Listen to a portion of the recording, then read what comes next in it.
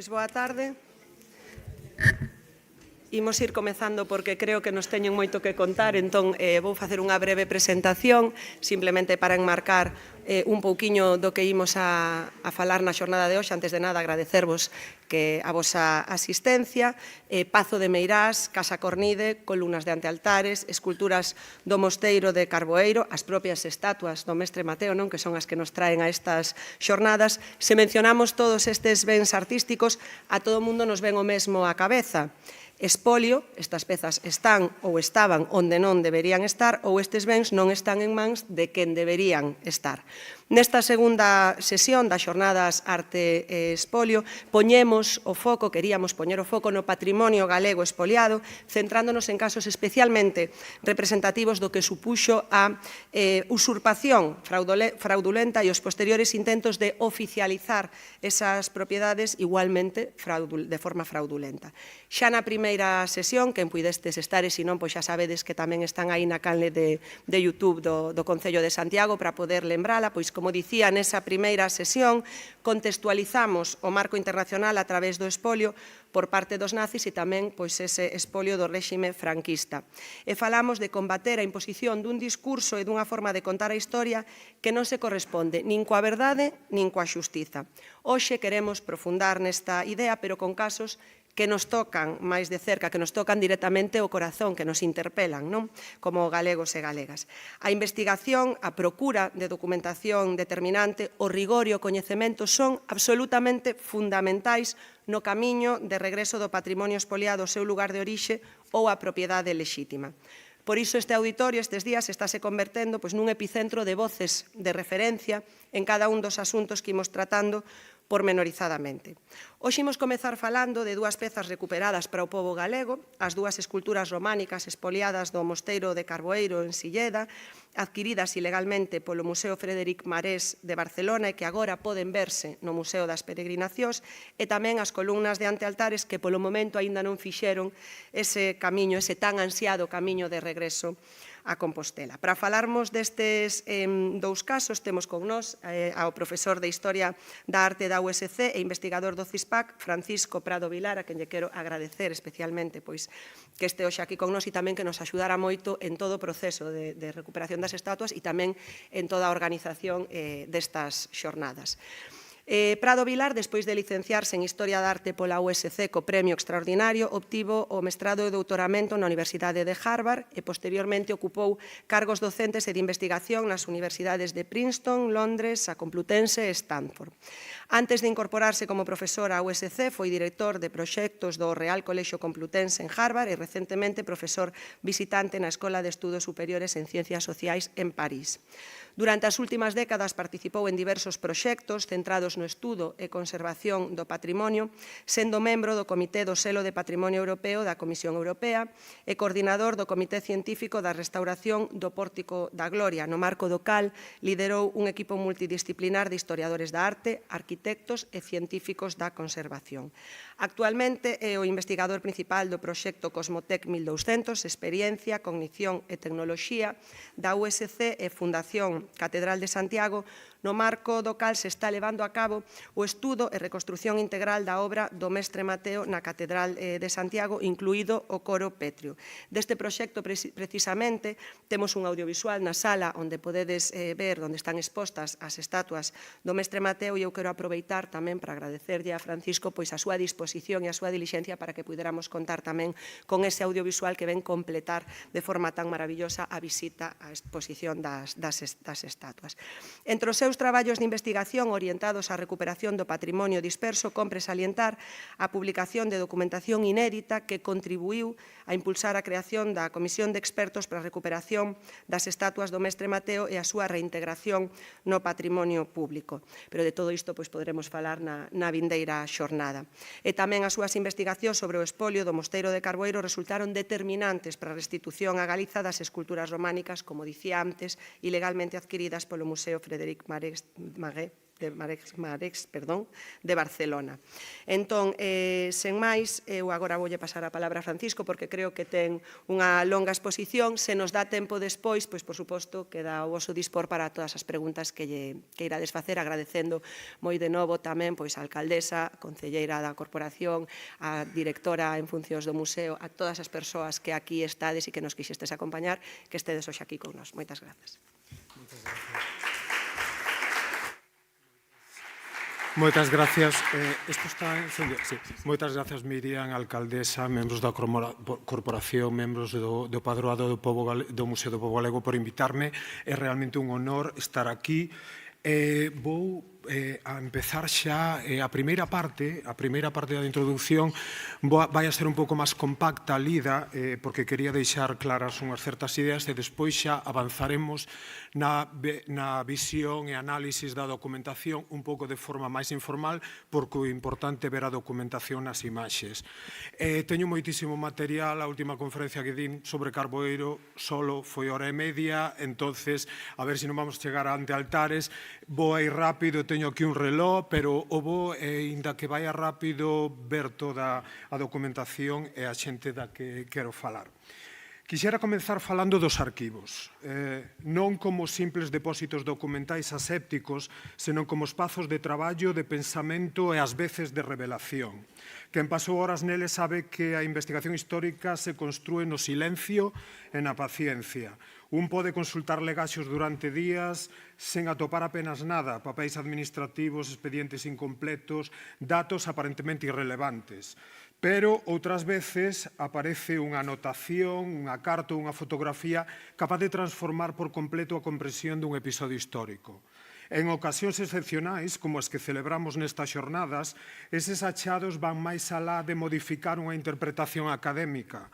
Permiten recuperar para Galicia obras fundamentais do seu patrimonio, devolvernos fragmentos da nosa memoria colectiva e con eles unha parte esencial da nosa identidade como pobo. As palabras identidade e pobo son importantes aquí, porque nos arquivos non atopamos únicamente datos, atopamos persoas que a través das súas voces nos transmiten as súas preocupacións, os seus esforzos, os seus medos, as súas pequenas vitorias e tamén as súas decepcións. En definitiva, atopamos algo da súa humanidade. A través destas pegadas, certas figuras volven a facerse presentes non só na súa dimensión profesional, senón tamén na máis íntima e persoal. A investigación que me permitiu localizar os documentos para a recuperación das esculturas de Carboeiro, das que falaremos hoxe, desenvolveuse en paralelo a que levei a cabo sobre os profetas do pórtico apropiados polos Franco, que hoxe temos de novo entre nós, convertidos en testemunhas do exilio forzado e do triunfo do regreso, fiéis á súa identidade bíblica. Nos dous procesos apareceron unha e outra vez os mesmos protagonistas, nomes que coñecía polas súas publicacións e polas referencias da historiografía, pero que se me revelaron nos arquivos na súa dimensión máis sincera e máis humana. Xesús Carro, Chamos Olamas, Filgueira Valverde. As súas palabras, conservadas en cartas que permaneceron décadas esquecidas, permitíronme escoitar a súa voz dun xeito íntimo. Houbo documentos que me fixeron sorrir e houbo outros que me emocionaron profundamente ata as bágoas, como algúns que leirei hoxe de dous dos meus heróes. Ricardo de Orueta, director xeral de Belas Artes durante a Segunda República, e Xesús Carro, coordinador da sección de Historia da Arte do Seminario de Estudos Galegos, cuxas fotos ven na esquina superior dereita da imaxe. Xunto a eles aparece Georgiana Goddard King, a profesora norteamericana que foi a primeira en percorrer a senda que conduciría ata o Camiño de Santiago e ata Carboeiro en particular a élite medievalista de Harvard, da que falaremos hoxe tamén. Pioneira na disciplina e pioneira tamén en vivir abertamente a súa identidade xunto á súa parella, a fotógrafa Edith Lover, que na acompañou en todas as súas viaxes por Galicia, incluído Carboeiro. Ese King abriu a senda desde América. En Galicia todos os camiños conducían a Xesús Carro. Foi el quen acompañou a aqueles visitantes ilustres ata Carboeiro, a Porter, a King, e el a figura nodal das dúas historias entrelazadas que hoxe nos ocupan, as das esculturas do tímpano de Carboeiro e as das columnas de Antaltares. Nas súas cartas latexa a preocupación, a impotencia, o afecto polas obras que vía desaparecer e unha conciencia moi clara de que algo fundamental do patrimonio de Galicia estaba en perigo. Ao devolvernos estas voces sen filtros, os arquivos axudan a restituírlles o mérito que lles corresponde e a rescatalas do esquecemento, porque non sempre ocupan o lugar que merecen nos relatos oficiais da historia. Porque ese é, en última instancia, unha das grandes leccións dos arquivos, que a verdade importa. Son unha ferramenta para recuperar a verdade e, con verdade, facer xusticia. Pero non só xusticia histórica, sino tamén xusticia historiográfica, devolverlle o mérito a quen realmente o merece e rescatar do esquecemento persoas cuxo traballo quedou eclipsado por relatos posteriores. Esas voces interpélannos a asumir a responsabilidade de continuar a súa tarefa e de facelo cos mesmos valores éticos con que eles o fixeron, convertendo as súas derrotas conxunturais en vitorias capaces de transformar o noso presente e o noso futuro. Por iso, antes de entrar en detalles da investigación, quixera dedicarlles esta conferencia a todas esas persoas que traballaron en silencio e que non están suficientemente recoñecidas, entre eles os profesionais dos arquivos.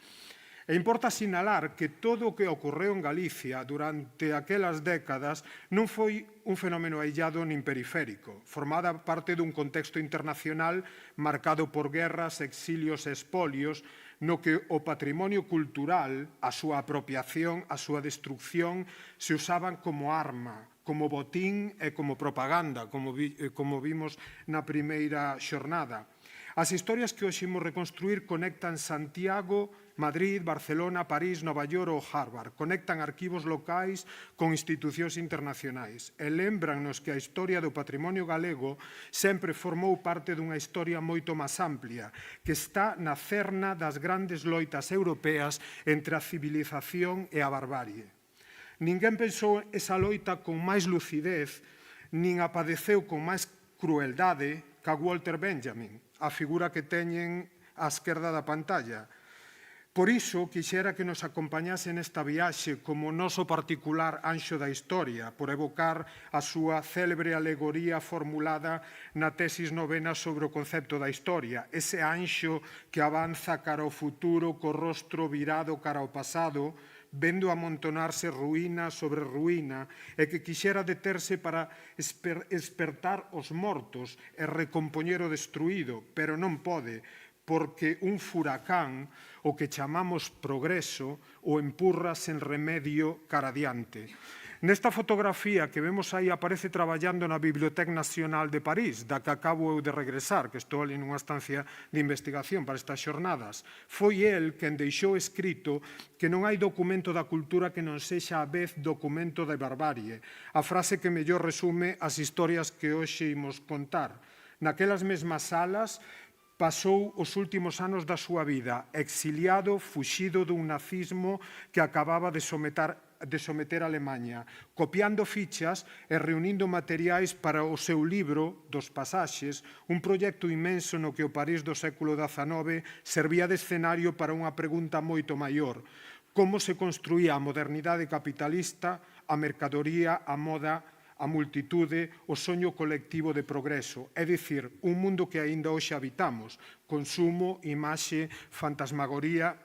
Nunca chegaría a concluílo. Mentras todo se derrubaba ao seu redor, sin embargo, Benjamin seguía acudindo cada día á biblioteca. Para el documentar era unha forma de resistencia. Coñecemos ben o seu final tráxico. Foi nestes mesmos días de xullo, ahora mismo, hai 86 anos, cando tivo que abandonar París á véspera da entrada das tropas alemás.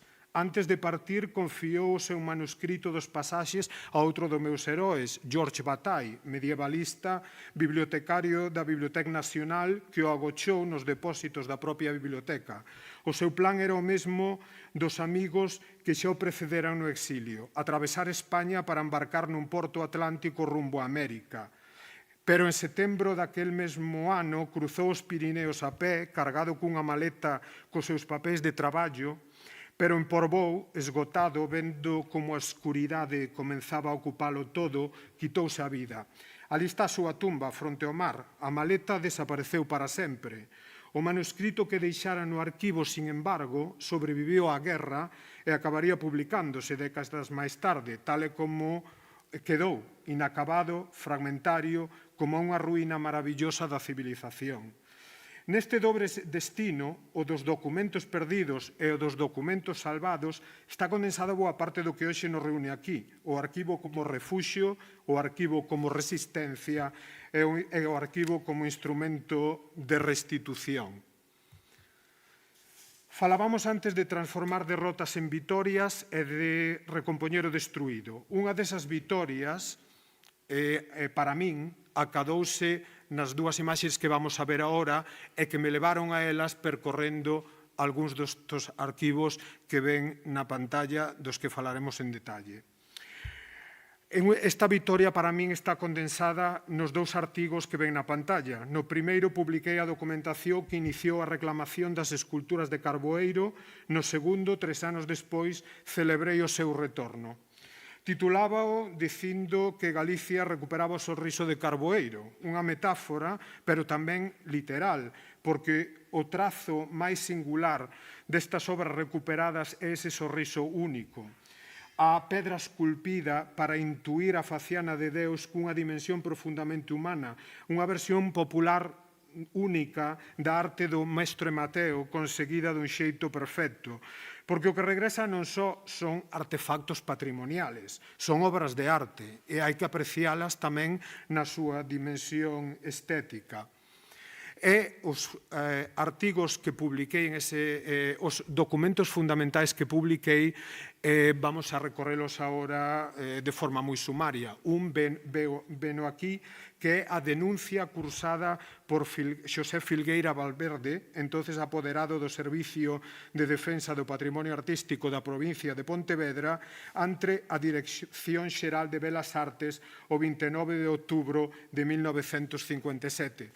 Este documento encontreino nunha carpeta traspapelada no Arquivo Xeral da Administración, que é un auténtico laberinto, como saben. Este é fundamental, porque non só hai algo fundamental aquí que veremos porque é o fundamental deste asunto, que é a data, senón porque é unha denuncia oficial ante a autoridade co sello de entrada. E ven a decir que lamentablemente se perderan as esculturas máis fermosas de todo Carboeiro. Este documento axudoume a contextualizar este outro documento extraordinario que se encontra no fondo da comisaría da primeira zona do Servicio de Defensa do Patrimonio Artístico Nacional aquí no Arquivo de Galicia. E aquí entra outro dos nosos heróis, Manuel Chamoso Lamas. A Manuel Chamoso Lamas non só lle debemos todo relacionado co patrimonio. A veces critícaselle e faime gracia, realmente xente que o critica xa lle gustaría ter contribuído o 5% que contribuiu Chamoso Lamas durante unha vida ao patrimonio de Galicia. Pero Chamoso Lamas foi máis alá de todos os comisarios de zona nos que se dividía o control e a protección do patrimonio na España franquista, porque os comisarios de zona enviaban cartas ao comisario xeral en Madrid, continuamente informando de todo. Curiosamente, estas cartas non están no fondo que tiñan que estar no Arquivo Xeral da Administración. Pero unha cousa increíble de Chamoso Lamas é que, por riba de todo o traballo que tiña, deixou copias manuscritas, copias como esta que ven aquí, das cartas que enviaba. E por eso as conservamos. Esta é unha carta fundamental que está asinada por el, pero non ten data. Pero, obviamente, gracias a outro documento de Filgueira, puden datala. E aquí ven a portada de como se encontra esta correspondencia en carpetas tras carpetas, que máis lín todas, e creo que sei o que fixo Chamoso durante 40 anos cada día, porque que cada día escribía unha carta. É un arquivo increíble do patrimonio. Entonces, esta carta pon xa en perspectiva todo o que supuxo o robo nese momento e a mobilización que implicou. E a carta dirixa a Luís Menéndez Pidal, que era o arquitecto da primeira zona, que veremos a contribución que tiña el tamén no caso de Carboeiro. Vou ler a carta porque indica moito de quen era Chamoso, da súa voz, de como se comportaba, de como se relacionaba esta xente que loitaban tanto polo noso patrimonio. Mi querido amigo, durante su última estancia en Galicia, tan reciente, se me pasó a hablarle del estado actual del asunto de la desaparición de las 2 piezas escultóricas del tímpano de la iglesia del monasterio de Carboeiro. No quiero dejar pasar más fechas sin hacerle llegar una más reciente información de tan desagradable sucedido, correspondiente así al interés que usted manifestó siempre por nuestros monumentos. Como usted sabe, al tener conocimiento del robo, que vino a confirmar la razón de mi temor al ver que pasan los años sin que se logre la designación de un guarda de aquel monumento, di cuenta a la Comisaría General y a la autoridad gubernativa, realizando yo mismo con 2 inspectores de policía un servicio de investigación por toda la comarca de Silleda, a cuyo ayuntamiento pertenece el monasterio. Luego continuaron aportando un servicio de investigación los inspectores y agentes afectos a la Comisaría de Policía de Pontevedra, todo ello sin el menor resultado. A la vez, utilizando mi amistad con agentes de policía de la plantilla de Barcelona, ben sabía Chamoso que foran a Barcelona as obras, se realizó una información sobre las casas de compraventa de antigüedades de aquella ciudad, pues yo tenía noticias de que por aquellas fechas anduvo por Galicia un anticuario catalán. Tampoco esa gestión dio resultado. Recientemente volví a interesarme por el resultado de las últimas gestiones llevadas a cabo en Pontevedra y, del mismo modo, el resultado fue nulo. Nada pudo lograrse ni arrancar índice alguno a los paisanos que residen en las proximidades del monasterio y que por condición topográfica del emplazamiento de este con respecto al de las casas de aquellos, forzosamente tenían que haber visto el desmontaje y acarreo de las piezas pétreas desaparecidas. No veo otra solución más que de informar a la Comisaría General y sugerir que ésta solicite, a través de la Dirección General de Bellas Artes, de la Seguridad y de Aduanas, que participen a sus agentes de los pasos de frontera el robo y se haga circular la fotografía de las piezas, evitándose así la posible salida al extranjero de ellas. Y así lo hago con esta fecha. Pero nos queda en pie el problema que supone mantener sin guarda aquel monumento y el que aún conserva. Entonces, ven que a carta continúa, aquí xa está claro que mobilizouse todas as autoridades para este expolio totalmente ilegal do mosteiro. E aquí ven cal era a vinculación de Luís Menéndez Pidal con Carboeiro. Pois aquí, en esta outra carpeta que atopei no Arquivo Xeral da Administración, ven que é o primeiro expediente despois da Guerra Civil na que se fala da necesidade de intervir en Carboeiro, porque era xa monumento nacional, estaba a punto de perderse. O expediente incluye fotos, como esas que ven aí, co tímpano e as esculturas. E aquí é onde tamén nos dá unha información interesante que sirve para enlazar outro dos grandes arquitectos que participaron na conservación de Carboeiro. E indica aquí, empezo arriba, las obras de consolidación de tan importantes ruinas comenzaron poco antes de nuestra guerra. Fueron interrumpidas y ahora de nuevo el Estado ha concedido el crédito de 10.000 pesetas para reparar y tal. ¿A qué se refería con esas obras que quedaron interrumpidas por la guerra? Pois a outro personaxe fundamental para o patrimonio de Galicia, que é Alejandro Ferrand.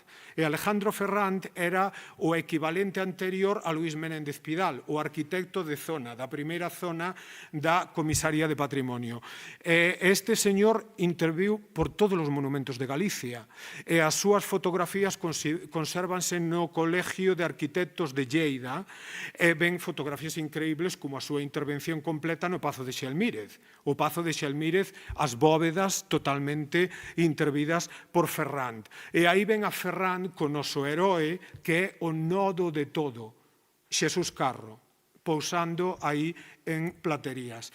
E aquí ven a combinación de Xesús Carro con Alejandro Ferrán, cando esta intervención a que se refería Luís Meréndez Pidal, que quedou interrompida pola guerra. Unha intervención que concedeu un fondo ao Goberno da República para, entre o 33 e o 35, tamén con unha inversión de 10.000 pesetas, para reparar un Carboeiro que xa era monumento nacional.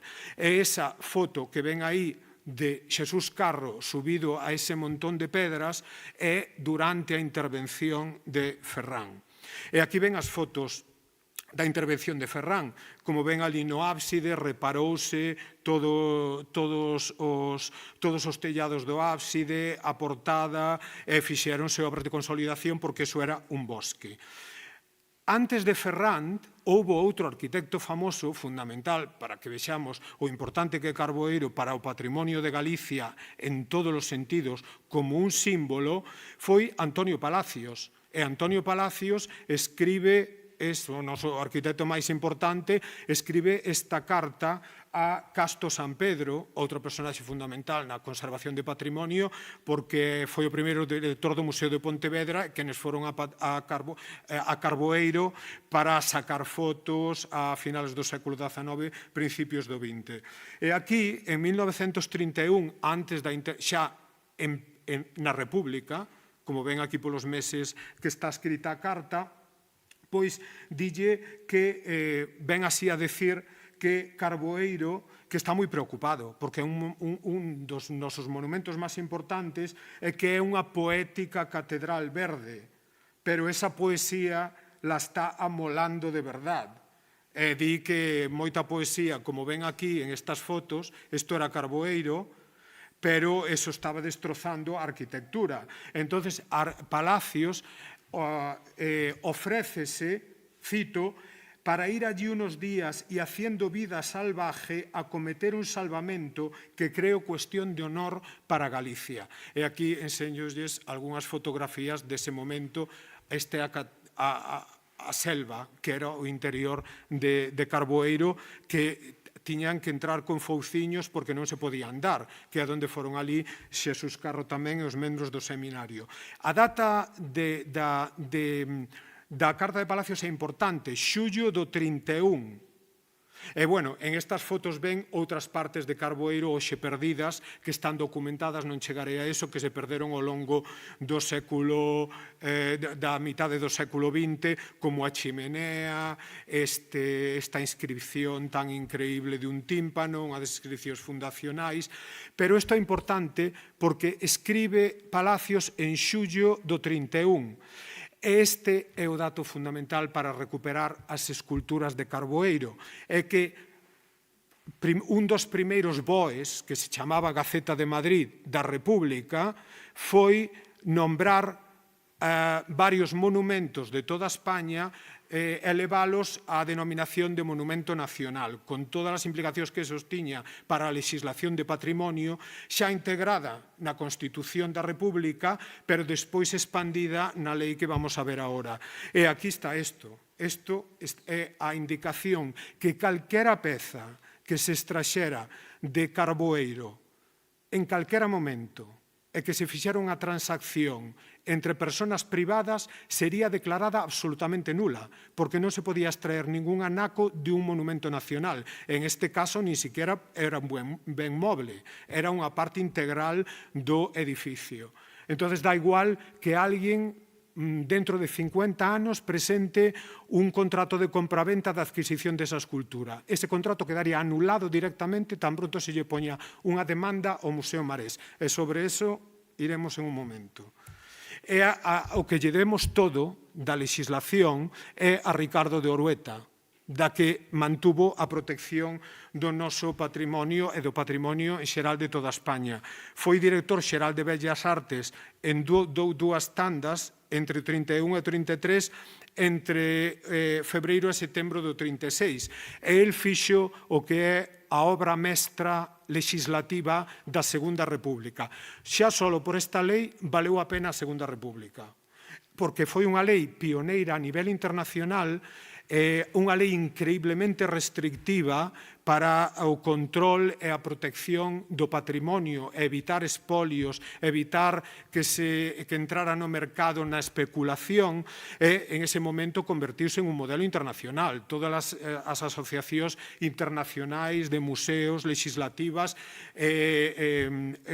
pois valoraron esta lei e puxeronha como un modelo absolutamente vanguardista. E de feito, era unha lei tan boa que era unha lei que se mantuvo durante todo o franquismo. Orueta olvidouse, pero a súa lei mantúvose, non se cambiou no franquismo. Estuvo vixente ata 1985, cando se sustituiu pola actual Lei de Patrimonio, que é unha copia da Lei de Orueta, da Lei do 33, con algunhas actualizacións. Foi un proceso, como saben todos os políticos que están aquí, para pasar unha legislación nun Parlamento. Esta foto de Orueta en frente do Congreso dos Diputados, agotado, indica o que supuxo sacar esta lei adiante. E Orueta foi, aparte, un medievalista, un historiador da arte, un especialista en escultura románica e tamén un gran fotógrafo, como ven aí na fotografía que saca do Cristo de Corullón. E despois de que abandonou a Dirección Xeral, mantívose en Madrid como director do Museo de Reproduccións Artísticas, que estaba en ese momento no Casón do Bo Retiro. Estuvo en Madrid durante todo o bombardeo. E ali estuvo traballando neste centro pioneiro no estudio da obra da historia da arte, que é o Centro de Estudios Históricos.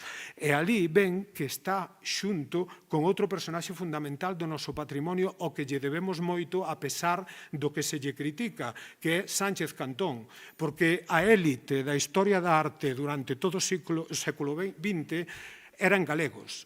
E un dos personaxes máis poderosos era Sánchez Cantón, primeiro subdirector do Museo do Prado, despois director do Museo do Prado, vinculado con un amor inmenso a Galicia, especialmente a Pontevedra, e aí o ven colaborando con Ricardo de Orueta, que terá unha vinculación moi cercana tamén con Galicia.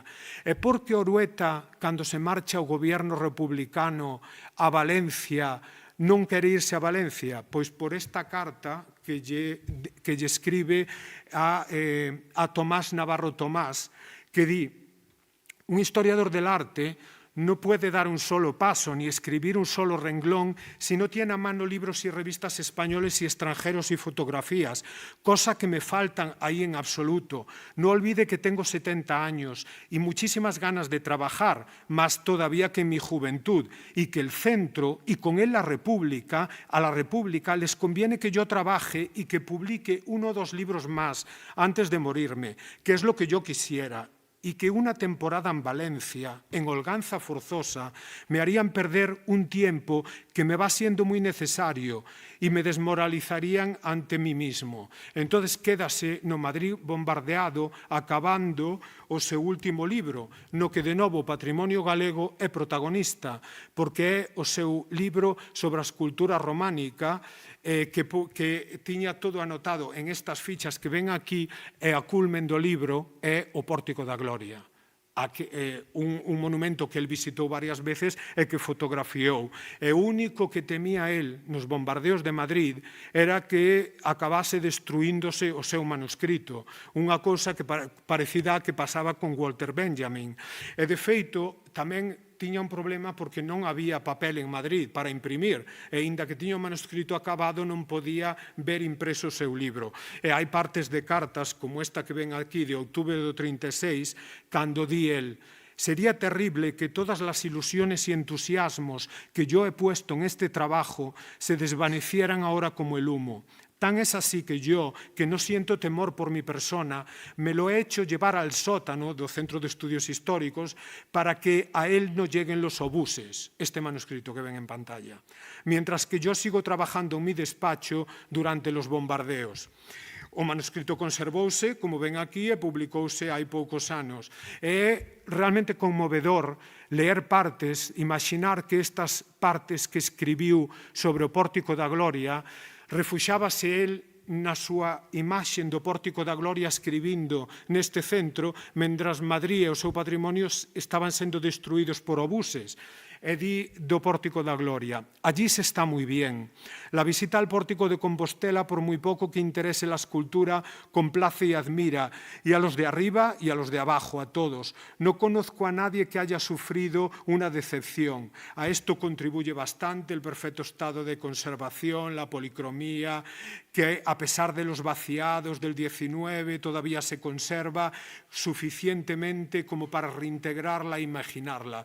Como lle gustaría non ver agora o que temos no Pórtico da Gloria. E, curiosamente, outra pegada de Orueta son estas fotografías que se publicaron en Galicia no famoso libro de Antonio del Castillo, El Pórtico de la Gloria, de bibliófilos gallegos, que nadie sabe que estas fotos son as fotografías de Ricardo de Orueta. E tamén o final do libro é bastante conmovedor. Di, e aquí termina este libro, quizás el último de mi vida, en el que he procurado hacer saber al lector cómo se inició nuestro primer arte cristiano, tacha, español, porque, como saben, parte dos da República eran moi españoles. Algo que o patriotismo que despois se arrogou o fascismo e o franquismo. Y lo que después fue: he creído siempre que el arte románico ha sido el brote más espontáneo y más sincero de la emoción de los pueblos, porque es el que complace, expresa no las muchas cosas que nos puedan decir un arte, sino las únicas que no tiene más remedio que decir para satisfacer una necesidad social. E aquí ven a dimensión social do arte románico, non? Como republicano que era. O final de Orueta foi tamén tremendo. Morreu caéndose pola escaleira da Casón do Bo Retiro poucas semanas antes da entrada triunfal de Franco en Madrid. Entonces aquí vemos como as historias se bifurcan e o mundo cambiou. E xente como Ricardo de Orueta quedou na máis absoluta esquecemento, ele a súa obra, e encontramos xente como esta que alcanzaba todo a importancia social. Este é o expoliador que comprou ilegalmente as esculturas de Carboeiro. Este señor, mentras que Orueta fundía no esquecemento, vemos que no franquismo prosperaban novas oligarquías que utilizaban o patrimonio como instrumento de prestixio social. É o caso do home que ven en pantalla, Fernando Vir Crecelius, que acabaría apropiándose destas esculturas. A súa biografía é un retrato perfecto dun fenómeno, o franquismo como refuxio das oligarquías económicas nazis. Nacido en Frankfurt en 1894 e instalado en Barcelona desde o 21, Ver converteuse no home clave da IG Farben en España, o xigante químico do Terceiro Reich, e afiliouse ao partido nazi en 1940, que se sabía perfectamente o que eran os nazis en esa época. Tras a derrota alemá, os aliados intentaron, de feito, neutralizar a xente como Birk, a estes oligarcas que se nutriron do nazismo, nunha operación destinada a impedir que España servise de refuxio aos capitais e ás redes económicas do Reich. Pero non o conseguiron os aliados, porque a administración franquista protexeunos e Birk non só conservou o seu imperio empresarial, senón que se converteu nun home celebrado. E aquí o ven, a prensa retratando, que me leín os diarios de Barcelona do franquismo, que son a cousa máis insufrible, bueno, como todos os periódicos da época do franquismo, é unha cousa realmente insufrible, pero Barcelona era especialmente franquista. A prensa retrataba como la figura del día. O xefe de Estado otorgoulle a Cruz do Mérito Civil, premio aos seus constantes esforzos en pro de España, a República Federal Alemana no 57, a súa propia Gran Cruz, e os círculos museísticos barceloneses acollérono como un dos seus. A Junta de Museos expresou oficialmente o seu pésame cando morreu.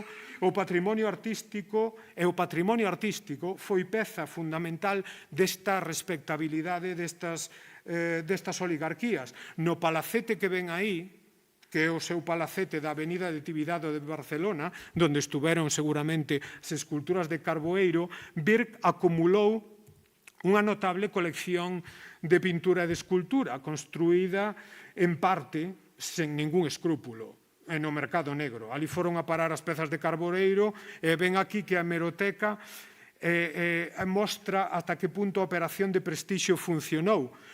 Un ano despois de que se expoliaran as pezas de Carboeiro, isto é o que pasaba con Birch e Barcelona. O 10 de outubro do 58, un ano despois do roubo, os amigos do Museo de Barcelona anuncian no seu programa de outono, entre excursións aos monumentos románicos e conferencias en historia de arte, unha visita á colección de don Fernando Birch, de pintura e escultura.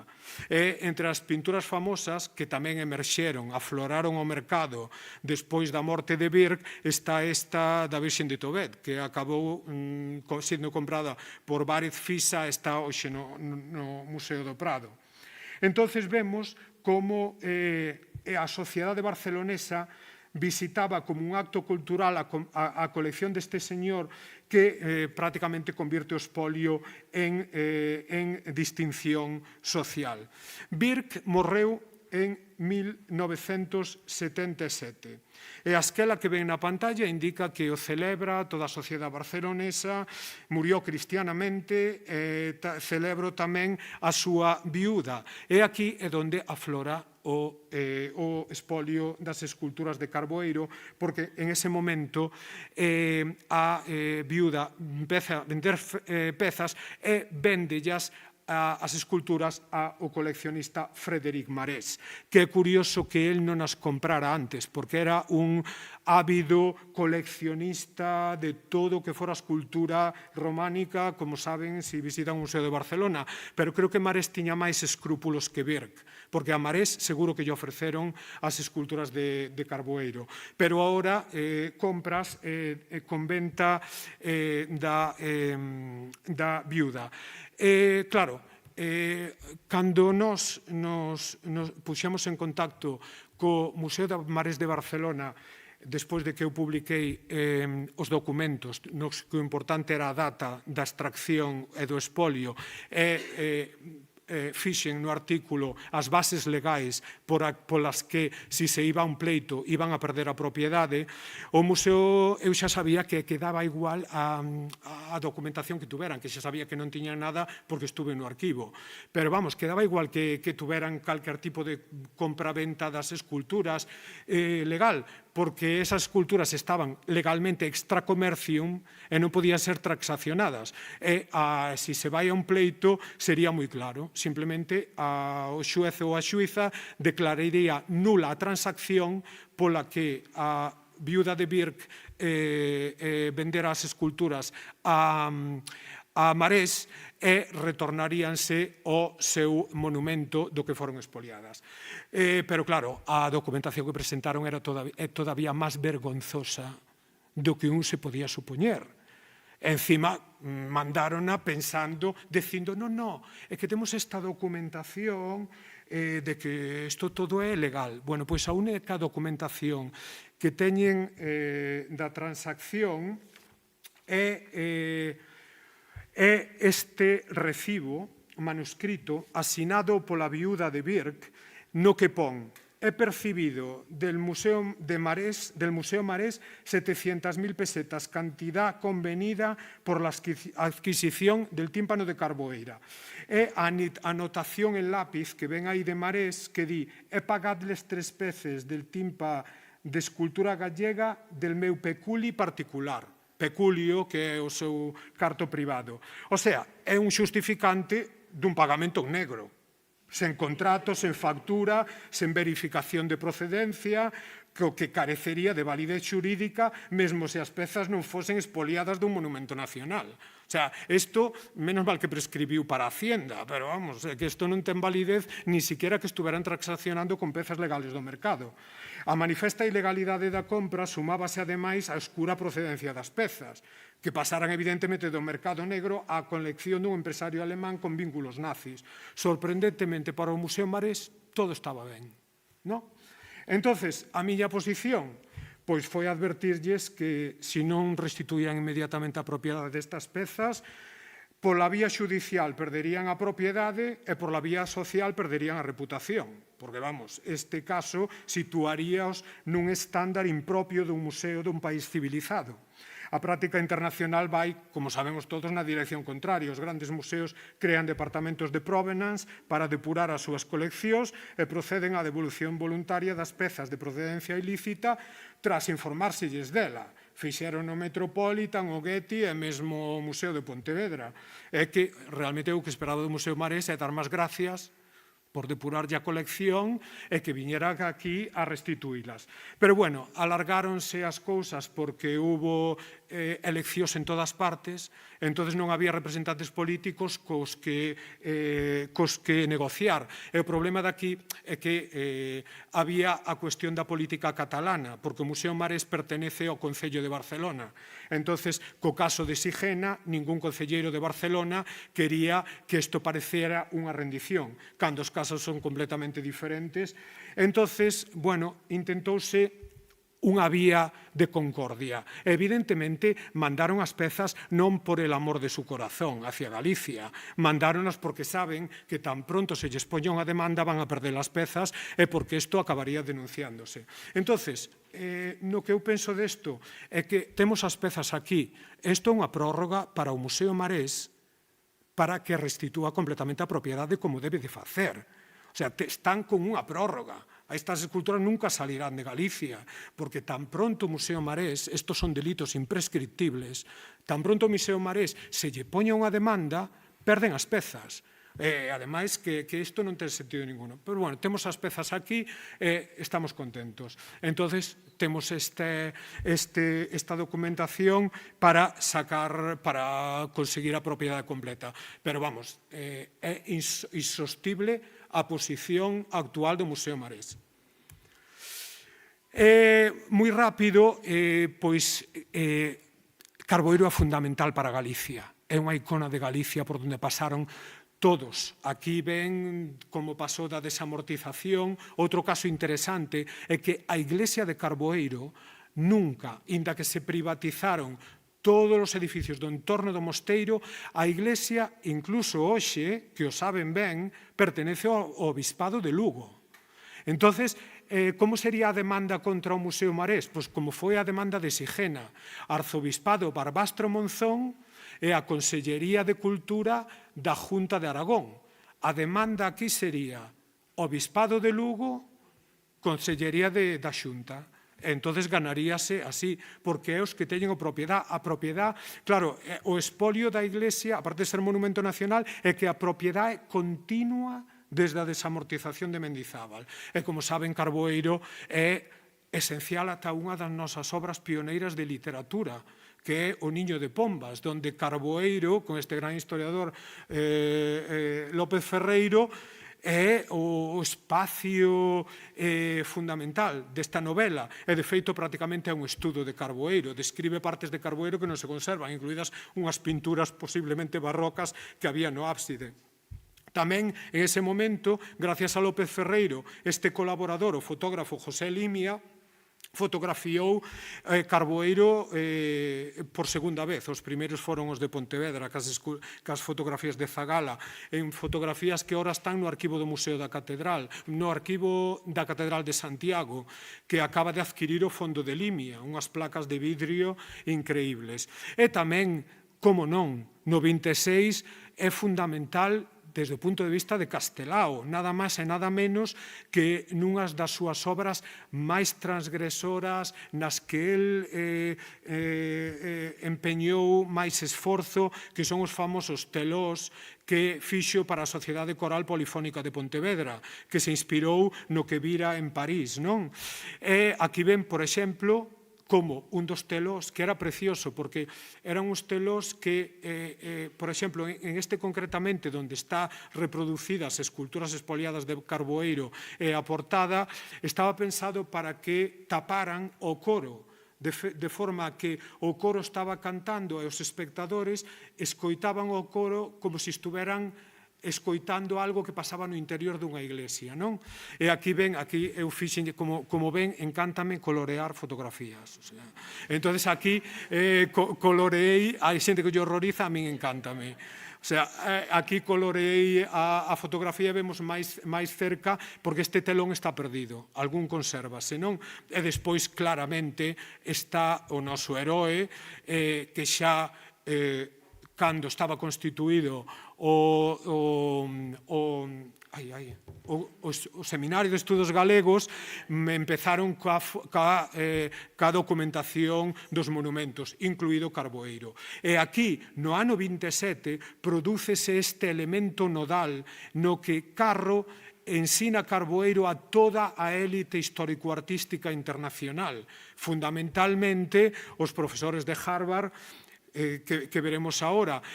Hai unha xeira moi famosa que ocorre o 28 de xuño do 27, que sabemos desta xeira porque despois da posguerra el publicará en ese artículo, que é un artículo fundamental sobre Carboeiro, Inscripciones de San Lorenzo de Carboeiro, publicado en 1941, pero como el rememora con todo como foi con estes profesores a documentar todas as inscripcións que nese momento estaban xa perdidas. E ali vemos como estuvo Georgiana Goddard King, ca súa parella Edith Lover, que ven aquí esta fotografía tan increíble tamén do convento de San Francisco de Lugo, cando era un orfanato, e todas as maravillas que nos deixaron, que están no arquivo de Bryn Mawr, que é a Universidade de Mulleres onde era profesora Georgiana Goddard King.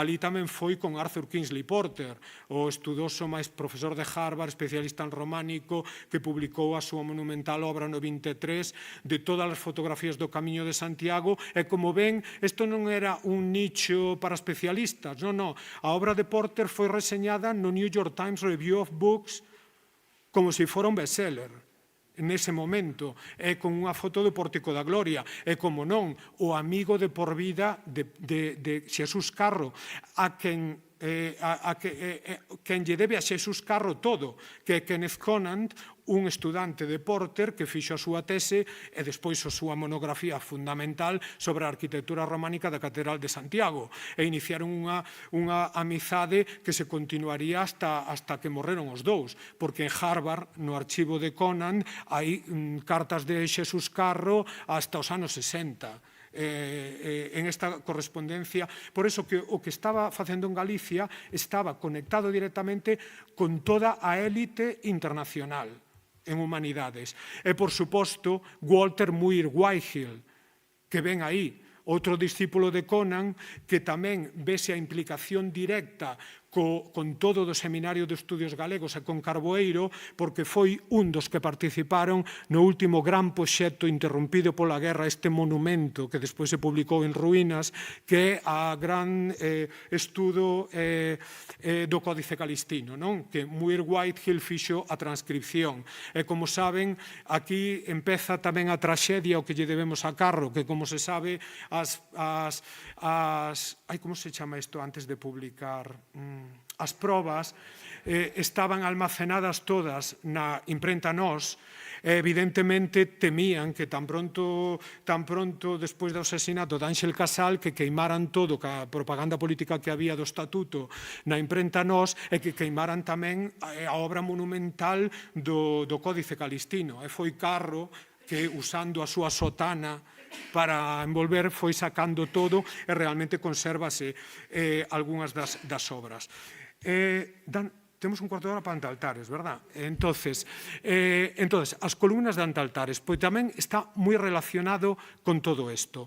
As columnas de Antaltares empezaron a facerse famosas nun evento, como saben, fundacional para o patrimonio de Galicia, da documentación que se xenerou non publicada, pero que se conserva nos arquivos, que son a Exposición Regional Galega de 1909.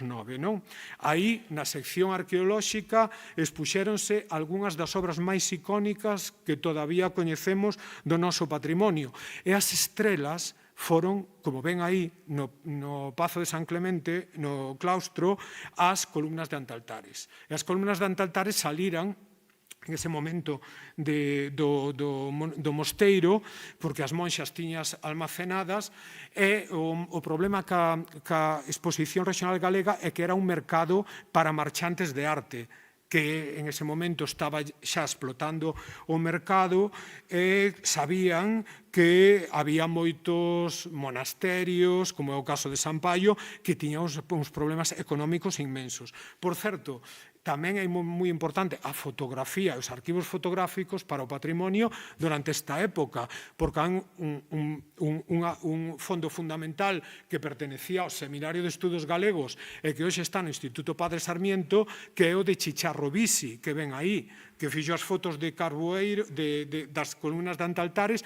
Esta foto tan curiosa que ven no centro, que é unha foto moi grande, que están as autoridades todas da Exposición Regional Galega. E mirando, está Carro, cando tiña 23 anos, máis ou menos, ou así. O sea que Carro é como a mente que o abarca todo, o sea, é o nodo que enlaza todo o patrimonio. Pero o interesante é que a prensa de Santiago en ese momento era increíblemente sofisticada, e as monxas xa, como veremos, aproximounas un marchante e venderon as esculturas, porque estábaselle caendo o mosteiro. Empezaron as faladurías en Santiago, empezaron a sacarse artigos na prensa. Permaneceremos insensibles. E os artigos son bastante espectaculares, porque son increíblemente sofisticados do que significa o noso patrimonio, o que temos que facer. Vamos, unha prensa de un nivel realmente sorprendente. E isto en 1909. Non? E aquí vemos que a primeira persona que lle venden, este é o contrato de compravenda que está no arquivo do Museo de Antaltares, era un señor que se chama Fernando Peso ou algo así, e que ven realmente como estaba o mosteiro, e que se lle caía encima, non tiñan cartos, non? Pero despois destas publicacións á prensa, a abadesa dixo, madre mía, o que fixemos, e tal, entonces consiguen que se elimine esa compra. Entonces aí non se mantuveron a propiedade das esculturas. Vemos aquí como se entrecruzan os elementos. En 1927, Arthur Kingsley Porter publica este artigo maravilloso que é unha reseña do libro do seu discípulo sobre a arquitectura de Santiago de Compostela, que se chama que se titula Santiago Again. Pero aparte de facer unha reseña da monografía de Conant, é monográfico sobre as esculturas, as columnas de Antaltares. E en ese momento, polo que vin nos arquivos de Harvard, xa Conant, o Porter, estaba intentando adquirir patrimonio para o Museo Fogg de Harvard, non? E aquí ven como isto non se sabía, que este marchante, o máis infame de todos os americanos, Arthur Vine, que é o que lle vendeu todos os mosteiros a Hearst, a Ciudadano Kane, estaba, sin que se conocera o seu nombre, tamén vendendo obras de arte a xente con máis reputación e máis escrúpulos, como eran Conant e os seus colegas do Departamento de Historia da Arte de Harvard e director do Fogg, Edward Forbes. E aquí ven unha carta do 5 do 27, donde falan de varias posibles adquisicións. Entonces Vine escribe a Forbes e dice que está intentando adquirir as columnas de Antaltares, non? O sea, que xa estaban no punto de mira. As columnas de Antaltares non as consiguen, pero consiguen esta obra que será determinante para facer que unha das columnas hoxe este en Harvard. É a Lauda Sepulcral de Alfonso Ansúrez. Esta é unha obra fundamental da arte románica europea, unha das primeiras laudas sepulcrales totalmente esculpidas con un programa iconográfico moi interesante que, ademais, como ten data do difunto, gracias a esa data pódese datar a escultura e, polo tanto, outros monumentos que teñen un estilo similar.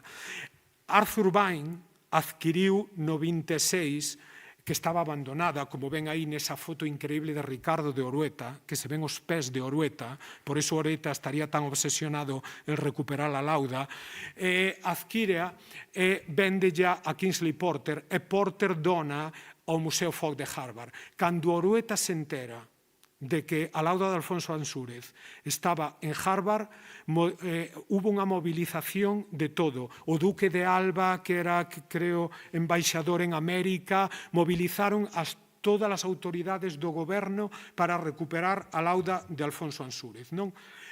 Vamos a continuar, isto era no 27. No 29 volven á carga os marchantes para adquirir as columnas de Antaltares. Entra aquí outro marchante terrible que é Arcadio Torres, que medrou moitísimo despois tamén durante o franquismo. Foi o que estuvo implicado nesta transacción ilegal prácticamente ao Museo Metropolitan, que é o ábside de Fuentidueña.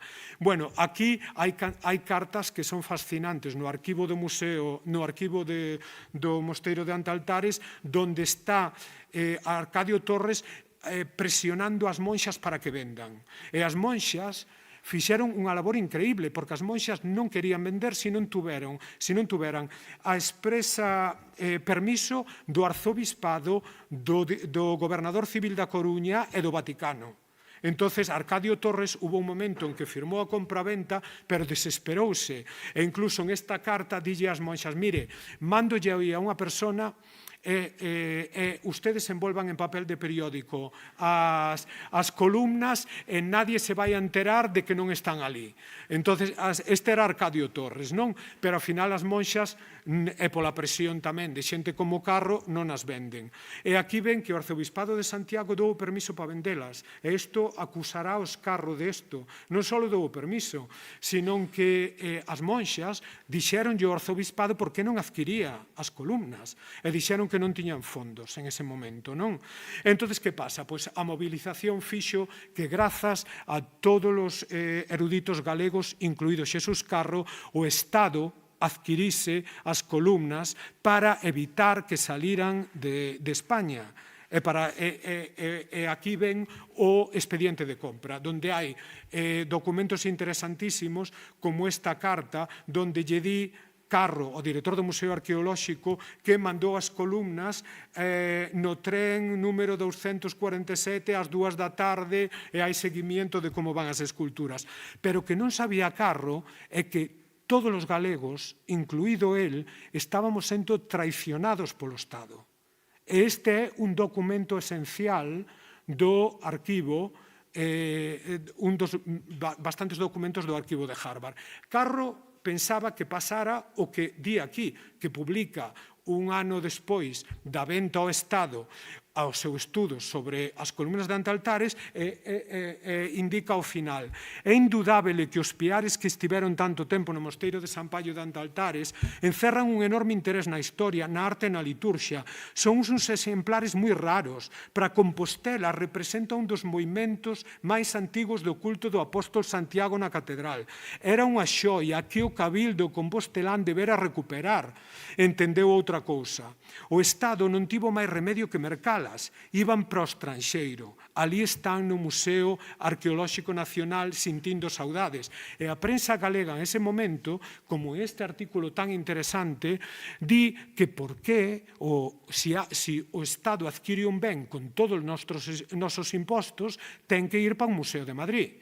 O sea, isto en toda a prensa, algo que agora é todavía máis pertinente. Pero o que non sabía Carro é que un ano antes, meses despois de que el mandara as esculturas, meses incluso antes de que el mandara as esculturas para o Museo Arqueolóxico Nacional, o ministro de Instrucción Pública, Elías Tormo, estaba en plenas negociacións con Harvard para facer unha transacción para conseguir que devolveran a preciada lauda de Alfonso Ansúrez. Alfonso Ansúrez é fillo de Pedro Ansúrez, fundador de Valladolid. Entonces, iso é porque interesaba moito pa cultura. As de Antaltares interesabanlle menos, non? Entonces, é unha carta moi interesante, porque hasta ahora pensábase que fora unha teima de Porter que pedira unha das esculturas de Antaltares porque non as puidera adquirir, entonces pedírona, fora ele os que as pedira en intercambio da lauda de Alfonso Ansúrez. Pero non, esta carta indica, que o ven aquí, que foi directamente o goberno do Estado, sabendo que tiñan estas columnas, que antes de que Harvard pedira nada, por un intercambio que lle ofreceron as columnas de Antaltares.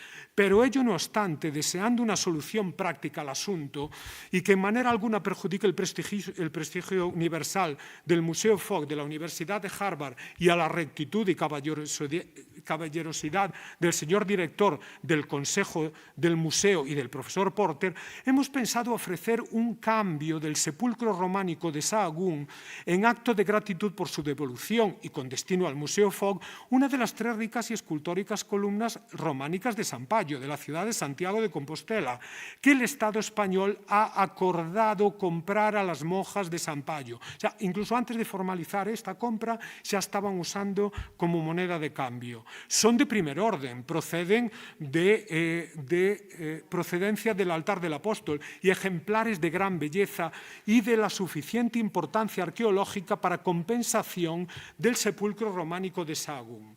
Entonces, isto despois fíxose incluso van máis alá, porque inda que o Estado, según a lei de Orueta do 33, inda que o Estado quixese dispoñer e donar as esculturas, non podían legalmente, porque era un ben do Tesouro Artístico Nacional que pola lei de Orueta non se podía desprender de él o Estado, porque era patrimonio de todos. Entonces, que ten que facer? Pois un Consello de Ministros ad hoc, que ven aquí no arquivo de Harvard, que é a notificación para permitir ou para suspender durante 5 minutos esa lei e poder mandar as columnas para Harvard. Esta é a notificación do 22 de outubro do 33. Acabo. Que pasa? Pois que, efectivamente, devolvese a lauda de Alfonso Ansúrez no ano 33. E aí foi o grande acontecimiento do Museo Arqueolóxico Nacional. E aí ven a Orueta mirando a lauda que el conseguiu recuperar. Claro, el recordaba a foto que se sacara anos antes na súa xuventude mirando a mesma lauda. E que pasou despois ca columna? Pois a columna está en Harvard, pero a columna tuvo instalacións maravillosas que servirían para o CEGAC e outros sitios, porque, como saben, no 1941, no periplo en exilio do Guernica de Picasso, o Guernica, porque, bueno, toda a élite histórico-artística americana educouse en Harvard. Entón, os directores do Museo de Arte Moderno de Nueva York estudiaron en Harvard, todos eran do mesmo departamento.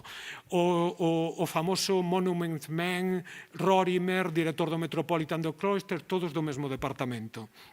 Entón, pedíronlle que mandaran o Guernica a Harvard, porque os estudiantes de Harvard, lógicamente, merecen ter unha obra directa que non valen as diapositivas, que realmente a colección de Harvard está feito para iso. A min evaluáronme antes de facer a tesis en unha instalación non con diapositivas, pero dunha habitación que te encerraban cas pezas. E aí ven como se encontran 2 exiliados da República. Non? O sea, é unha instalación de fragmentos dun país que xa non existe. O regalo dun goberno que xa non existe é unha obra que pertenece a un goberno que xa non existe.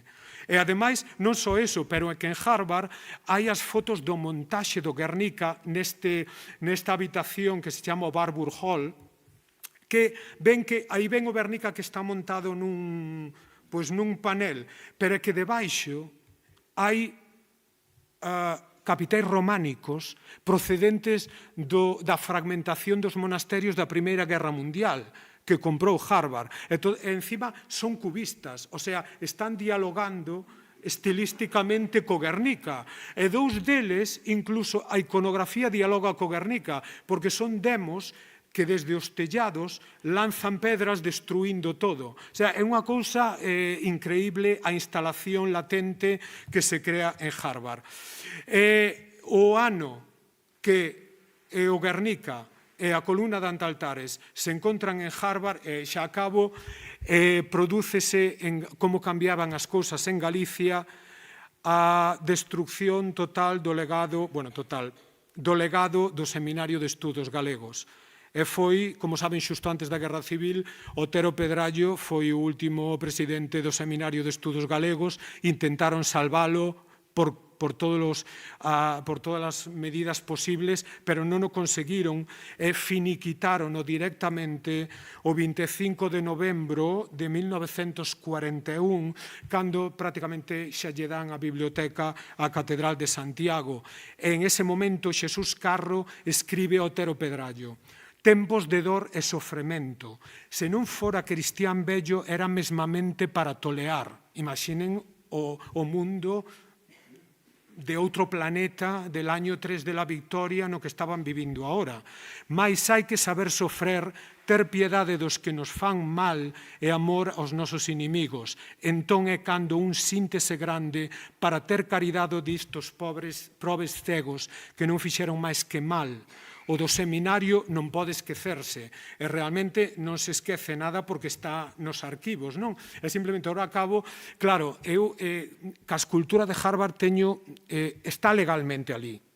O sea, eu teño sentimentos encontrados porque eu son moi de Harvard, o sea, a miña mitade do corazón está en América e outra mitade aquí. Aí é como está agora, rodeada de pezas increíbles, como esas cabezas nada máis e nada menos de que Saint-Denis. Está, que ten de fondo o único edificio de Le Corbusier en América, que é o Centro de Estudios Visuais de Harvard.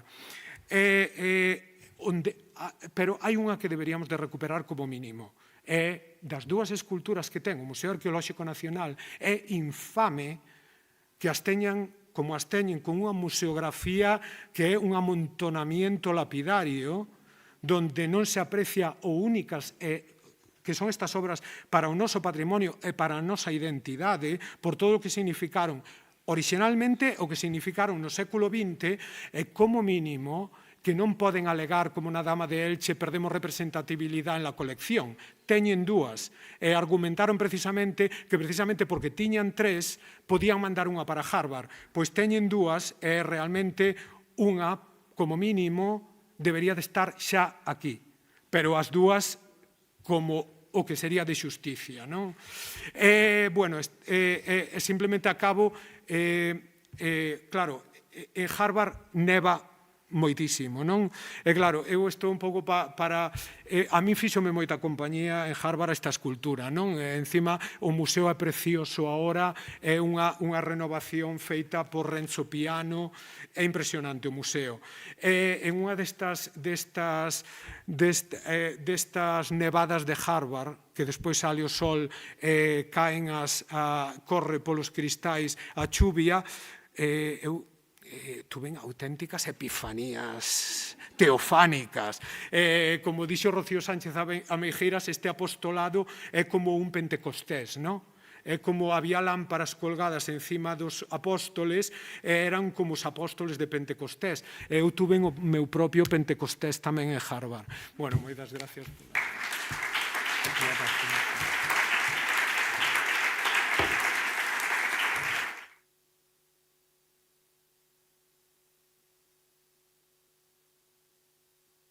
Moitísimas grazas, porque podíamos seguir aquí toda a tarde, pero claro, ten que continuar tamén a xornada. Entón, pois, como vamos fora de tempo, dúas preguntas como moito se hai, rapidiñas, pero vamos a dar a posibilidade, se alguén quere facer algunha pregunta. Vale, pois ali. Adiante, sí. Cheguei un pouco tarde, pero collen o final. A data do Consello de Ministros era 6 ou 30 de outubro do 33? Creo que era o 32, porque o 33 é cando regresou, pero mandaron no barco no 32, pero non a presentaron ata... O pregunto porque... Mira, 22 de outubro do 32. Do 32, vale. Sí. O Preguntaba porque creía que eran 33. Digo porque toda a operación, polo que contas, que algo ira, pero agora o teño claro, forma parte, ademais, digamos, de algo que fai ao final da dictadura. Claro, ti mencionas o Estado español, pero o Estado español ten regímenes distintos. E fai unha dictadura, pero curiosamente o que me chama a atención é que depois a República, que fai a primeira lei de verdade, para que non pase o que está pasando tamén en toda Europa, para que a Igrexa non se autoexpolie, que é o que estaba ocurrindo. Digamos, esa suspensión de 5 minutos chámame bastante atención, por eso quería aclarar eso. De todas formas, a pregunta era, por que non pode volver a de Harvard? Bueno, a ver, claro, pode volver si Harvard accede, pero non está ilegalmente ali. Claro, esa é a diferencia. Eso, por exemplo, temos varios casos de restitución patrimonial. Temos o de Carboeiro é ilegal. Ese ten que volver, teñen que ceder a propiedade. O, evidentemente, a cuestión das columnas de antaltares están legalmente adquiridas polo Estado. En este caso, está legalmente cedida por estas triquiñuelas legales a Harvard. Entonces, francamente, eu creo que vamos a ver prioridades. Eu creo que a de Harvard non é tan prioridade como algo que nos debe o noso propio goberno, en primeiro lugar, por traicionarnos, en segundo lugar, porque que agora é o que teñen que facer todos os museos estatales, que é descentralizar as coleccións. En este caso, non hai nin motivos de conservación, nin motivos de representabilidade da colección que impidan algo tan sencillo como que mañán o patronato do Museo Arqueolóxico Nacional decida mandar unha escultura para aquí, empezando por aí. Entón, é unha cuestión de incremental. Entón, eu creo que o que nos deben, o que nos merecemos, é empezar por aí, e despois a Harvard, pois, falo con eles. No, a ver, é que, sabes... Por fases, podemos facelo por fases. Sí, podemos facelo por fases. Pero, bueno, o que deberían de... Sí, o sea, é que, a ver, todo isto que vemos unha cousa... A ver, eu estou moi orgulloso do departamento de Harvard e do daqui tamén, porque estaban moi imbricados, non? Pero esta xente movíase con unha ética moi grande incluso nese momento. O que mencionei, que os Monument Men da Segunda Guerra Mundial viñeron todos de Harvard, e toda esa xente tiña unha ética moi profunda, e Porter estaba moi avergonzado pola lauda de Alfonso Ansúrez. O sea, era Bain o que nas cartas decía non lla devolvan porque sentaría un precedente, eles querían devolvela xa. E foi a República que fixo este intercambio. Pero vamos, que en ese sentido, entre Harvard, todo o departamento foi pioneiro tamén en unha certa ética. Porter fixo unha labor impresionante por todo. O sea, os arquivos que hai ali, a internacionalización do noso patrimonio, a cronoloxía, o sea, que debemoslle moito. Bueno, entonces, é por eso, é por prioridades, sabes? Unha última, se hai unha última rápida, e se non continuamos, vale, pois aquí.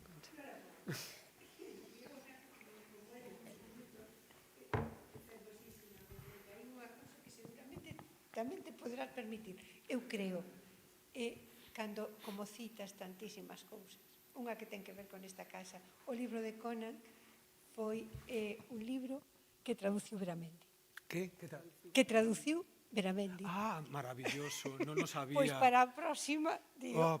Pois digo, é outra cosa que me olvidei, claro. Ben orgullosos. A traducción esa é fundamental pola traducción de Beramendi e polo estudio de Serafín Moralejo, que é un Conan 2, pero millorado, con todo. Esa publicación é que supera a inglesa, claro. Sí, sí. Pois con este último apuntamento rematamos porque temos que continuar. Moitas grazas de verdades. Poderemos seguir falando disto en vindeiras xornadas que podemos organizar tamén desde o Concello, desde Compostela e Memoria, para seguir afondando tamén nesta parte da nosa historia, e continuamos agora coa xornada. Moitas grazas.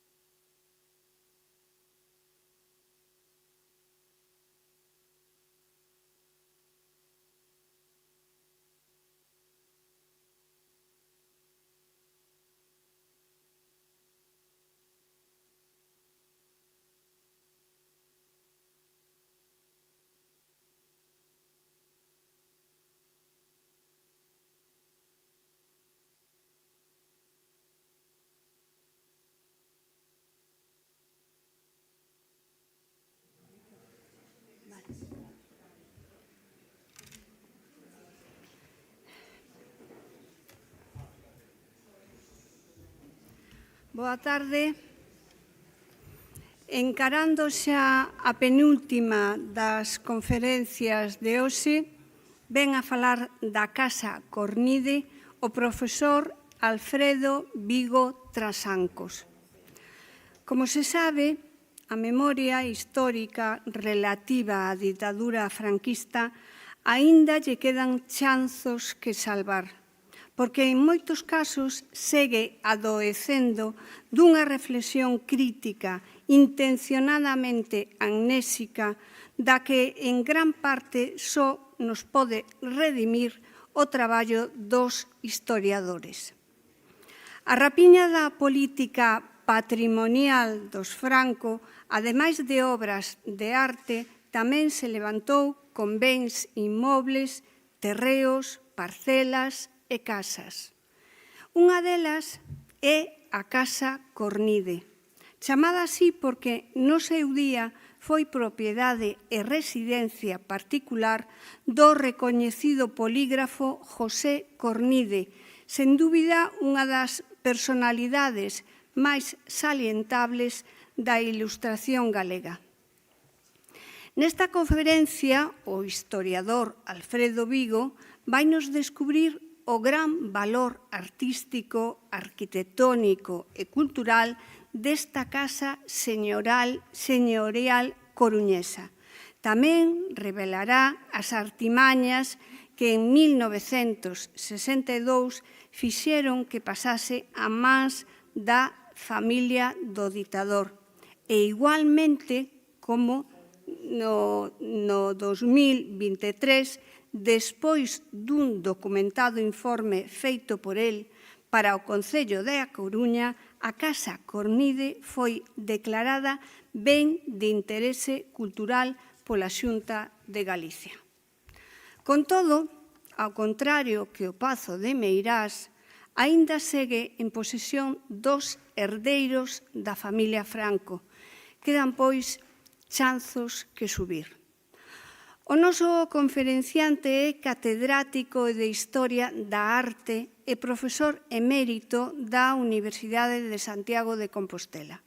Como dixen, é autor do informe histórico para a declaración da Casa Cornide como ben de interese cultural e dun artigo de investigación sobre o edificio publicado na revista do Instituto José Cornide de Estudios Coruñeses titulado La Casa Cornide, vicisitudes históricas de la residencia señorial más hermosa de la antigua Coruña. Asemesmo, ten moitas outras publicacións especializadas sobre todo na época do Barroco, entre outras la fachada del Obradoiro de la Catedral de Santiago, arquitectura, triunfo y apoteosis, la Catedral de Santiago y la Ilustración, proyecto clásico y memoria histórica, Barroco, la arquitectura sagrada del antiguo Reino de Galicia, todas estas en colaboración co Consorcio de Santiago.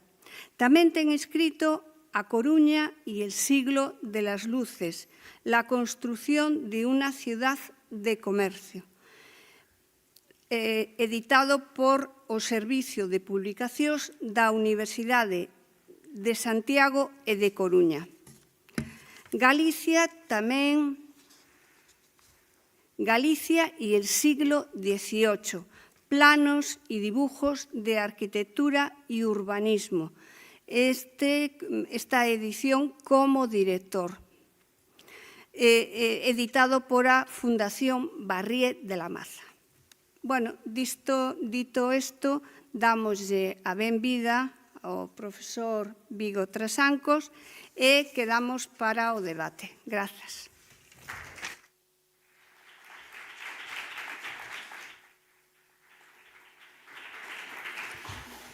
Bueno, antes de nada, es de rigor, evidentemente, que exprese mi agradecimiento al Concello de Santiago por la invitación que me ha cursado para estar aquí, Creo que también se las tengo que dar a Francisco Prado Villar porque me parece que propusiste mi nombre, eso me han dicho por ahí, por lo tanto te lo agradezco en lo que vale, y también la presentación de Mercedes Rozas porque evidentemente ha hecho un esfuerzo de síntesis para que evidentemente se tratara de hacer un poco brillar mi figura, ¿no?, como investigador.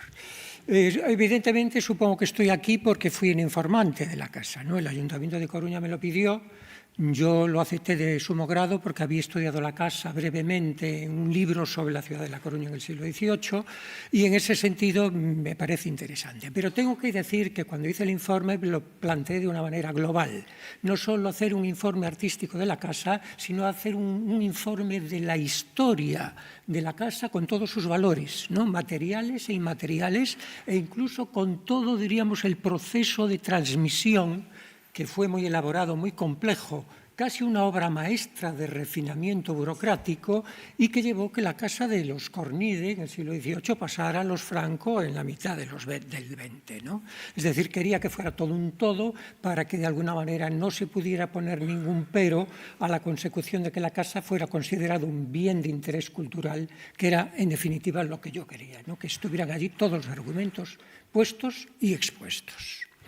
Dicho eso, tengo que decir que cuando hice el informe, que fue en los años de la pandemia, en esos momentos 2021, 22, la casa es declarada en el 23, no me dejaron entrar en la casa, con lo cual tuve que analizarla desde fuera y tuve que analizarla desde aquellos planos todos modernos, ninguno del tiempo de la época de Cornide, que me hubieran podido más aportación, con lo cual evidentemente había cosas que, por alguna foto que me prestó un amigo que había visitado el interior, pero vamos, los datos eran muy irregulares respecto al interno, pues tuve que hacer lo que pude. Afortunadamente, después de ese informe, que en cualquier caso valió, después tuve la oportunidad, porque me avisara la alcaldesa, para la primera visita, ¿no?, que tuvimos la oportunidad, diríamos los coruñeses, en este caso, de visitar la casa cuando se abrió al público en el 25 y en ese momento pude ya in situ ver cómo estaba, lo que tenía o lo que dejaba de tener, lo que parecía auténtico y lo que en definitiva eran réplicas más o menos modernas. Con lo cual ahora, que tengo que exponer un poquito esta historia aquí de una manera más o menos breve, creo que tengo más datos para exponerlos que cuando hice el informe, por lo menos con más certezas, ¿no? Sigue habiendo lagunas, pero más certezas. Así que a ello voy. Bueno, evidentemente se llama la Casa Cornide porque fue la casa, diríamos, familiar, donde vivió durante muchos años el famoso bolígrafo. Se habla de bolígrafo porque evidentemente fue un hombre de gran versatilidad que dedicó su vida intelectual a muchas actividades, muchas públicas, pero también sobre todo de investigación. Él se sentía sobre todo un historiador en el amplio sentido de la palabra y sobre todo un anticuario, que hoy denominaríamos casi como un historiador sobre todo del mundo antiguo y casi como un arqueólogo. Tuvo una vida muy activa, fue, diríamos que gracias precisamente a ser un rentista, la oportunidad de estudiar sin trabajar y por lo tanto dedicar todo el tiempo al estudio, prácticamente todo el tiempo de su vida al estudio, con una pasión como pocas, hasta el punto que ya metido en años, en su plenitud, cuando en Coruña se supone que ya había hecho todo, decide coger los bártulos, meterlos, diríamos, en un carromato o lo que fuera, toda su biblioteca, marcharse a Madrid, meterse en la Real Academia de la Historia y dedicarse ya toda su vida a trabajar allí, a seguir subiendo peldaños y hasta conseguir ser secretario perpetuo de la Academia. Tanto se inmiscuyó dentro de la Academia que murió en la propia Academia en 1803. Y allí se guarda todavía parte del legado, manuscrito, todos los manuscritos prácticamente de Cornide y la mitad de su biblioteca. La otra mitad creo que está en posesión de la Biblioteca del Consulado de Coruña porque fue algo que la hija tuvo que ceder porque a pesar de las rentas de las que vivía su padre, dejó deudas y hubo que pagarlas, en ese caso con libros, ¿no? Por lo tanto, este es el personaje, es muy importante. Ya ven que no es solo un gran ilustrado gallego, es que es un gran ilustrado gallego con reconocimiento nacional. Y eso que casi todas sus obras las dejó manuscritas. A pesar de eso, sigue siendo un referente capital, fundamental, para la historia de esta institución, en donde siempre que tuvo que poner el pie, Cornide hizo valer los valores de Galicia. Entre sus publicaciones tiene también muy importante la monografía científica más importante que se hizo sobre la Torre de Hércules hasta el siglo XX. Aún ahora, los que nos dedicamos al estudio de la Torre de Hércules, bebemos en ella, porque aporta una información extraordinaria. E importa además una formación científica porque se cambia de una manera de pensar la historia a la barroca, en donde la imaginación y la fantasía y las leyendas y las fábulas estaban muy crecidas, a una mucho más racional, mucho más rigurosa, mucho más ilustrada, más estricta y desde luego de un gran valor. Por lo tanto, estamos hablando de un personaje importante. Se dice habitualmente, por otra parte, que Cornide nace en esta casa, la que estamos viendo en esta fotografía, que yo creo que es la más antigua que se conoce de la casa, de 1917, sacado por un fotógrafo francés llamado Albert Kahn. En ese momento vemos que la casa estaba con muy buen ver. Pero en realidad, la casa en la que nace Cornide es una casa anterior que estaba en el mismo sitio donde está la actual, y que era la casa familiar de su familia, de la familia de su madre, la casa de los Folgueira, que ocupaba una posición relevante, clave, estratégica, fundamental, dentro del tejido de la ciudad alta, que era donde vivía la hidalguía. Las grandes figuras, las grandes familias de Coruña, sobre todo vivían en la ciudad vieja. Era, diríamos, una manera de manifestar también la nobleza y la dignidad que esa familia pudiera tener, y el lugar en donde estuviera enclavada la casa era clave. Por lo tanto, fíjense, la casa está donde he puesto yo ese circulito rojo, es donde está la actual. Pero una casa anterior, que está enfrente del atrio de la Colegiata y enfrente mismo de la Colegiata de La Coruña, que es el edificio religioso con más dignidad eclesiástica, por ser colegiata, de la ciudad, y que en ese momento tenía como fachada esto que estamos viendo. Es una fachada diferente a la que vemos hoy, porque la actual básicamente es una recomposición neorrománica de finales del siglo XIX, hecha posteriormente, en donde se incrustaron, diríamos, algunos elementos de la fábrica antigua. Pero la imagen que vería Cornide y su familia desde casa sería esta, porque sus balcones daban a esta posición. ¿Cómo era la casa preexistente? No lo sabemos, al menos en imagen, pero en planta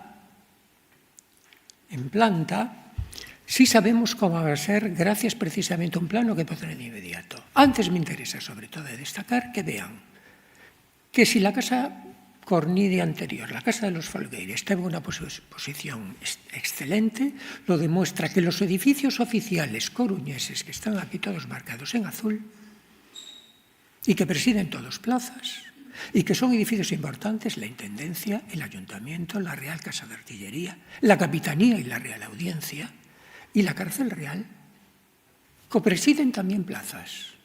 Y la única que está en esa misma posición en Coruña es la casa de los Folgueira, donde van a hacer Cornide y que luego se va a modificar. Esa planta de la casa antigua, solo conocemos este plano. La casa es la que he puesto ahí superpuesto, casa de los Folgueira. Ya ven que es una casa diferente, con una planta en ángulo recto, por lo tanto una planta angular convencional, y en la cara norte de la casa tenía entonces soportales, cosa que hoy evidentemente ya no existen. Es decir, que esta casa en un momento dado se tira para construir la nueva, ¿no? ¿Cuándo se construye la casa? La casa sabemos que se construye a partir de la muerte de la madre de Cornide. Y la madre de Cornide, Francisca Folgueira, muere en 1762. En ese año Cornide ya es un adulto pleno, ya se dedica a la investigación.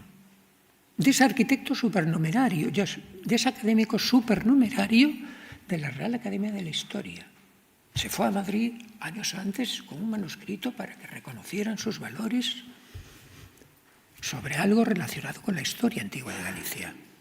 Y le otorgan esa condición. Luego va a medrar. La casa, en ese momento, suponemos que se tira, porque en ese momento también Gelmírez está ya buscando novia, está tratando un poco de buscar una posición social, de montar una familia, de tener una posición social, algo que le dé también una imagen exterior. Y evidentemente diríamos que todos estos son factores que su padre también quiere poner en valor. Porque el padre de Cornide es también un personaje relevante. Diego Cornide no es solamente el padre de Cornide, es un personaje destacado que ha quedado oculto por su hijo, pero que tiene también un interés extraordinario. Era el abogado, por ejemplo, de Rajoy. Era el presidente del Colegio de Abogados de Coruña, era oidor de la audiencia, era asesor del capitán general. Se irá con él a México durante 5 años, cuando el capitán general es nombrado virrey. Y Diego Cornide, la única preocupación que tiene es que su hijo único pueda tener, diríamos, todo montado para que tuviera la dignidad de vida en el mundo de vida social y tuviera todo preparado para que su vida fuera lo más adecuada posible para la investigación. Un padre en este sentido perfecto. Todo lo hizo para su hijo. Además, Cornide va a heredar también los vínculos de 2 tías solteras, de otros 2 tíos solteros que eran canónigos y abogados, y de un tío militar que también hereda su patrimonio. Es decir, que hereda una herencia que muchos quisieran. Por eso pudo dedicarse de lleno a la investigación, solo a la investigación. Pero aprovechó el tiempo, no cabe duda, ¿no? Y, por lo tanto, a partir del 63 lo más probable es que la casa empiece a construirse, porque sabemos además que en 1766 es el único dato de archivo que he podido encontrar, después de bucear en varios sitios, en donde sí me dan efectivamente esta pista, que Diego Cornide está construyendo su casa en ese año, la está construyendo, y que es una de las más costosas de la ciudad de La Coruña. Por lo tanto, son datos claves. Y después hay un plano de 1769, que es el que vemos ahí, firmado por Pedro Fontenla, en donde, ahí donde pone el número 30, ven que la casa Cornide ya está representada porque es la única casa de todo el plano, es un plano que representa toda Coruña, con toda la ciudad vieja y toda la pescadería, y no hay ni una sola casa que tuviera las esquinas redondeadas, como es la característica de esta casa. Y Pedro Fontenla tuvo clarísimamente la curiosidad de exponerlo ahí en su dibujo, porque la vemos de una manera clara y notoria. Y la casa en planta sería básicamente como esto que estamos viendo aquí, la nueva casa, quiero decir. Una planta en escuadra, descompensada, asimétrica, pero con las esquinas características y sobre todo con 2 elementos que todavía de alguna manera viven en la actual. Este es un plano de 1951. Tiene el interés de estar hecho antes de la reforma para Casa de Carmen Polo. Y por lo tanto, evidentemente, nos puede dar unas pistas, ya que no hay planos de otra característica de momento anterior. Y lo que sí vemos, además de las esquinas redondeadas, que es, diríamos, la nota singular de la casa en ese momento, es que tenía un gran vestíbulo, que lo sigue teniendo, una escalera imperial, de poca altura y de poca elevación, que sirve solamente como escalera cortesana, de escalera señorial, ya que la auténtica escalera importante de subir y bajar, la funcional, pero no representativa, es la que está detrás, que es la que vemos ahí, que están unidas las dos a través de una pequeña puerta. Esto probablemente se corresponda con la casa que se hizo en tiempos de Diego Cornide y de José Cornide, y probablemente la distribución de la planta baja no haya cambiado. Ya no pongo la de los pisos superiores porque evidentemente eso se reformó del todo y evidentemente ya no nos da datos con lo que fue la casa original. Desde el punto de vista artístico, la casa tiene también notas muy singulares, diríamos que casi excepcionales, que solo las tiene la Casa Cornide. Yo no conozco, en Galicia al menos, modelos de casas anteriores ni posteriores que tengan un tratamiento estilístico, diríamos, semejante. Diríamos que convierte la curva en su virtud principal. Son curvas las esquinas, algo notorio y singular, pero son también curvas y sinuosas casi todas las formas que envuelven y decoran y edulcoran la visión exterior de la casa.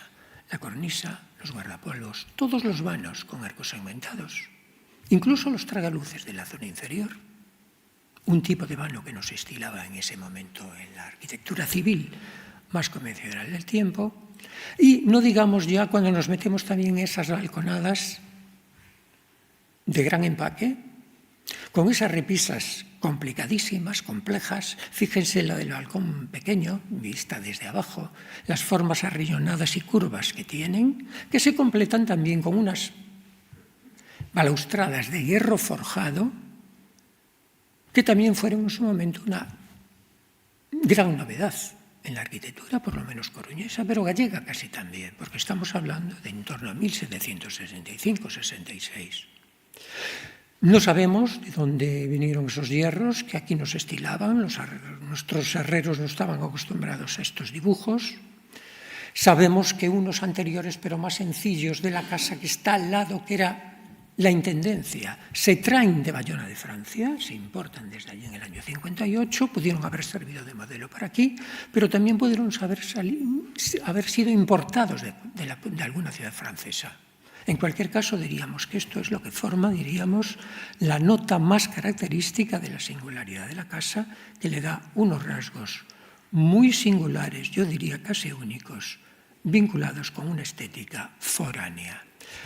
Foránea porque no se parece en nada a lo que eran las grandes casas, los grandes palacios, las casonas rurales y urbanas, sobre todo del mundo gallego, en donde los maestros del país, los arquitectos del barroco, sobre todo los arquitectos compostelanos, tenían muchas cosas que decir. Estos son ejemplos coruñeses del barroco. Muchos de ellos se han perdido. De hecho, los dos principales se han perdido ya, se tiraron en su momento. Pero conservamos al menos fotos. Todo es diferente.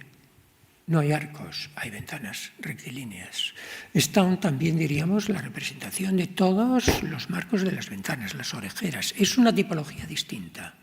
Las formas rectas, los acabados de las esquinas. Y aunque los balcones tienen vuelos, las repisas son normalmente sencillas y rectas o con formas menos complicadas. Y ya ven que también las balaustradas que decoran los balcones tienen unas formas abalaustradas distintas que nada tienen que ver con lo que hemos visto anteriormente. Es decir, que hay un tratamiento diferente. Quien haya diseñado la casa, que no lo podemos certificar porque tampoco tenemos datos, yo al menos no los encontré, no parece que tirara, porque digo, Cornide llamase a un maestro del país, un arquitecto del país, para resolver sus cuestiones. Y tampoco tiene nada que ver con la arquitectura clasicista académica, que a partir normalmente de 1765-70 se va a imponer también en las ciudades gallegas con el impulso del Estado y sobre todo, diríamos, con el apoyo destacado de la Real Academia de Bellas Artes de San Fernando de Madrid. Estos son también ejemplos coruñeses de un edificio oficial, la aduana, su cara al mar, su cara a la calle Real, de las casas de Paredes que miraban al mar, de la casa de José Ramos, que era un burgués, residente en Cádiz, pero originario de Coruña, que construye una casa según los modelos de casas burguesas gaditanas y que después se la va a comprar el consulado. Son casas diferentes, mucho más normativas, mucho más apegadas, diríamos, a la tratadística clásica, en definitiva, con unos valores más vitruvianos en donde frontones, órdenes arquitectónicos tienen, diríamos, un papel y un protagonismo que no tenía la anterior. ¿De dónde pudo tomar los modelos el arquitecto que haya diseñado la Casa Cornide? Evidentemente los ha tenido que tomar sobre todo de modelos franceses. Aquí Estamos viendo, por ejemplo, la planta de una casa de León Bretú, realizada precisamente por uno de los artífices más destacados del estilo rococó francés, que es Meissonier, y vemos arriba también la fachada de la casa. Es una casa en esquina, vemos también las esquinas redondeadas, vemos muchos datos. Pero en esas casas que he cogido ya de la ciudad de Burdeos, aleatorias, ven que la curva forma parte, diríamos, de una esencia fundamental de la tipología de la casa urbana burguesa del siglo XVIII, y los arcos y también los balcones están mucho en esa línea. En Galicia no hay precedentes, pero en Francia hay muchos. Estos están sacados de cualquier manera, diríamos, a través de Internet, metiéndome en páginas de ciudades francesas para ver un poco qué tipo de balcones se usaban en Mecenas, en Nantes. Hemos visto Burdeos, hemos visto Bayona, pero seguramente que si nos adentramos por otras muchas más encontraremos ejemplos muy parecidos. No quiero decir que estén copiando una casa concreta, están tomando el recetario tipológico que evidentemente en la casa Cornide se ve. Y quizá esto se explique porque en vez de un arquitecto académico el que la diseñara, o un arquitecto gallego, sobre todo compostelano, que trabajaban también en La Coruña,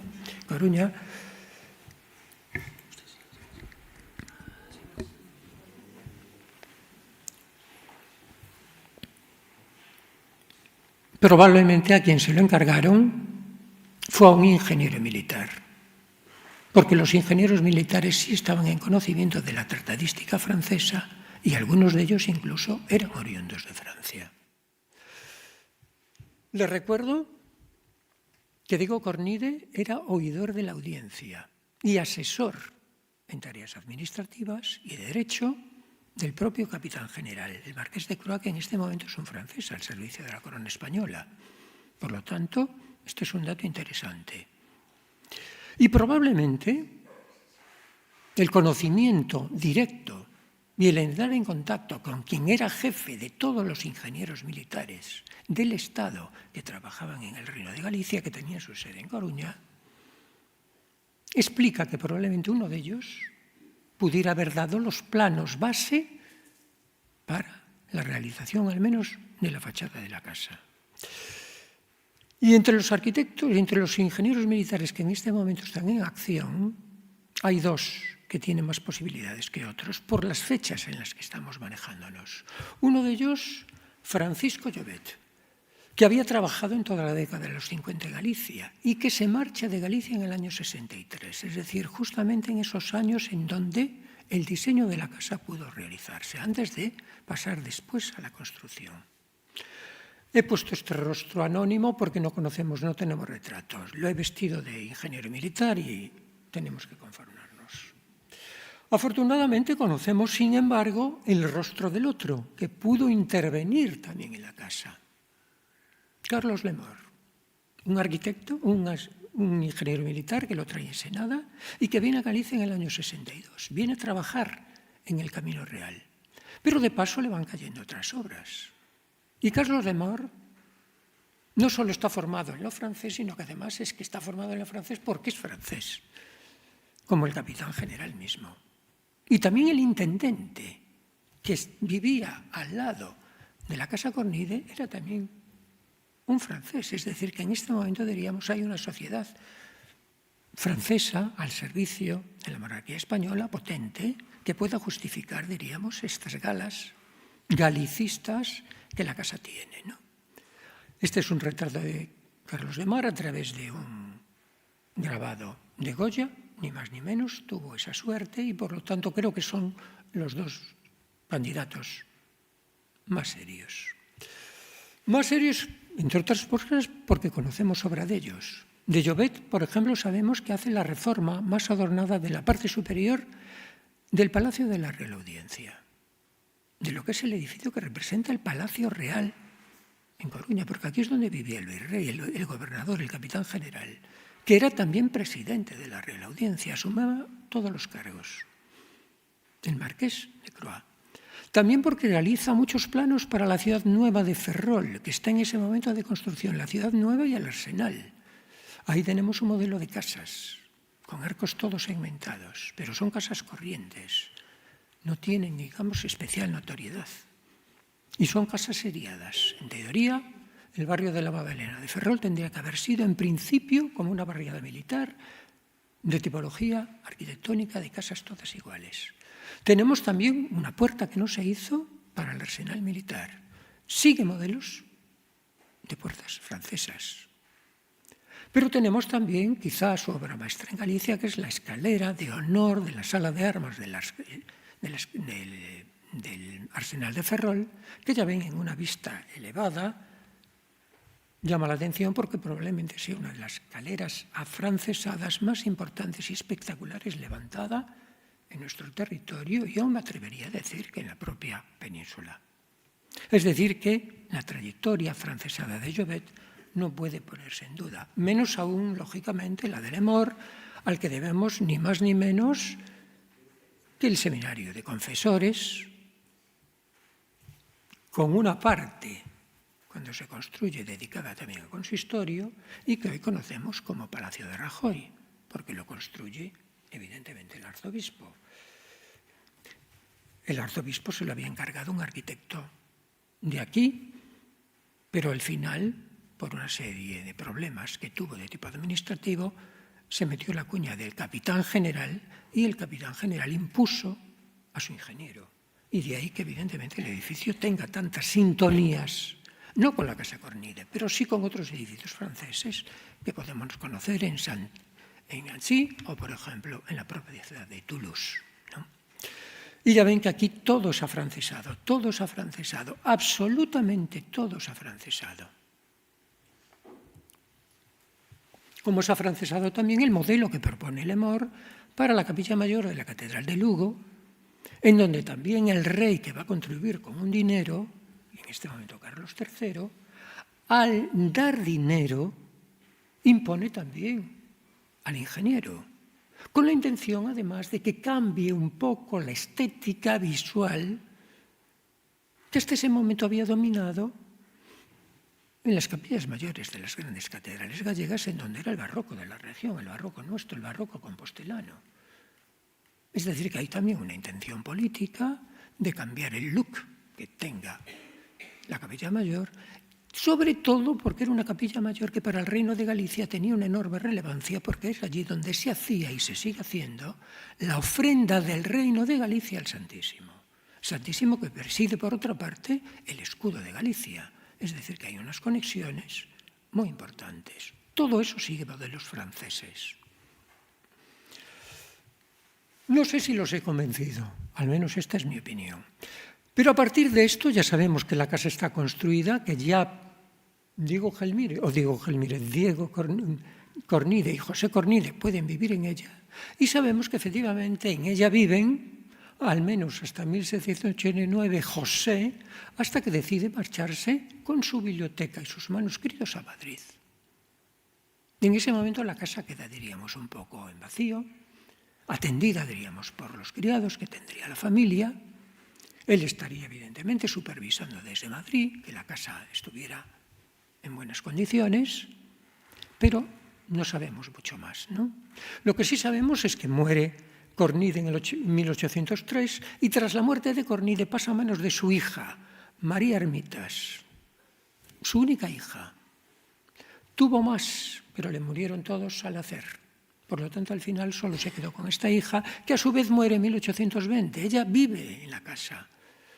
Y después de morir ella, queda su viudo viviendo allí. Se llamaba José Álvarez Abreu.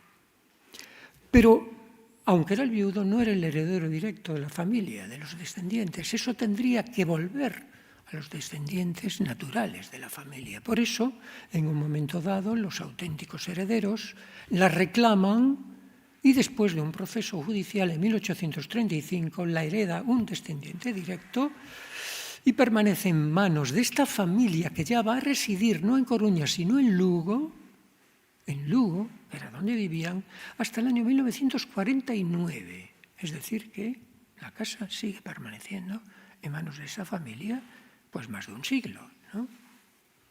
Aunque, evidentemente, ellos ya no viven allí.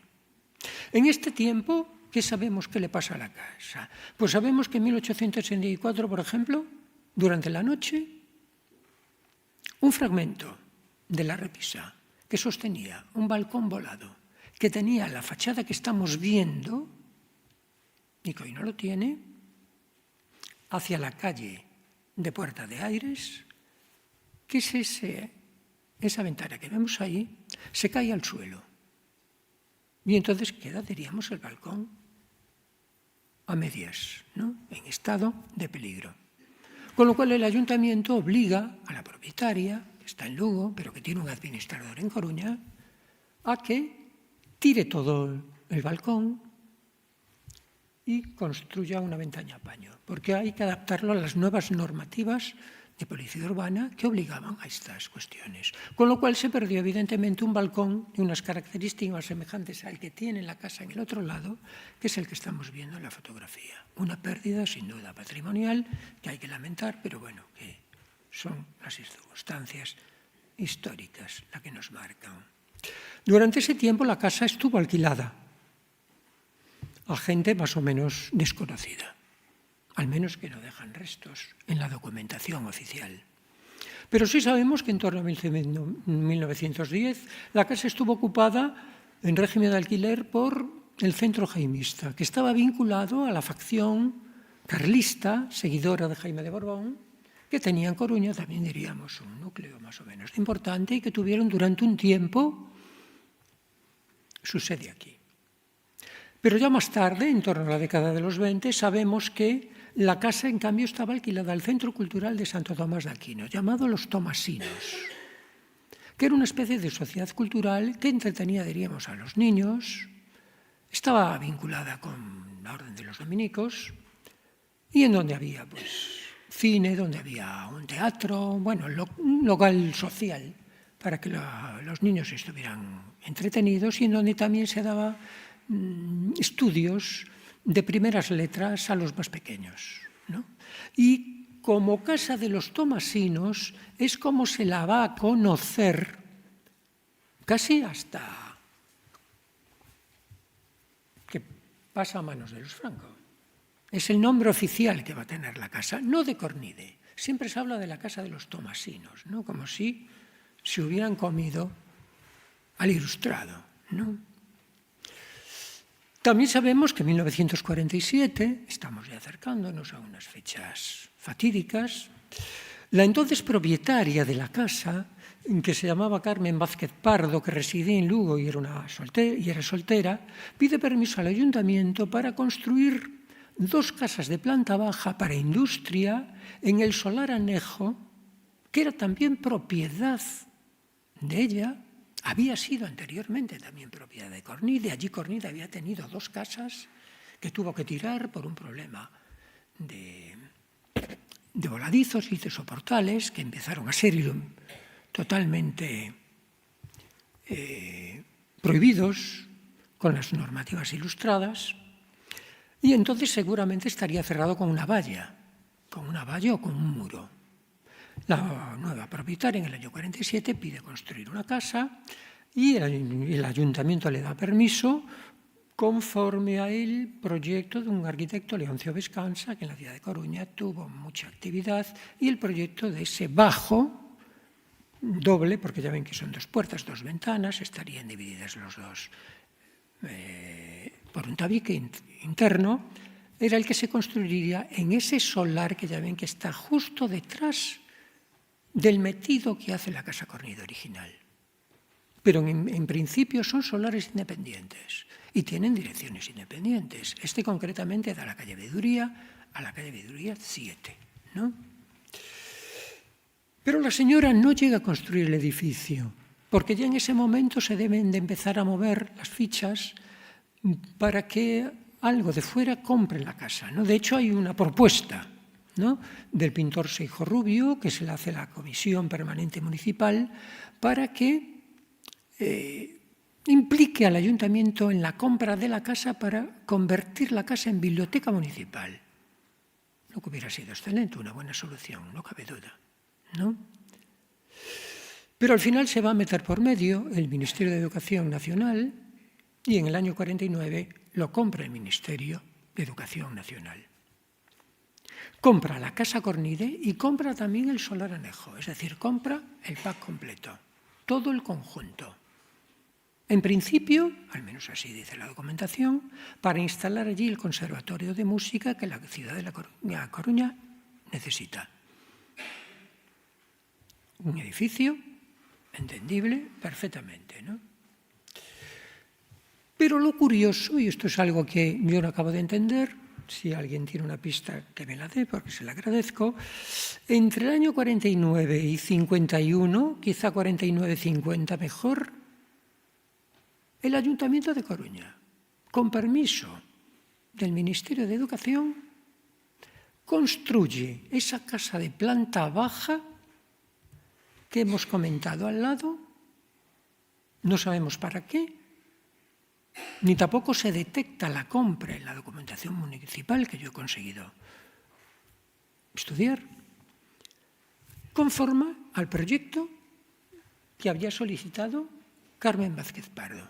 Y la casa se construye al lado y en esa parte posterior de la Casa Cornide.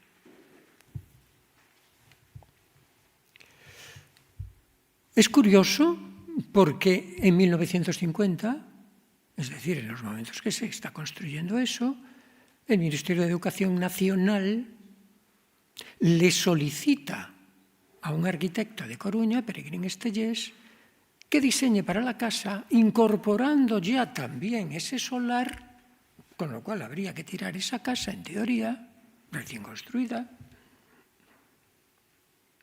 para convertirlo en conservatorio. Y de hecho se hace el proyecto. Peregrín Estellés, que es uno de los arquitectos que interviene en el diseño del Banco Pastor coruñés, es el que hace este diseño. Lo hace completo, ya ven que ocupa el otro solar. Porque ahora ya lo que se quiere es integrar los dos solares en uno, convertirlo en un todo, en un único edificio. Afortunadamente no se llegó a construir, porque hubiera supuesto para la casa un destrozo absoluto, no solo por dentro, sino también por fuera. Se desfiguraría también incluso los rasgos de los vanos, de la fachada, por no decir del ático sobrelevado, que evidentemente el edificio también hubiera tenido de haberse construido. Es decir, que se hubiera alterado todo ello. Por eso, y porque evidentemente la casa no daba de sí para tener un conservatorio en condiciones, porque no daba para aulas, porque no daba para la administración, porque no daba para un auditorio y, en definitiva, todo resultaba pequeño, el proyecto oficialmente se desecha y queda la casa, diríamos, en una situación de parálisis facial e interior, que se mantiene durante varios años, hasta 1957, en que una fotografía de más o menos ese año nos la representa tal como aquí vemos, ¿no? La casa está magnífica en lo que es la arquitectura sólida de su piedra, conserva todos los rasgos característicos. Está la casita que construyó el ayuntamiento, no sabemos para qué, ya ven, con las dos puertas, las dos ventanas, pequeñita, ahí. Pero está evidentemente deshabitada ya.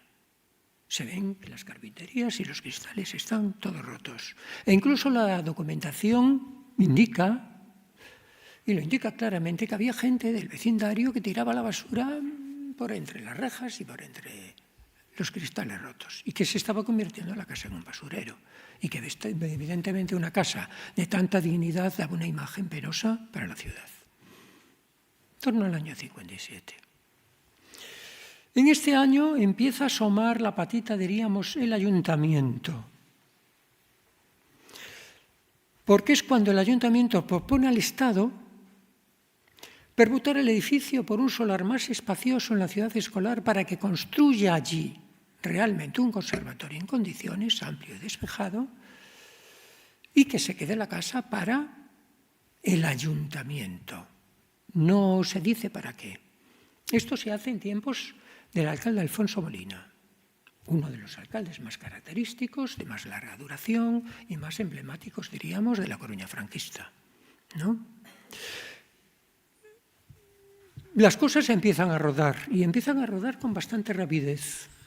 Incluso se llega a tasar el edificio con su anejo en 344.000 pesetas, bueno, 344.813 pesetas. Ha habido un ligero incremento sobre el precio de venta del año 49. La verdad es que no estaban los precios muy por subir en aquel momento, porque ya ven que suben muy levemente, ¿no?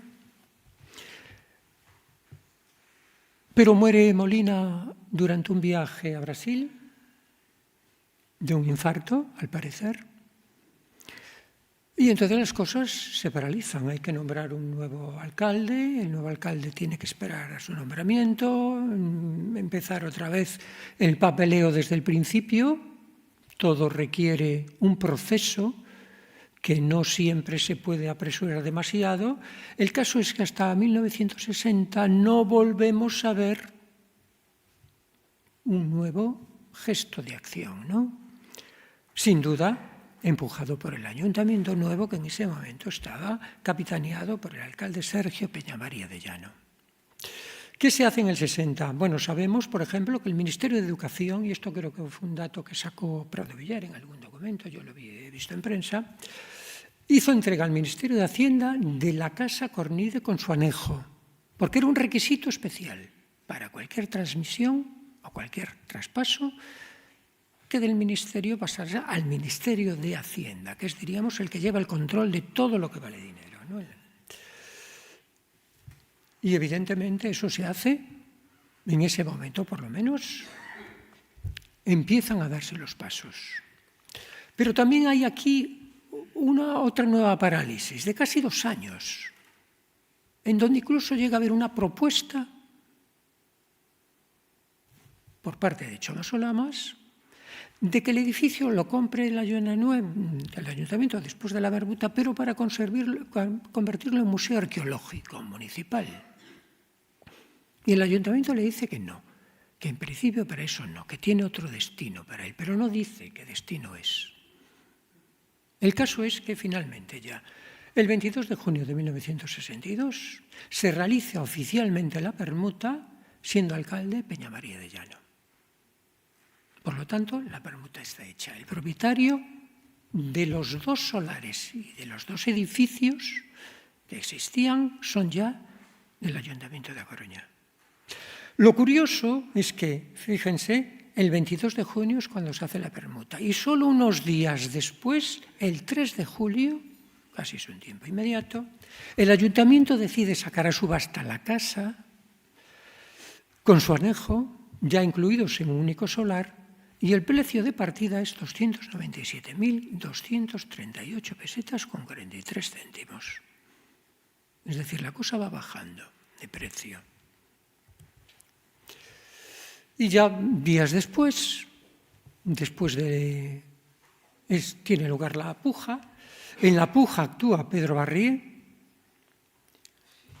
Pedro Barrié adquiere la casa por 305.000 pesetas e informa ya al ayuntamiento que su intención es transmitirla a la esposa de su excelencia el jefe del Estado, Carmen Polo de Franco, y que por lo tanto solicita que se le liberen de unas cláusulas que obligatoriamente, por ser el nuevo propietario, tendría que haber cumplido. Una de ellas, que no podrían hacerse obras en la casa sin el permiso municipal porque era un edificio considerado de valor artístico. Y la segunda, que tiene más enjundia, porque evidentemente afecta más directamente a la cuestión que nosotros estamos tratando aquí. ¿De qué se trata la segunda cláusula? Que pedía y solicitaba que se le liberara de tener en propiedad el edificio durante 10 años porque su intención era transmitírselo a Carmen Polo. Y como era una persona muy singular y muy característica, suponía que el ayuntamiento le daría ese permiso. Y efectivamente el ayuntamiento se lo da en atención al alto honor que supone para la ciudad que la señora de su excelencia el jefe del Estado quiera tener una residencia en A Coruña. A partir de ahí ya está todo preparado, ¿no?, para que finalmente, en agosto, Pedro Barrié le venda la casa a Carmen Polo con el permiso de su marido, que se lo tiene que dar para que así figure en los papeles, por el precio módico, simbólico, de 25.000 pesetas. Un conjunto de 2 solares que sumados todos podrían dar lugar a un espacio interior útil de aproximadamente unos 1.100 metros cuadrados de residencia. Todo ese proceso, que ya parece que tiene un tufillo raro en lo que aquí estamos tratando de decir, queda de manera clamorosamente visible en una carta que el 1 de agosto de 1962 firma Fernando Catoira Garaboa, que era de la Casa Civil de Su Excelencia y que dirige a Juan Sánchez Cortés y Dávila, que era su secretario de Hacienda. La casa no tiene desperdicio porque da todas las pistas necesarias. Dice así, la voy a leer porque es muy importante, da todos los datos. Mi querido amigo, tengo el gusto de comunicarte que hoy por fin ha terminado el plazo para la subasta de la célebre casa que tanto deseaba Su Excelencia. Hoy también se reúne el Pleno para adjudicarla a un particular y venderla a la señora. Así se lo hemos explicado a Su Excelencia por ser la mejor fórmula, ya que de esta forma no se hace una adjudicación directa de bienes que fueran del Estado al propio caudillo. Los señores están encantados porque han logrado el deseo de poder tener una casa en La Coruña para cuando tenga que desplazarse la señora no haya necesidad de abrir el Pazo de Miras que tantas molestias origina por lo grande que es esta residencia y el número de criados y servidores que necesitan. Así que mañana, Dios mediante, ya tendremos la escritura y empezaremos las obras de reforma interior. Todo esto se debe a la preocupación que has tenido de preocuparte personalmente de resolver el expediente y así se lo hice ver tanto al caudillo como a la señora, que están muy agradecidos a tu gestión por los años que se llevaba para resolverse y no tenía fin. Fue un proceso largo, se les hizo muy largo. Mil gracias por todo, enviándote un fuerte abrazo de tu buen amigo que queda a tus órdenes, Ricardo Catoira Garaboa. El documento lo dice todo, no hay nada más que añadir. Si antes era todo suposiciones, ahora la claridad es absoluta. A partir de ahí, la casa ya es de ella, vienen las obras. Se encarga el proyecto probablemente el arquitecto municipal Vicens Moltó, que lleva la dirección de las obras de la nueva reforma de la casa durante el 63 y 65 y el constructor es Miguel Ongueira. Esos datos son claros. Y también sabemos que, además de que la casa pasa a propiedad de ella por un modo por precio, es el ayuntamiento que va a pagar todas las obras y que va a invertir en ella una cantidad superior al 1.000.000 de pesetas. Por lo tanto, ahí el ayuntamiento está implicado también. Esta era la casa que recibe doña Carmen, como se llamaba en mis tiempos, no sé ahora. Y esta es la casa que quedó después de la transformación. Observarán que se conserva la parte principal, en donde apenas hay modificaciones. Es un edificio con gran valor artístico, pero hay, diríamos, un suplemento que se corresponde precisamente con ese solar ya anexionado en donde había una casa de planta baja que ahora se tira para construir todo lo que estamos viendo ahí. Todo eso forma parte, diríamos, del añadido historicista a posteriori que se hace en la casa y que le da un efecto más noble, más señorial, más digno, más regular, más adecuado para lo que era la señora jefe del Estado. Que veremos pronto en una fotografía. El caso es que si nos fijamos concretamente en esa zona, donde está la puerta del garaje, señalada bien con los colores blanco y rojo, vemos que casualmente se corresponde con muchos elementos del Hospital de Caridad de A Coruña, que era un edificio del siglo XVIII, ilustrado, académico, hecho por un arquitecto compostelano, Fernando Domínguez Romay, que fue arquitecto municipal de A Coruña en esos años, se había empezado a construir en torno a 1790 y que se derriba en 1958 y sus piedras principales se tratan de aprovechar para otras obras y algunas de ellas deben de permanecer en un almacén, de tal manera que las basas de las pilastras y parte de la sillería de la puerta principal al menos se aprovechan para esa parte de la construcción, para ese añadido donde está en la parte inferior el garaje. Es decir, que, de alguna manera, un edificio histórico sirve para vestir o revestir otro edificio histórico, ¿no? Ambos del siglo XVIII, curiosamente. No solamente piedras de la fachada del hospital o de la portada principal, sino que viendo la planta de la Casa Cornide como era antes de la Reforma, y ahora me interesa que se fijen sobre todo en la escalera secundaria, que era una escalera modesta, para subir y bajar era funcional, ahí no hay nada de representación, la de representación es la de abajo, la que está en el vestíbulo,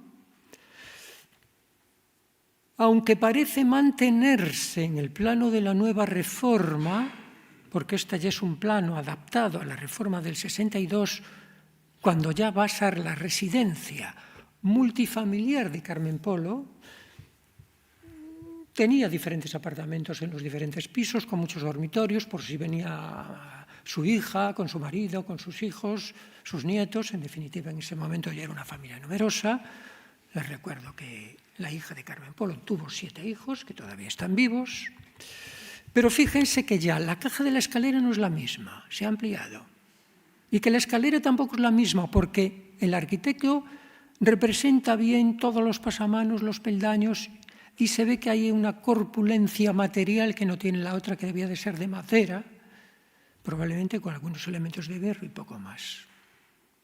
Y como afortunadamente tenemos la planta de la escalera que tuvo en origen el Hospital de Caridad Coruñés, y que la tenemos ahí representada en la parte superior, fíjense, si esa escalera la introducimos en la caja del inferior, prácticamente cae perfecta. Es decir, que ese hueco y ese espacio se hizo, es profeso, para encajar esta escalera que proviene del Hospital de Caridad. Como además también tenemos la suerte de tener una fotografía de esa vieja escalera cuando estaba en su sitio, ahí la tenemos a la derecha, y vemos una mala fotografía de la escalera secundaria tal y como está hoy, encajada en el interior, vemos que aunque evidentemente la fotografía es mala, los elementos coinciden a la perfección. Y además comprobado in situ, la piedra de esta escalera es una piedra vieja, está deteriorada, está gastada, forma parte, diríamos, de la piedra original. En cambio, la de la escalera principal, que más o menos mantiene la forma del original, se ve que en un momento dado se prefirió sustituir la parte más visible de los balaustres por algo que hiciera conjunto con la escalera que iban a colocar detrás.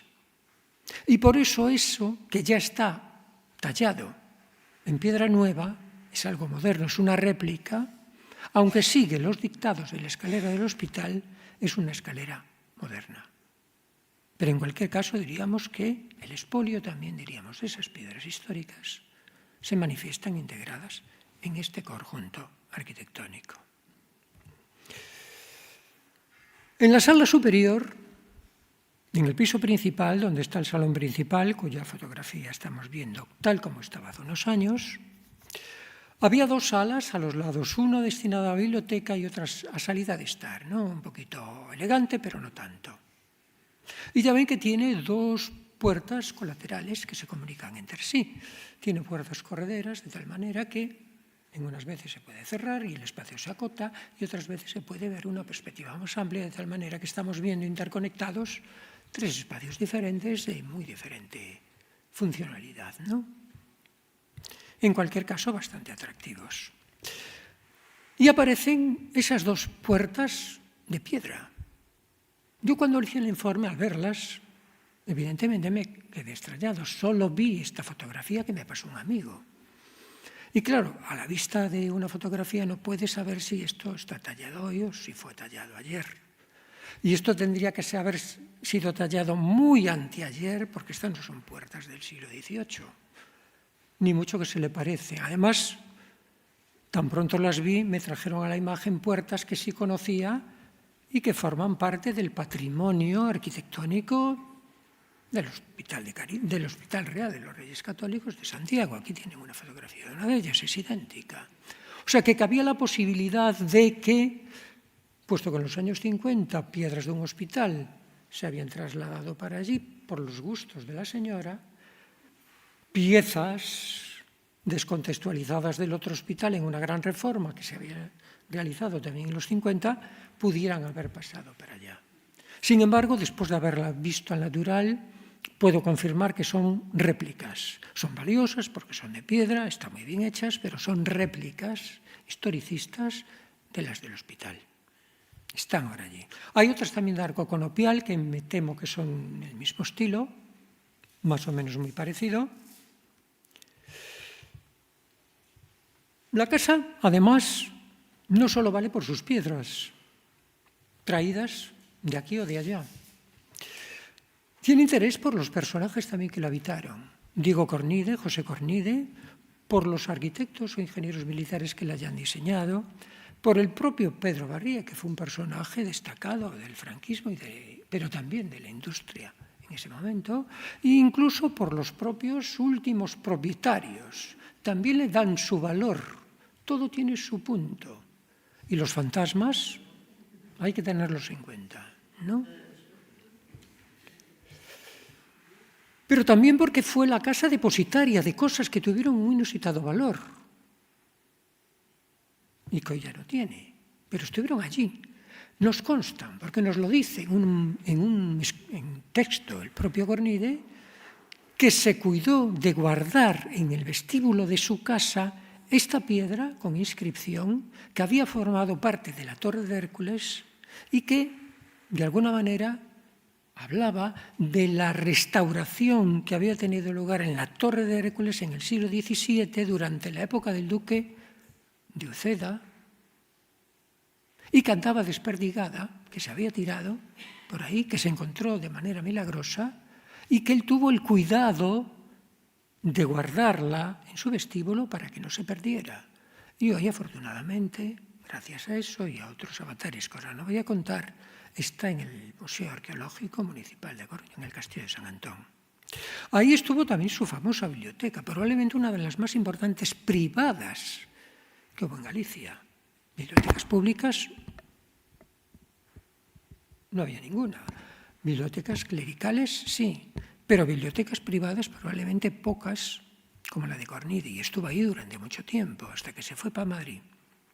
Ahí estuvieron también todos sus manuscritos. Ahí probablemente empezó a escribir, porque tenía datos para ello, su libro sobre la Torre de Hércules, que va a editar después en Madrid con el beneplácito de la Real Academia de la Historia.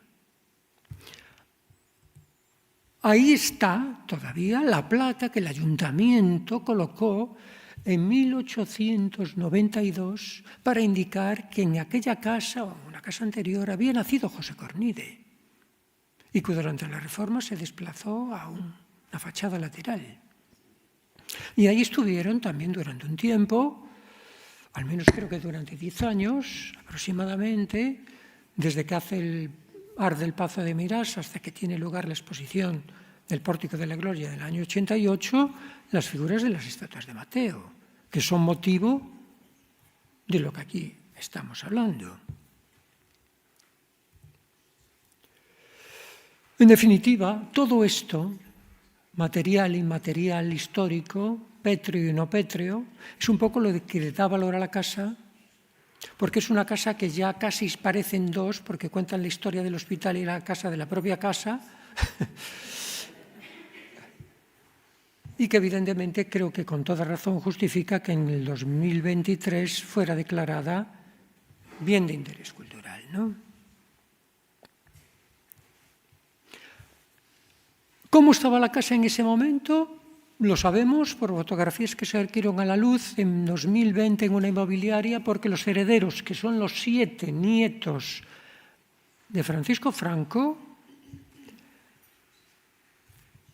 lo sacaron a la luz para venderla. Y estas son las fotos que salieron en la prueba inmobiliaria. Aquí tenemos el salón tal como estaba en el 2020. Este es el salón. Ahí tenemos la biblioteca, ahí tenemos la salita colateral, tenemos también la decoración de un comedor. Estas ya son curiosidades. Les adelanto que todo el mobiliario que aquí ven vendrán de cualquier sitio, pero no de la familia Cornide original. No de la familia Cornide original. Como mucho los libros, a lo mejor, de Emilia Pardo Bazán. No sé, Suso, tú que estás más enterado de eso. Pero de Cornide nada. De todo esto de la época de Cornide ya nada. Ya acaba ahora mismito. Uno de los dormitorios. Aquí lo ven. ¿Cómo está en la actualidad? Vacío. Solo ha quedado lo que no se puede mover.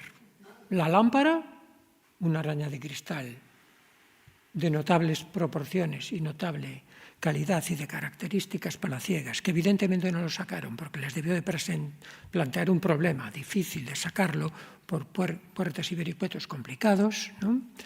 Y todo lo que es inamovible, las puertas que simulan las del Hospital Real, la chimenea de mármol, en definitiva esas cosas que ya se han convertido en elementos inmuebles, ¿no? Y también algunas piezas escultóricas que pueden tener interés o no en función de aquel momento en que se puedan estudiar y que en principio parecen de tendencia medieval. Nada más entrar nos encontramos con este apóstol, Santiago, presidiendo la entrada. ¿Tipología medieval? Sí, pero habrá que estudiarla de manera más analítica. En el mismo vestíbulo, pero en un natural, hay un relieve con la Virgen con el Niño coronada y a los lados Santa Catalina y Santa Bárbara. Es como una réplica, casi exacta, pero no igual, de un tímpano con las mismas características y la misma iconografía que se guarda en el convento de las Bárbaras de A Coruña. Aquello es un tímpano, esto es como un frontal. Y dos capiteles que parecen antiguos, tienen inscripción, están incluso rotos, parecen formar parte de un conjunto. Son pequeños, tienen unas escenas, parecen como dos ángeles llevando cruces. Y parece que formaron parte en su día de capiteles de dos columnillas finas que pudieron formar parte de una ventana, una cosa así, porque son columnas de haberlas tenido muy pequeñas, muy delgadas, ¿no? Y de dónde puedan provenir, no se sabe. Es decir, que estos son todavía los misterios que la casa tiene que aclarar. Y hasta ahí llego, ¿no? A partir de ahí decirles que todavía la casa sigue siendo propiedad de los 7 magníficos y en el momento en que el ayuntamiento decida dar el paso a su reivindicación, que desde mi punto de vista tiene pruebas más que suficientes, pues debería de venir y volver al patrimonio municipal. Pero eso evidentemente ya depende de otras instancias, ¿no? Y nada más, hasta aquí llegamos.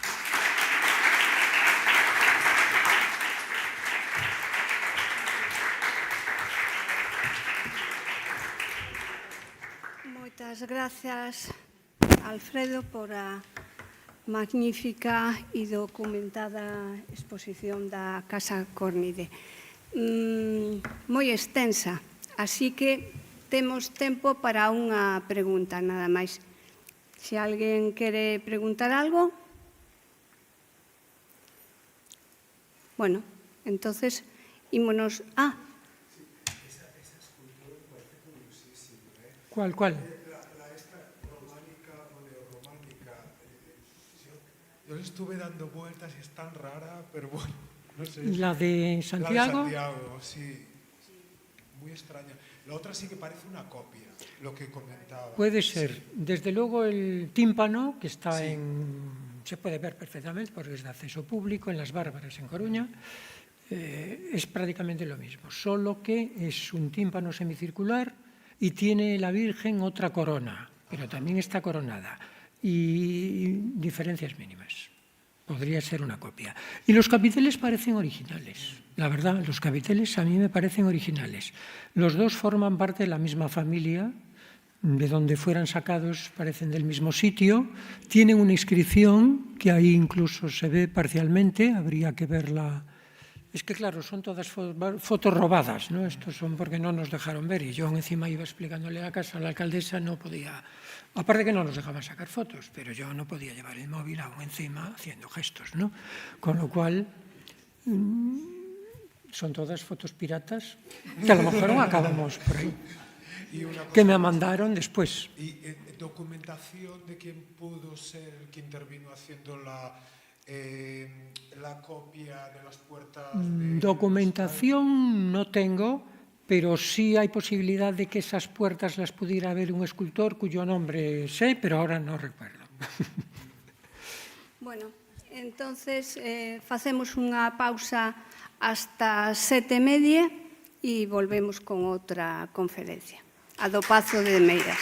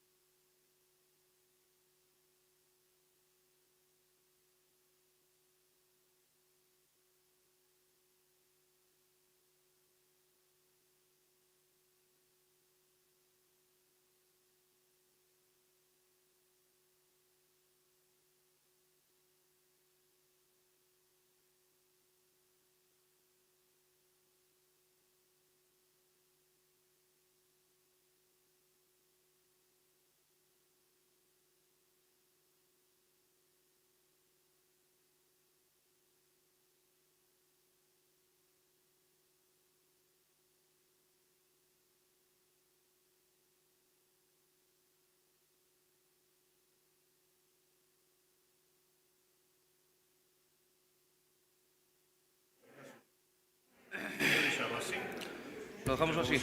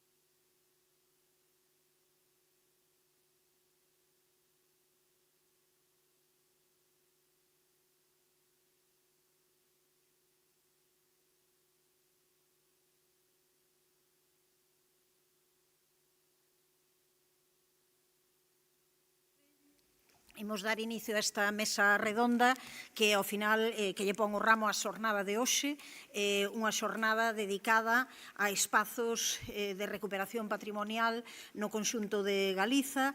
Levamos falado xa do Mosteiro de Carboeiro e das columnas de Antaltares, da Casa Cornide, e imos agora con un espazo que é tamén un referente sen ningunha dúbida dun proceso de recuperación importante, o Pazo de Meirás, un proceso de recuperación onde, de maneira feliz, acabáronse xuntando, eu creo que, varios elementos que deron lugar ao que, ao final, fose recuperado para o pobo. Por un lado, unha investigación moi rigorosa, moi sólida, con, en algún caso, non só anos, décadas de traballo detrás, unha investigación que aquí pode estar representada tanto por Manuel Pérez como por Carlos Babío, que nun momento determinado conseguiron xustamente ter todos os materiais para ese libro que foi referente, que foi guía, ese libro sobre Meirás, un pazo, un caudillo, un espolio, que foi un elemento fundamental do que beberon logo outras fontes, entre elas esas fontes que no ano 2017, cando desde a Deputación da Coruña decidimos crear unha xunta pro devolución do pazo, 80 anos máis tarde do que fora a xunta pro pazo del caudillo, e como desde a Deputación da Coruña tamén participaron, tanto desde o punto de vista xurídico, Xavier Ferreira coordinando esa posibilidade de ter un informe nese sentido para demostrar que aquilo fora unha venda simulada, algo fraudulento, e tamén ese equipo histórico coordinado por Emilio Grandío, de que tamén, xa digo, formaba parte Manuel Pérez e Carlos Babío como persoas que, xa digo, conformaron un procedimento de investigación moi importante. Mais tamén, dentro dese procedimento para a recuperación de Meirás, por suposto non podía faltar o que é a perspectiva mobilizadora, e aí está tamén todo o traballo das asociacións de memoria, da Comisión para a Recuperación de Memoria Histórica da Coruña, da que hoxe é presidente Carlos Babío, que tivo históricamente unha influencia fundamental en épocas en que ninguén pensaba que Meirás pudese ser recuperado. Como dicíamos, hoxe parece moi doado, pero se miramos a vista atrás, nos seus comezos, cando facían a marcha sobre Meirás, parecía que era absolutamente imposible. Todo iso unido ao que logo foi a internacionalización con movilizacións populares, como a que tamén fixeron os 19 de Meirás, para intentar facer que Meirás fose un símbolo de recuperación do espolio franquista, non só no Estado español, non só na Galiza, senón en todo o mundo. E todo iso foi acompañado, eu creo, dun momento onde as institucións tiveron unha especial sensibilidade a respecto de iniciar xa procesos que pudesen dar, no caso do Concello de Santiago, coa recuperación das estatuas do Mestre Mateo, de que falaremos o día 17, ou no caso da Deputación da Coruña, nunha xunta pro devolución do pazo, en que tamén participaron os Concellos de Sada, o Concello da Coruña, en que tamén participou a Universidade, en que participaron as comisións de recuperación de memoria histórica, e que causou unha sensación no momento que fixo que quixesen tamén participar mesmo concellos e deputacións de fora de Galiza.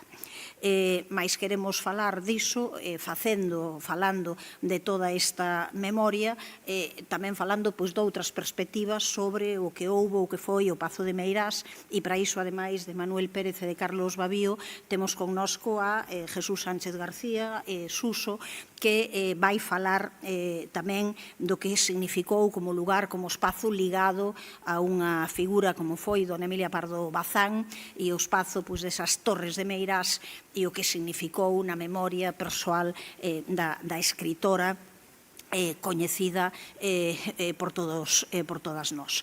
Así que, con esta perspectiva, imos iniciar xa. Nos imos intentar que isto sexa realmente modelo mesa redonda, por tanto, voulles dar, sinto moito, porque van ter que apretar un pouquiño o tempo o mellor o que tiñan preparado. Queremos que é mellor que haxa tamén coloquio despois das dúas intervencións que vimos de facer, así que voulles dar entre 12 e 15 minutos como moito. Vai comezar neste caso Manuel Manuel Pérez Lorenzo, falando en xeral pois dese símbolo con moitos significados do Pazo de Meirás. A continuación, Jesús Sánchez pois falará desa outra perspectiva ligado á memoria de dona Emilia Pardo Bazán, e logo, finalmente, Carlos Babío falará do proceso de recuperación do Pazo de Meirás. Así que, con esta perspectiva, xa lle dou inicio, cando queiras, Manuel, o tempo para ti. Poño o cronómetro. Antes de nada, agradecer ao Concello de Santiago e a organización destas xornadas pois que decidiran convidarme a participar. É un luxo compartir mesa e compartir xornadas con todas as persoas que interviñeron hoxe.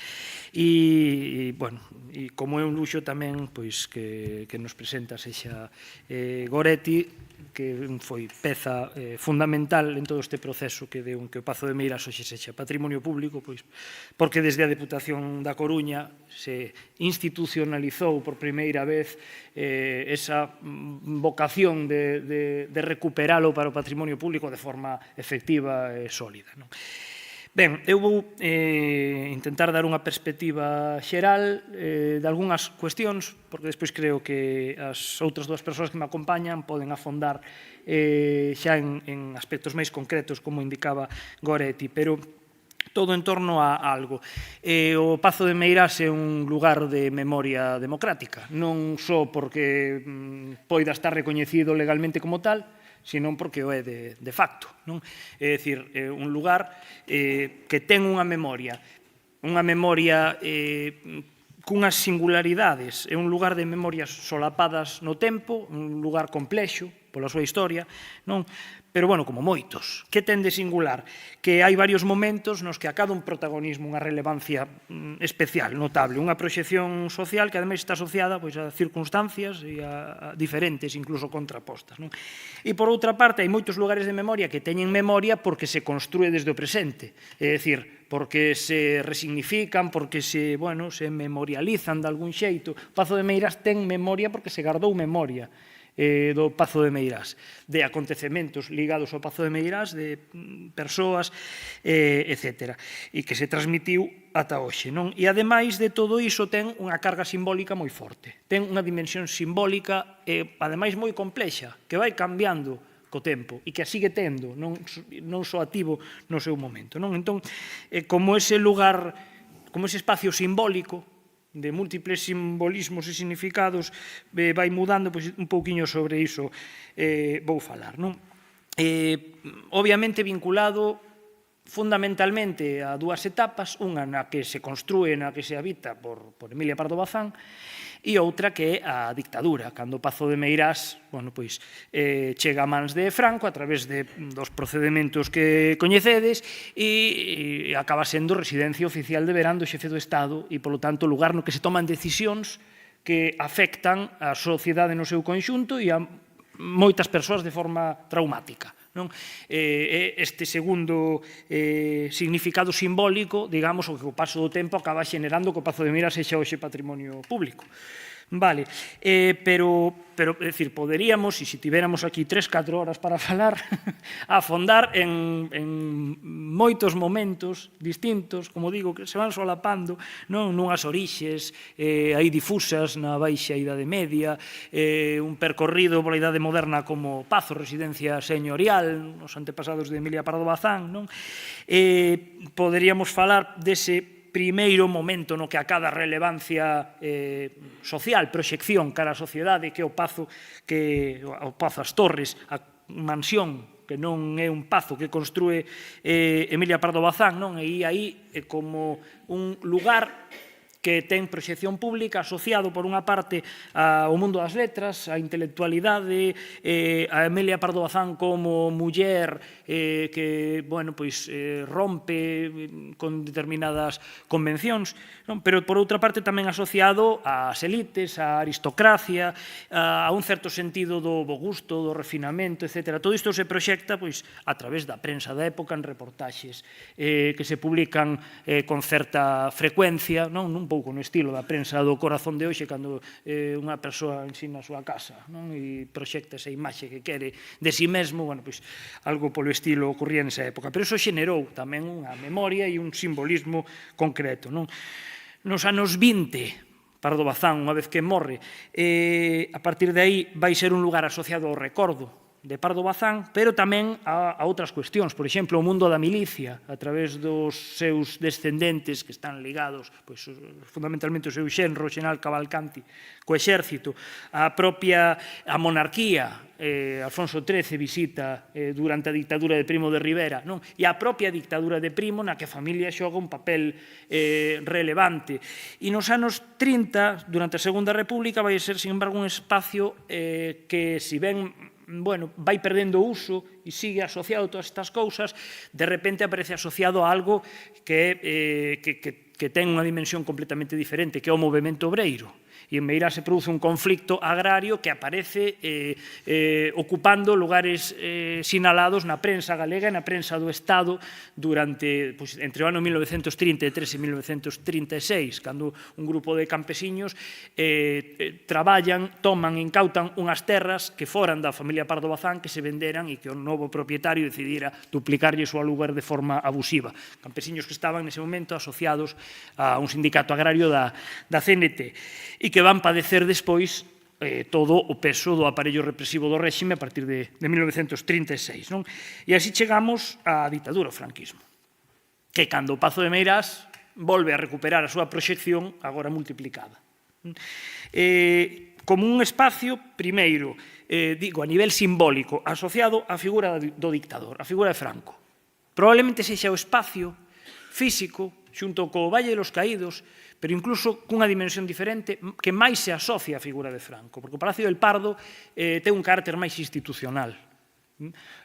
O Pazo de Meirás directamente se asocia porque o réxime quere que se asocie, porque lle interesa, porque compón unha escenografía, el valeroso memorables jornadas, es decir, se está compoñendo todo unha escenografía e casi unha cinematografía ao redor da figura de Franco, e o fondo cal é? O Pazo de Meirás. Vale. Ou, lejos del mundanal ruido, en los remansos de paz, pensando en los destinos de España, encontrará senda escondida y vida descansada el gran capitán de los tercios modernos, que supo vencer en lucha desigual a la fiera apocalíptica alimentada en los antros moscovitas. Ou, moi claro este sentido, un artigo que publicaba un alcalde de Sada que decía: el Pazo del Caudillo, con la majestad de las torres señoriales y el dilatado y frondoso parque, se ofrece a los ojos de los visitantes como un fantástico rompimiento escenográfico. Es decir, como ese lugar no que construir a imaxe que se quere proxectar. Non? Igual que se utiliza para xenerar outra imaxe, a do entusiasmo popular en torno ás visitas do dictador, que pode, se lemos a prensa da época sin componente de aparello crítico, pode proxectar unha imaxe de que efectivamente ese entusiasmo era un entusiasmo real. Por exemplo, cando leemos que el caudillo, desde su salida del Pazo de Meirás, fue objeto de espontáneas manifestaciones de adhesión y cariño por parte de los pueblos y de los campesinos que al paso de su coche saludaban brazo en alto. O los gritos de Franco, Franco, Franco se sucedían ininterrumpidamente. Isto con respecto a un momento no que Franco chega a veranear en Meirás, chega por mar ao Porto da Coruña. Las calles coruñesas aparecieron totalmente engalanadas con banderas y gallardetes. En la mayor parte de las galerías y balcones lucían también colgaduras de los colores nacionales. En la zona de la Dársena y Parrote y Avenida de la Marina, donde iba a ser recibido el Generalísimo, había multitud de mástiles con grandes banderas, enseñas nacionales entrelazadas por cuerdas, colgaduras de los colores nacionales, en las fechas que oportunamente se señalen, es decir, cando se tivera constancia de que iba a chegar Franco. De suerte que no haya una sola casa que carezca de ellas. Transcurrido el plazo señalado, se procederá a recorrer las casas de los vecinos para sancionar a los que no hayan cumplido lo que se ordena. Antes del 15 de julio próximo se procederá por los propietarios de todas as casas mencionadas anteriormente a blanquear las fachadas de las mismas. Pasada la indicada fecha, se procederá a sancionar a los infractores. É dicir, a través da coacción se está convertindo o espacio público e o espacio privado nun plató.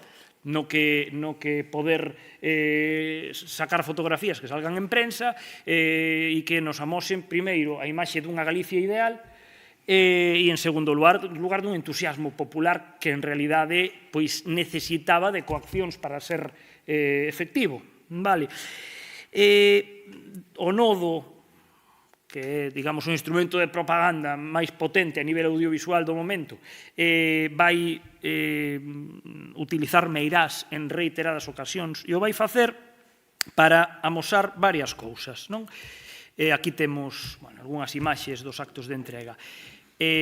Para amosar a Franco, por exemplo, como xefe de Estado, lugar de traballo, a persoa que non descansa nunca, que incluso nas súas vacacións despacha todos os días. Aquí temos ese espazo, digamos, máis público, máis oficial dentro do Pazo. Ou a Franco, como, dentro do que é o nacionalcatolicismo, rezando na capela do Pazo.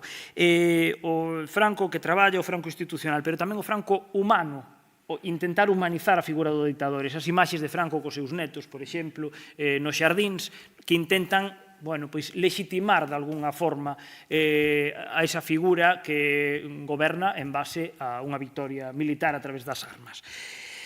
Ben, en paralelo, claro, aparece o contrarrelato, pero o contrarrelato aparece na oralidade ou aparece no exilio, na prensa do exilio, onde se empezan xa a publicar algunhas reportaxes nas que se fala dun regalo forzoso, nas que se fala de toma de terras, de expulsión de persoas que vivían ali, nas que se fala do Pazo como outra cousa. E o Pazo adquire outra dimensión simbólica diferente, non só o Pazo como símbolo en positivo do dictador que vende o réxime, senón o Pazo como símbolo da dictadura, como un réxime represivo e arbitrario. Entón, aí se vai compoñendo unha memoria, que é a memoria dos que padeceron tamén a chegada de Franco a Meirás, das persoas que eran sometidas a vigilancia, encarceladas, das persoas que eran obrigadas a ir a recibir o dictador, das persoas que padeceron as tomas de terras, etc., que non podían expresar ese relato, pero que estaba aí. Chegamos a 1975, tampouco me vou meter moito nisto, porque creo que Carlos o vai abordar despois, non? Chegamos á transición a 1975 e, claro, nos atopamos con esta especie como de duplicidade de memorias, co Pazo con estes valores simbólicos que se contrapoñen. Primeiro, como símbolo do pasado en positivo para as persoas que seguían defendendo a figura do ditador e do seu réxime. E aí vemos, por exemplo, como se siguen os veraneos de Carmen Polo nos anos seguintes aos 75, como aí se producen determinadas visitas, como a do rei Juan Carlos no ano 76, no 75, por certo, o propio rei Juan Carlos lle fai concesión a Carmen Polo do señorío de Meirás, o cal está, en certa medida, perpetuando esa dimensión simbólica ligada á dictadura, non? Porque, ademais, o señorío de Meirás é un título asociado ao propio espazo físico, non? Ben, pero en paralelo, o Pazo de Meirás se convirte no símbolo dunha realidade que hai que superar e que non está superada, o símbolo de impunidade, de determinados elementos do réxime que, a pesar do proceso de transición, siguen impunes, dunha familia que sigue disfrutando de algo que non lle corresponde e que incluso, sí que sigue recibindo atencións que unha familia particular non recibiría. Entón, aparece aí o Pazo como símbolo da falta ou da necesidade dunha ruptura co franquismo que non se producira, porque a transición non é un proceso de ruptura.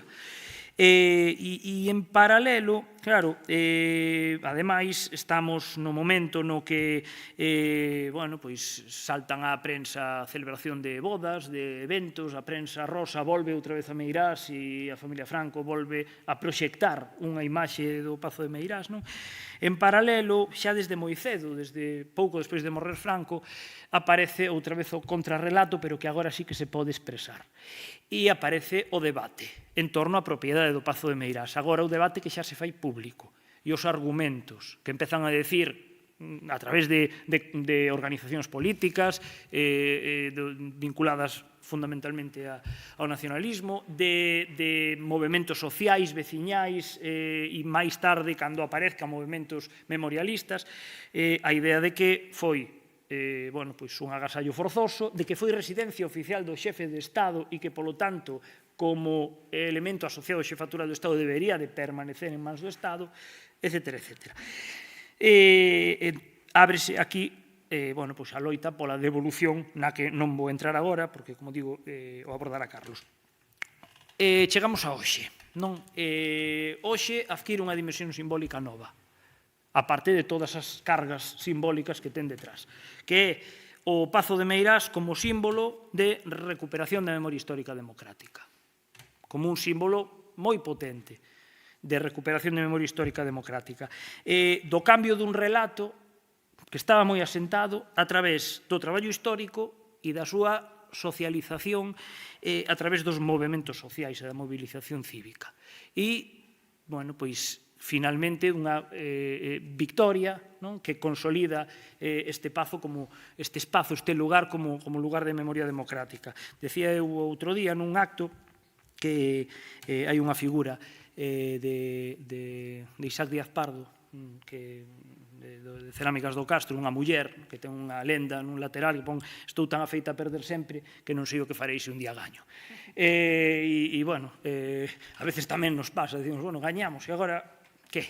Ese é o debate que se abre de cara ao futuro e que hai que abrir e que hai que ver que pasa de aquí en adiante co Pazo de Meirás. Deixo aquí, e despois se hai algo máis que... Ben, así, despois, se queredes, ainda podedes dialogar entre vós, antes agradecese censirse o tempo, imos logo Jesús Sánchez, cando queiras. Non sei se tedes que cambiarvos...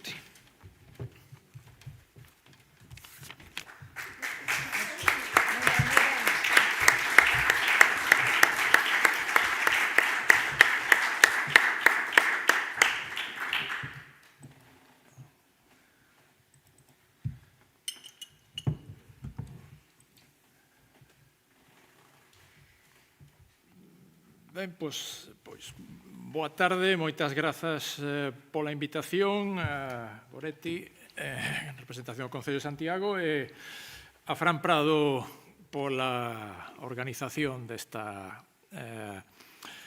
serie de xornadas de memoria, en realidade, e de varias memorias, ademais, non?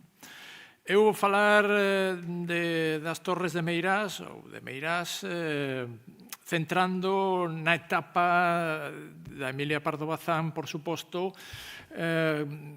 con enfoque como casa de escritora, que penso que é a clave primordial e original para entender o que foron as primeiras capas de significación presentes nesta monumental construcción.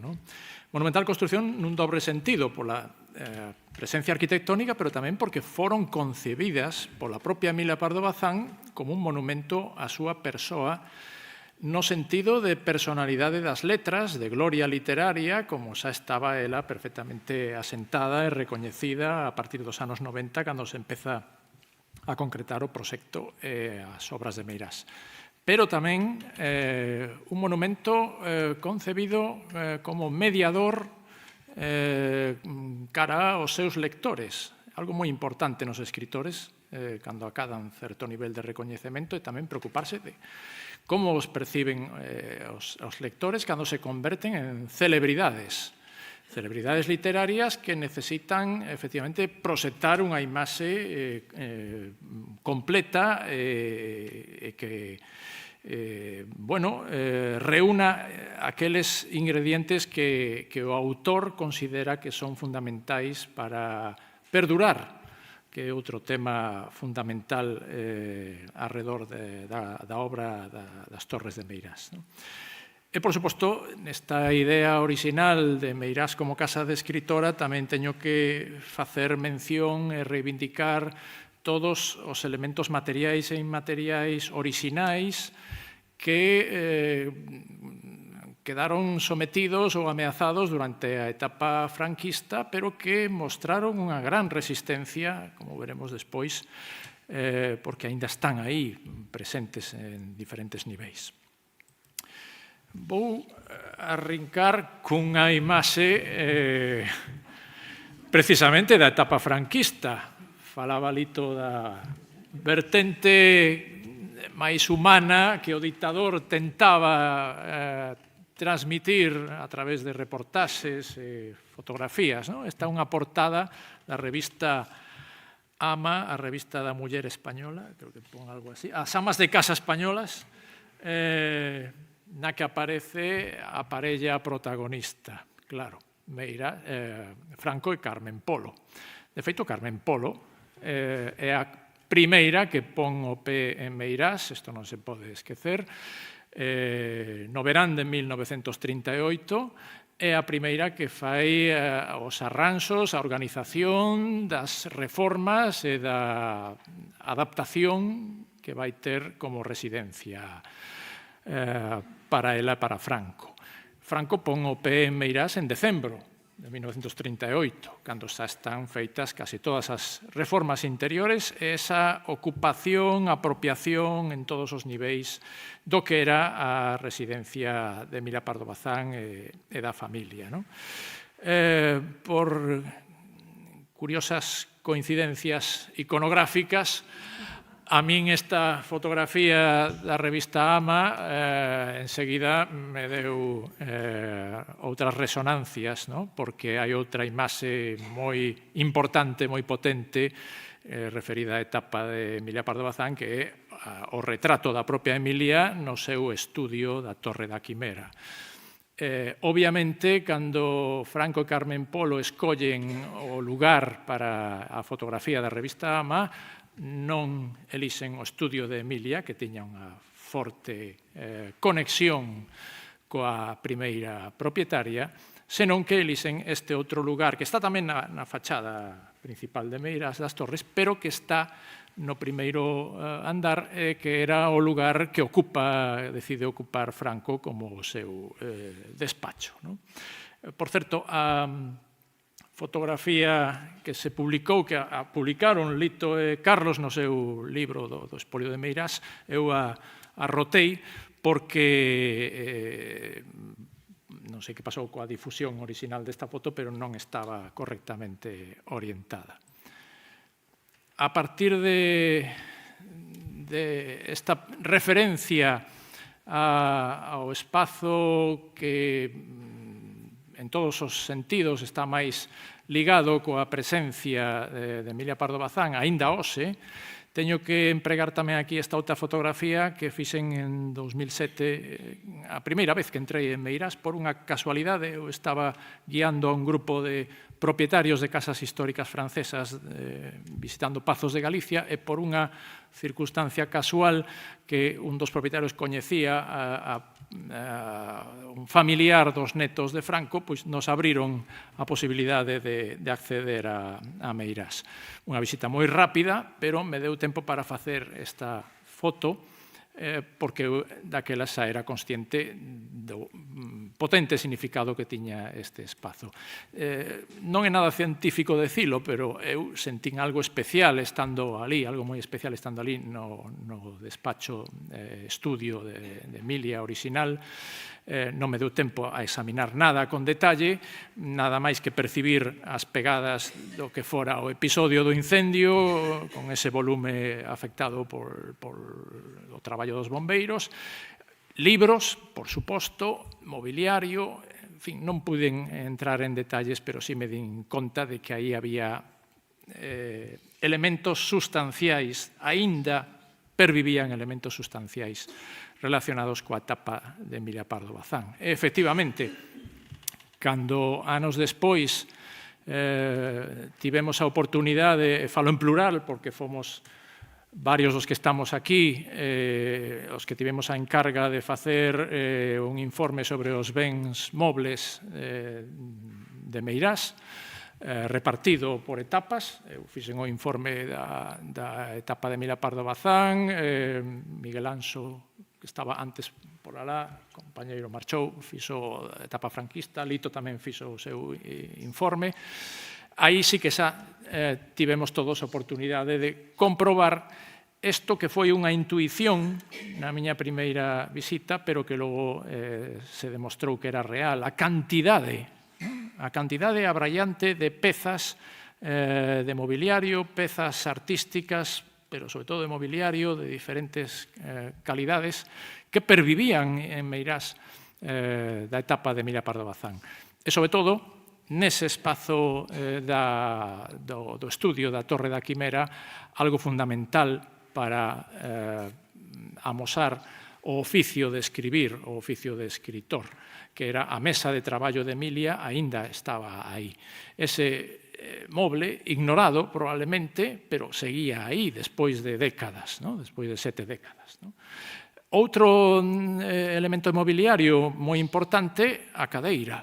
Esa cadeira de estilo español, que se coñecen como jamugas, ese moble típico español do século de ouro, que non estaba, este non se conservaba no estudio da Torre da Quimera, fora levado ao hall, á entrada das torres, aínda anda por ali, está desubicado, pero está. Co cal temos en Meirás dúas pezas de mobiliario moi potentes para falar, como dicía antes, da dedicación de Emilia como escritora, era o lugar onde se sentaba, a mesa onde se apoyaba, como se ve na foto antiga para escribir, pero sobre todo dúas pezas fetiche das máis apreciadas nas casas de escritores de todo o mundo, porque son as pezas que evocan directamente o corpo ausente do escritor, o corpo ausente do escritor.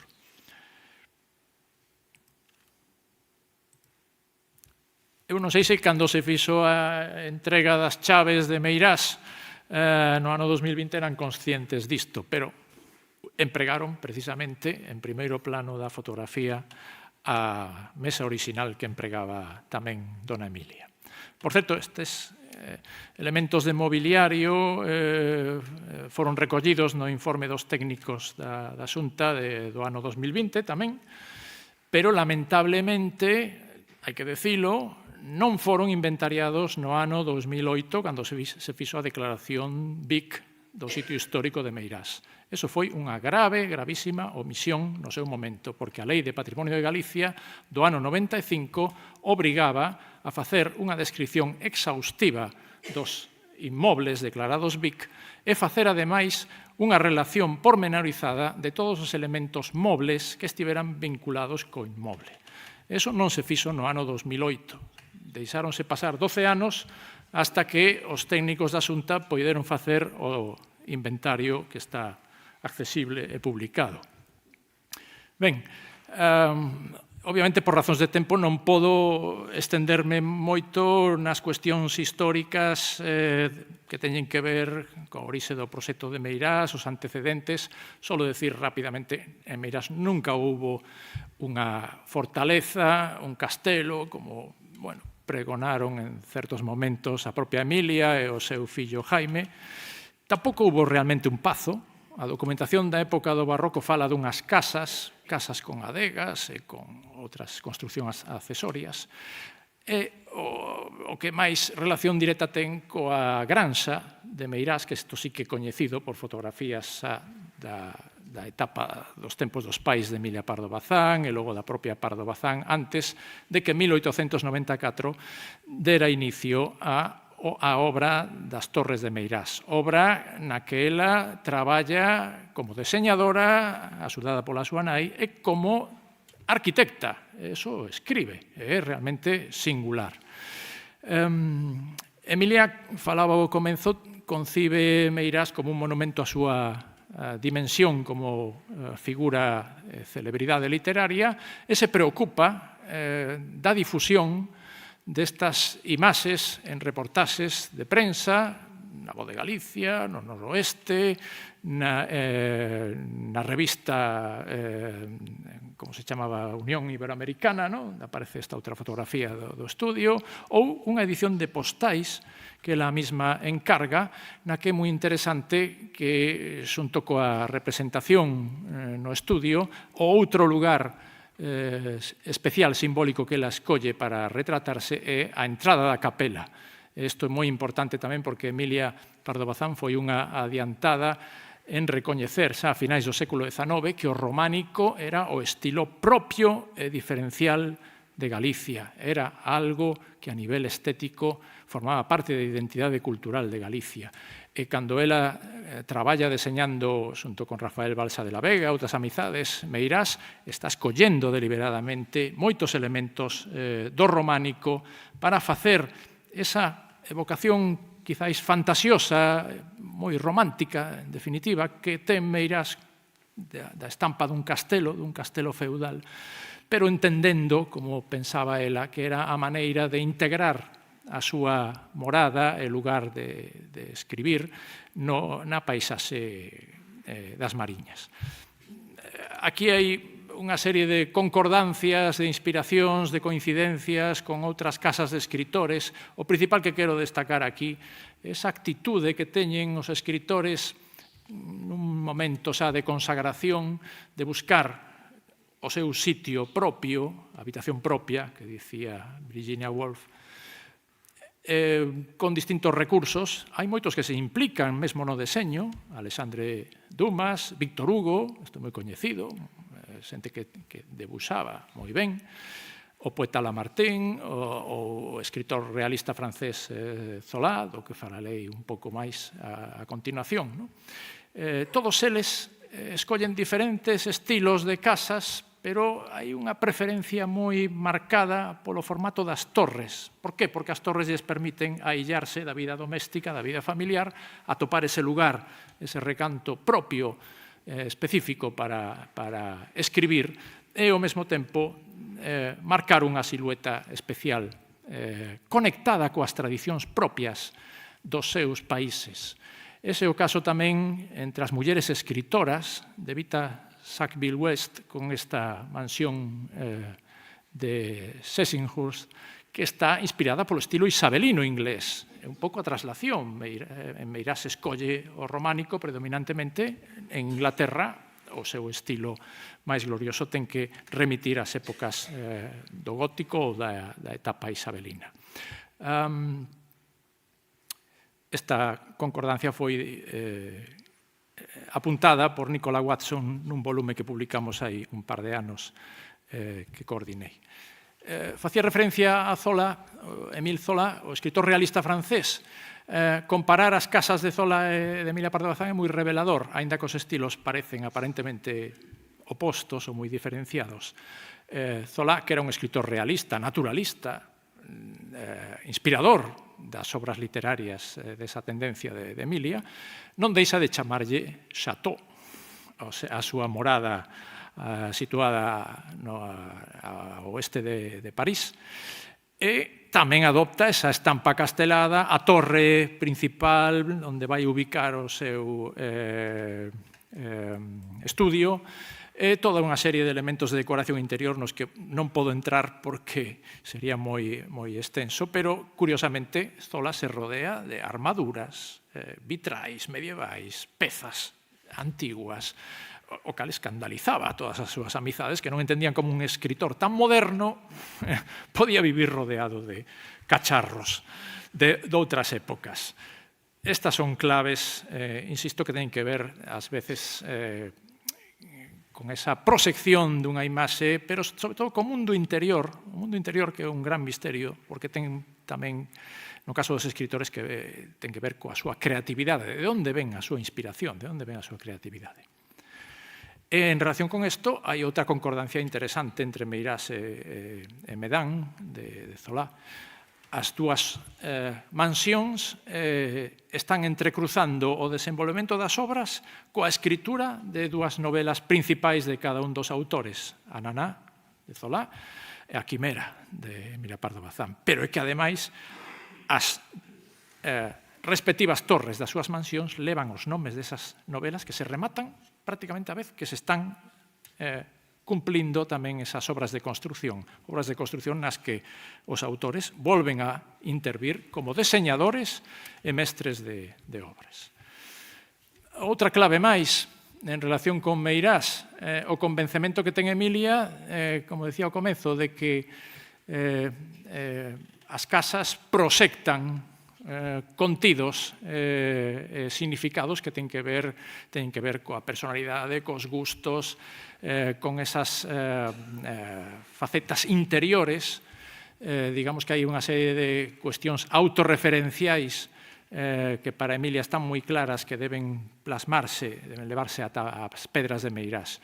Cando ela visita en 1894, xusto antes de comenzar as obras de Meirás, as casas de Menéndez Pelayo e de Pérez Galdós, o seu amigo íntimo amante, ela descubre isto, as casas retratan a fisonomía dos seus donos. Entonces, ela se pon a traballar en Meirás con esa mesma idea de construir un autorretrato estético de quen é ela, de onde ven, pero, sobre todo, as bases da súa gloria e celebridade literaria. Están as obras predilectas nesta ventana do dormitorio, están referencias á inspiración que ela recibe das musas, no balcón das musas, están referencias á mitoloxía, a Atenea, a deusa da sabiduría, das artes, están escritores admirados, sobre todo poetas épicos, Dante, Homero, Hesíodo, e están os símbolos máis personais, está Santa Catalina de Alexandría, esa volta para o interior, para desfrutala, preservala, digamos, das miradas alleas. Está moi orgulosamente arriba de todo o símbolo predilecto de Emilia, esa salamandra quimera, porque en todo caso é un animal mitolóxico para ela, que representa a victoria sobre as paixóns e, sobre todo, o fogo, o lume creativo que está animando a súa creatividade tamén. Sí, estou rematando. Aquí está tamén nas Pedras de Meirás un arco temporal, moi brevemente, dos devanceiros, as liñaxes que confluían nos Pardo Bazán, a homenaxe aos seus pais, e a idea de crear en Meirás non só un lugar para escribir, non só un lugar para os seus libros, senón tamén un panteón familiar. É moi coñecido que está a sepultura deseñada tamén para acoller os restos de Emilia, que nunca chegaron aquí, pero tamén no chan, o que publicamos hai un par de anos, Julio Vázquez e máis eu, está a losa para a sepultura do pai, do avó, o panteón familiar que tamén iba a acoller a Capela de Meirás. Remato coa conversión das Torres de Meirás en Pazo, como se aquelo fora un destino, un designio da historia inevitable, case providencial tamén, non?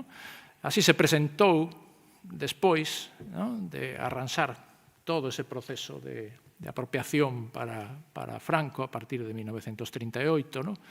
Aquí hai algunhas mostras coa insistencia, non, de que, bueno, o destino de Meirás parecía apuntar, en definitiva, a caer nas mans do caudillo.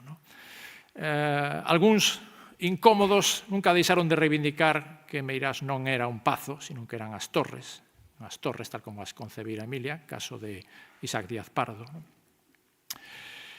E remato con algunhas cuestións de pezas que temos pouca información, que estaban na etapa de Emilia, pero que están hoxe en paradeiro descoñecido. Ese pano co símbolo da quimera, da salamandra da quimera que lle regalou Blanca de los Ríos.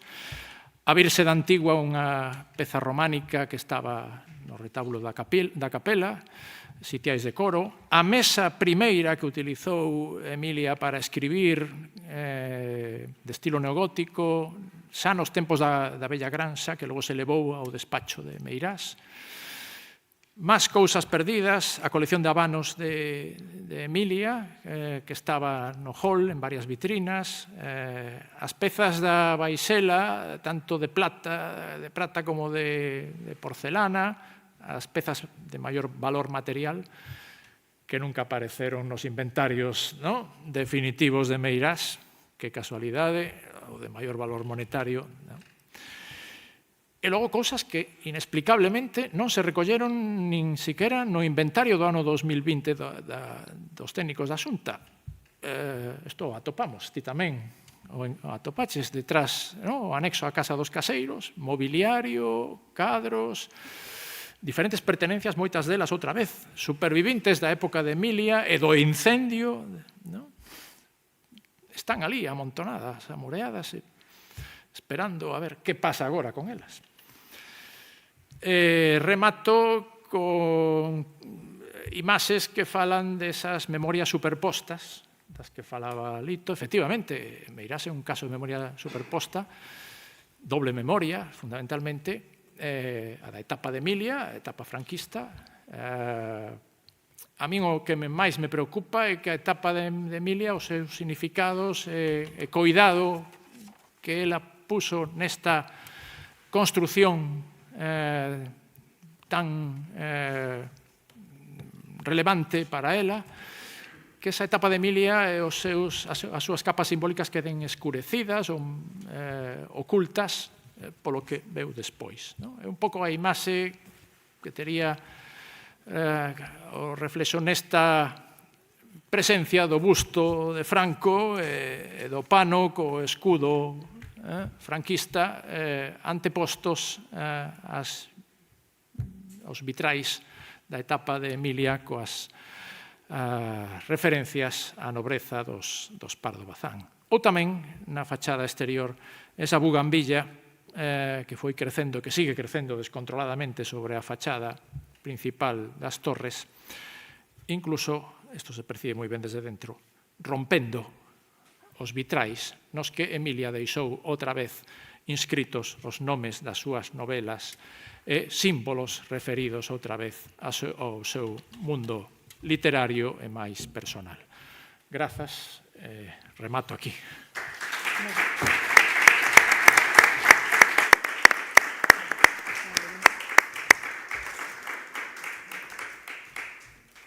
Ben, pasamos logo xa á intervención de Carlos Babío, en canto cambien aí de ordenador.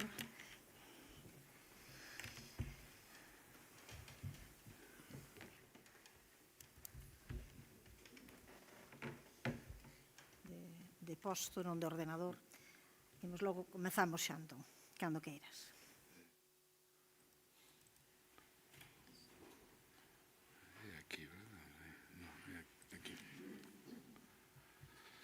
Ben, pois, repetir o agradecemento ao Concello de Santiago, ao Goretti, que tanto coñece esta temática do Pazo de Meirás cando na súa etapa de vicepresidenta da Deputación e ben coñece pois que detrás desta loita para a recuperación do Pazo de Meirás hai tres piares sobre a reivindicación que non se entendería conseguir o que se conseguiu, que este proceso rematara en riba da mesa dunha xuiza, neste caso, de Marta Canales en primeira instancia, que foi a reivindicación, a mobilización constante, a cada paso, desde a morte de Franco, máis organizada, máis numerosa, acompañada, de eso que comentou antes Goretti, de un proceso de investigación longuísimo, complexo, de visita e de revisar un senfín de arquivos que nos permitiu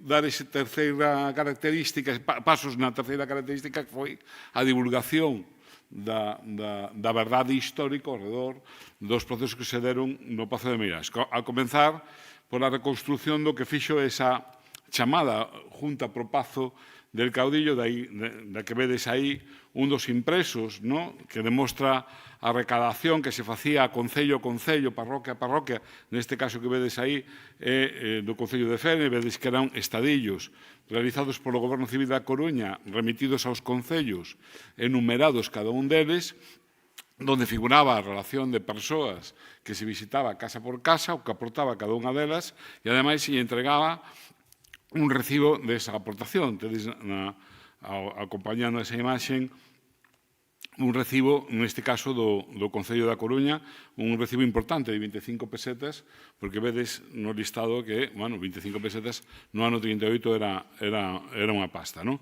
que ten que ver ca recuperación, documentación do Pazo de Meirás foi moitísima que recabamos, non? Entre elas, escollín este, pero podíamos escoller un senfín de documentos relativo a este, e ten a súa importancia porque é un informe dun teniente coronel no ano 1939 que fai un chamado de atención ás autoridades franquistas da época. É un señor, como digo, un teniente coronel que ven inspeccionar o Goberno Civil da Coruña as estancias franquistas na cidade da Coruña, do seu proceder, non? E chama a atención o que están facendo ao redor do Pazo de Meirás, non? Como están recaudando fondos e os abusos que están cometendo e que iso pode prexudicar a imaxe do réxime franquista e chama a atención ás altas instancias pensando que Franco non estaba detrás da operación, que efectivamente, como logo vimos en todo o proceso, Franco estaba detrás da operación. Bueno, como Goretti me vai a meter caña, fai ben, porque do que se trata de establecer aquí un coloquio, quero falar da sentencia, é dicir, do proceso judicial, e realmente onde están as claves que permiten que o Pazo de Meirás hoxe sexa patrimonio público. E, basicamente, hai un senfín de características, pero hai dúas características fundamentais, algunha xa se apuntou aquí na mesa, como foi o tema desas escrituras simuladas, que se demostrou no xuizo. Digo escrituras, porque o Pazo de Meirás vendeuse entre o 38 e o ano 41 dúas veces. É dicir, nadie que quera vender unha casa a vende dúas veces a mesma persoa, no momento que a vendes unha vez, pois xa non é túa, non? Pois o Pazo de Meirás vendeuse dúas veces. A primeira delas, tedes aí a escritura, que foi difícil dar con ela, non? Hubo un proceso aí tremendo, que logo no coloquio, se queredes, podemos comentar, para dar con esa escritura do ano 38, porque efectivamente era a escritura que quixo agochar por baixo 1000 chaves o franquismo e que nunca existira, non? Porque, como vedes, é unha escritura na que participa a 5 de agosto de 1938, a quen era en aquel momento a suposta propietaria do Pazo de Meirás, que era Manuela Esteban Collantes e Sandoval, a viúva do fillo de Emilia Pardo Bazán, Jaime Quiroga de Pardo Bazán. Tamén actúa Blanca Quiroga, María de las Nieves e Pardo Bazán, filla de Emilia Pardo Bazán, por outras circunstancias, porque outras propiedades vanse a transmitir nese momento a Franco en Meirás. E, por outra banda, actúa unha delegación desa Junta pro Pazo de Caudello, na que estaba Pedro Barría de la Maza, Rafael del Río, que era outro banqueiro da cidade de Coruña, e Alfonso Molina Brandao. Por certo, salieron os mesmos persoeiros, non, que saliron na Casa Cornide, non? Como vedes, representando esa Junta pro Pazo del Caudello, que non tiña personalidade xurídica, é dicir, estaban representando a unha Junta que nomeara o Goberno Civil da Coruña, pero non tiña ningún tipo de capacidade de facer actos xurídicos como é este caso, non? Aí vedes a Alfonso Molina, a Pedro Barría e a Franco no propio Pazo de Meirás na época, non? A cantidade que se pacta é de 406.346 pesetas e 20 céntimos, e o fin de mercar esta propiedade é que sexa doada, regalada al generalísimo e jefe del Estado Nacional. Esta é a razón pola que, claro, evidentemente queren fazer desaparecer a escritura, porque se fora un agasallo a xefatura do Estado, pois evidentemente era un ben público a todos os efectos, non? Pero que, ademais, hai outra característica. Manuela Esteban Collantes, que actuaba como propietaria, en ese momento tampouco era propietaria do Pazo de Meirás, porque outra das características que ten ser propietario é, cando te chega algo por herdanza, é aceptar previamente esa herdanza, ir ao notario a tomar posesión do ben. Como vedes, ela faino despois, en 1940, non? Por lo tanto, esa escritura na sentenza nas tres sentencias que existen é declarada nula a todos os efectos porque non ten as mínimas condicións. Pero esta escritura que fan desaparecer, en 1941 retoman novamente a compra-venda e como se non existira esa escritura que vos acabo de comentar, fan outro procedimento diferente ao anterior. Nesta ocasión, o que van facer levar outra vez a Manuela Esteban Collantes, desta volta así, co Pazo de Meirás aceptado como propiedade, e Franco a través de Pedro Barría de la Maza con un poder notarial para facer unha simple compra-venda. Nesta ocasión, como vedes, por 85.000 pesetas de época. O sea, antes, no 38, valía 400 e pico mil, ahora 85.000 pesetas. Evidentemente, o xulgado, como ben comentou antes Goretti, declarou esta escritura nula de pleno dereito e unha simulación dunha compraventa que xamais existiu. Por lo tanto, estamos ante unha situación na que o xulgado anula a primeira das escrituras, anula a segunda das escrituras, e, claro, se non existiron actos xurídicos, o Pazo de Meirás tiña que volver a Manuela Esteban Collantes, non? É dicir, desfeito todo o tinglado das escrituras, é porque non volve a Manuela Esteban Collantes, porque non volve outra vez a familia Emilia Pardo Bazán. Bueno, pois pola razón que tamén apuntou antes Lito na súa intervención, que é a característica fundamental porque as torres volven ao espazo público, que o uso do Pazo de Meirás como residencia oficial da Xefatura do Estado e a todos os efectos o Estado realizou unha figura xurídica que se chama usucapión extraordinaria, que é o uso disfrute pacífico por un espazo igual ou superior a 30 anos como residencia oficial, en este caso, da Xefatura do Estado. Como vedes, se celebraban consellos de ministros, recepciones oficiales, todas as características propias dunha residencia oficial, no que, ademais, se cargaban todos os gastos ao Estado. É dicir, como vedes, Lito coñece a documentación, este usou un pequeno, un cativo exemplo da cantidad de documentos que existen que demostran que existían apuntamentos constantes de todos os gastos relativos tamén ao orzamento, como residencia de verano na Intendencia da Casa Civil de Sustancia Jefe de Estado, que era, digamos, a estancia que xestionaba os bens da Xefatura do Estado, que podía ser, hoxe, para entendernos, un similar á Casa Real Española. É dicir, non solamente iso, sino que os ministerios, a través da Comendancia de Obras, a través de toda a estrutura de Estado, incluso da propia Diputación da Coruña, do Concello da Coruña, derivaban todo tipo de recursos públicos ao Pazo de Meirás. Esa é a característica principal porque o Pazo de Meirás pasa ao patrimonio público. De feito, a primeira grande victoria que tivemos no primeiro dos recursos que presentan os Franco é que eles xa non dan por feito que efectivamente as escrituras, tanto do 88 ou do 41, son nulas. Eles van recoñecen que efectivamente eso foi unha chanfonada, e van a pelear a usucapión extraordinaria. Eles cuestionan a usucapión extraordinaria porque eles din, non, o Estado sucapiou, efectivamente, a Xefatura do Estado hasta 1975, pero despois sucapiámoslo nós. Logo os ocupas fomos nós, non? A primeira das grandes batallas judiciais gañámola xa ali, ainda que logo hubo que recurrir, é dicir, presentar recursos e dar batalla tanto na Audiencia Provincial como no Tribunal Supremo.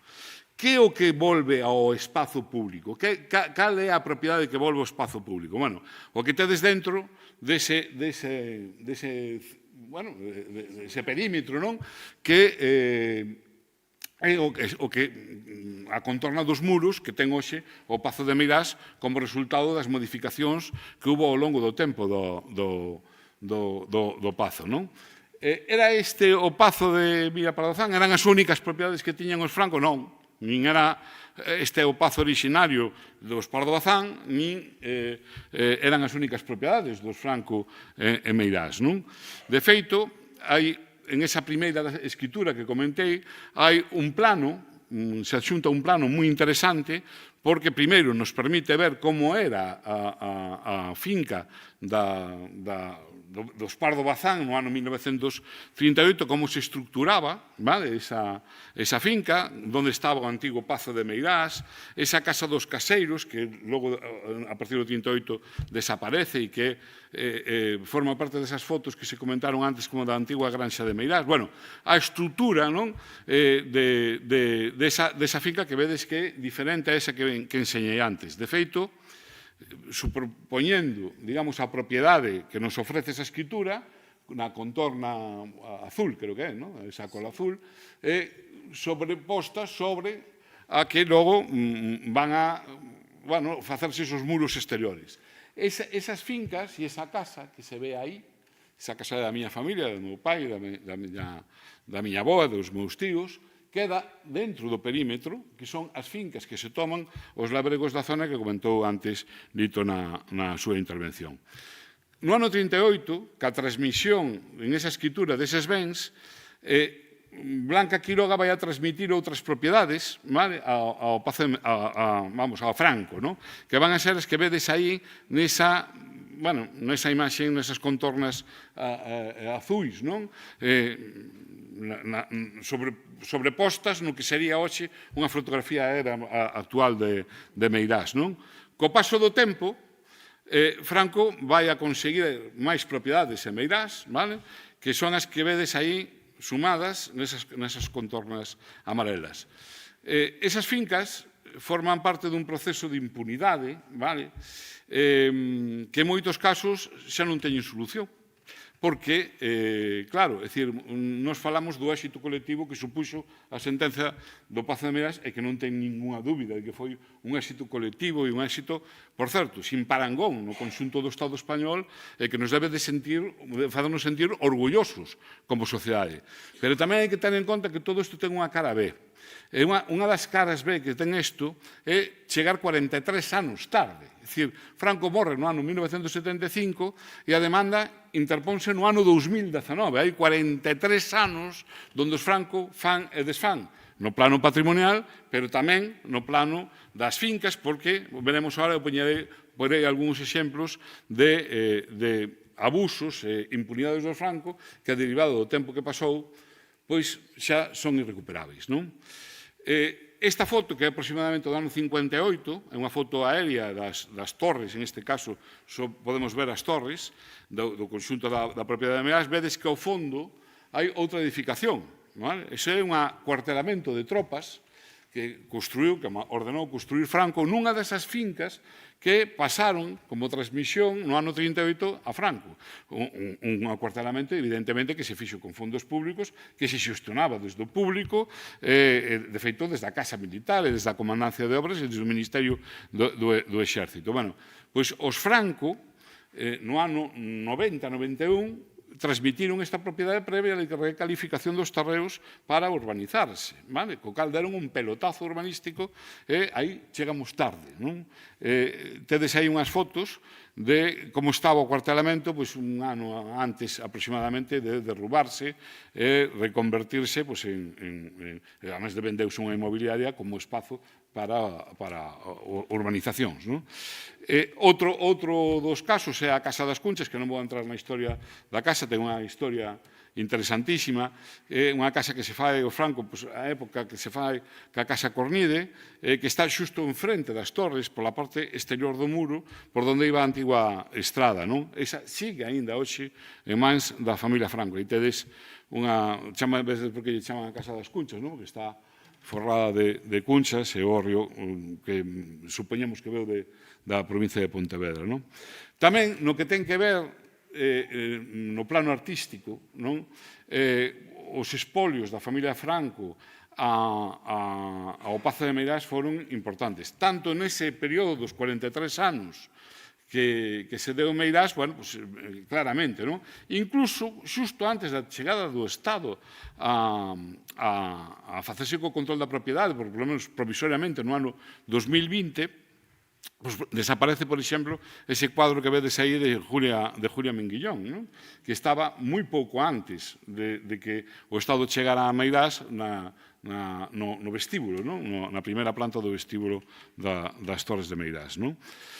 Tamén hai noticias boas, é dicir, paralelamente á recuperación do Pazo de Meirás, cando menos elementos expoliados polo franquismo durante a etapa franquista pasaron tamén ao espazo público, entre eles un moi singular, que chama a atención das visitas cando van a Meirás e ven elementos dispostos polos xardíns do Pazo de Meirás. Aí tedes unha vista, unha imaxe antigua da Torre de Daña, do Pazo de Dodro, no Concello de Dodro, onde podedes ver elementos desa balustrada dispostos nos xardíns do Pazo de Meirás que Franco ordenou desmontar pedra a pedra, elemento a elemento, e trasladalo aos xardíns do Pazo de Meirás.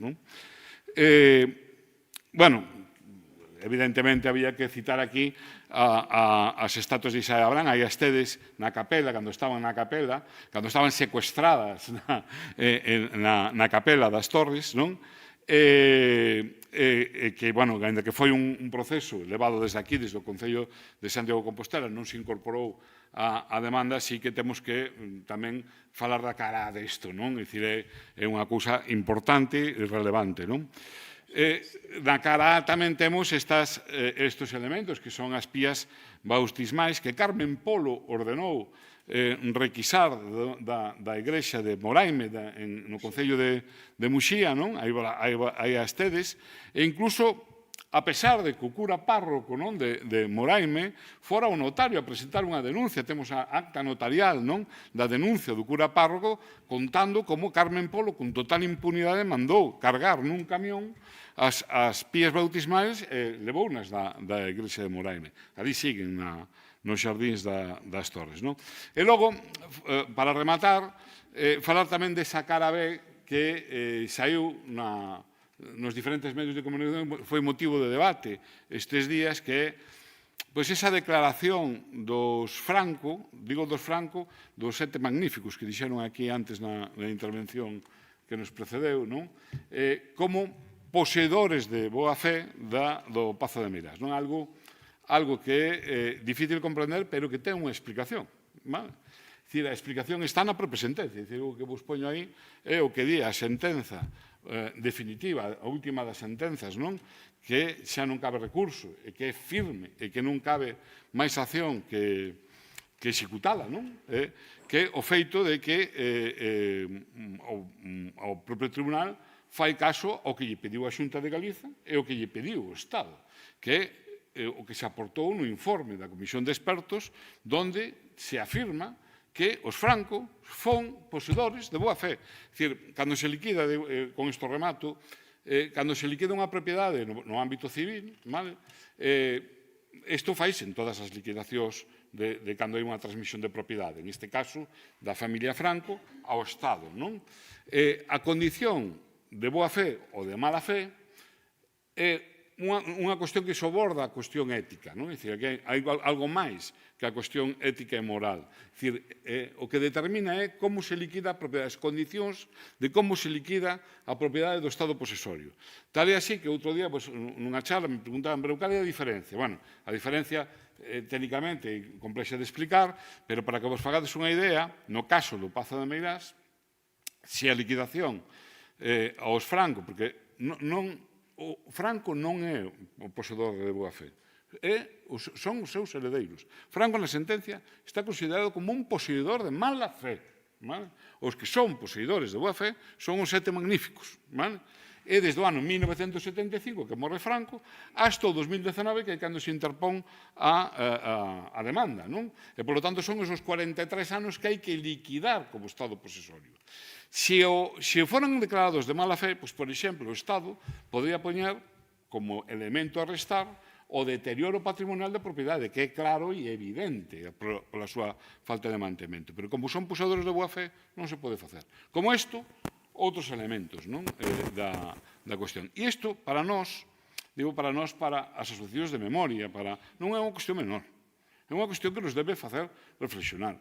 Porque era totalmente innecesario por nun informe xurídico que lles regalamos a condición, sin pelear, lles regalamos aos 7 magníficos a condición de poseedores de boa fe. Nada máis e moitas grazas.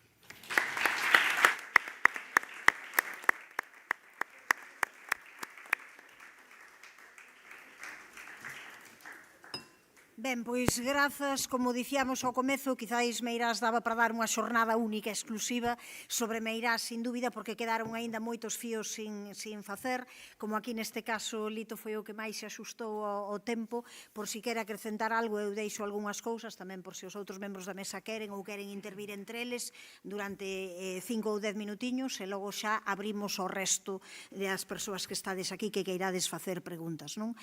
Por un lado, faltaría, porque se explicou moi ben a simboloxía xeral, o que significou históricamente o tema da sentenza, pero faltaría por ver, claro, por que se conseguiu isto desde o seu inicio, cando cambiou todo. Claro, foi absolutamente imprescindible, aínda que fose feita con algún erro, non todo é perfecto, pero que no seu momento o Concello de Sada, dirixido naquel momento por Abel López Soto, presentase a posibilidade de que fose declarado BIC, porque nese momento, en etapas do goberno bipartito, cando se lle deu por parte da Consellería de Cultura a declaración BIC, a partir de aí tiveron a obriga de abrilo.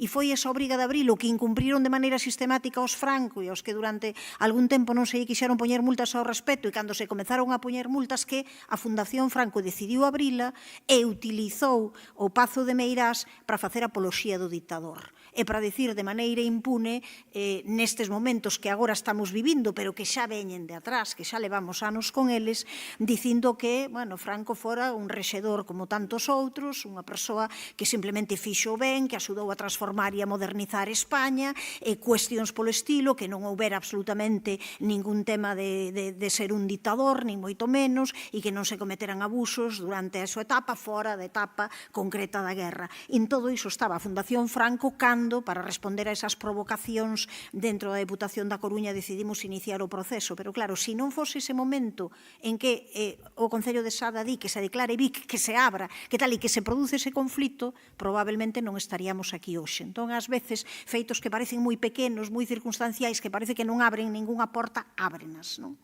Entón, eu tamén quixera, non, por que comentarades un pouco, non, como vedes vos, non, ese tema de si é importante e necesario que ese xa un espazo de memoria para o futuro, un espazo de memoria onde se conte como se recuperou, como se fixo e onde a xente nova saiba realmente outro relato, porque a verdade é que é terrível, non?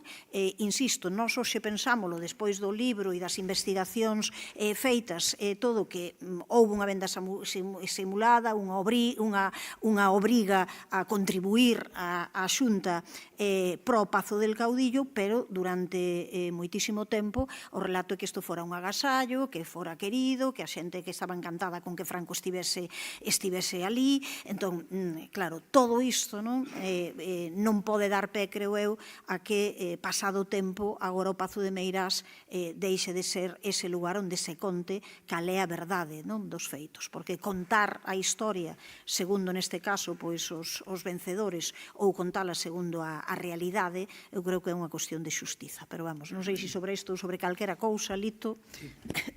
Sí, varias cuestións. Bueno, con respecto ao do BIC, non? Bueno, Carlos poderá falar disto porque formou parte daquel goberno municipal, pero ainda que tampouco sexa agora unha cuestión a tratar en profundidade, sí que sería, creo que é moi significativo saber en que condición se levou a cabo ese proceso de declaración do Pazo de Meirás como BIC, que non son as condicións de hoxe. É dicir, os técnicos da Xunta entraron con orde xudicial dentro do Pazo de Meirás e creo que votaron unha mañá no Pazo de Meirás para facer ese traballo de informes, é dicir, que viñamos dese escenario, co cal era moi difícil mover nada e a declaración BIC supuxo comezar a andar en moitos sentidos. Con respecto ao que dicía Goretti un pouco en clave de futuro, eu creo que sería inconcebible que no Pazo de Meirás, na resignificación que se faga, que non se teña en conta que o Pazo de Meirás é un lugar de memoria democrático profundamente asociado á ditadura, e que se hoxe é patrimonio público é por iso. E se houve un proceso de reivindicación, de reclamación e unha demanda, pois é por iso. Pero porque, ademais, é dicir, se non se ten en conta ese pasado vinculado ao réxime non se comprende hoxe o que é o Pazo de Meirás. Non se comprende nin sequera desde o punto de vista patrimonial, tangible, material.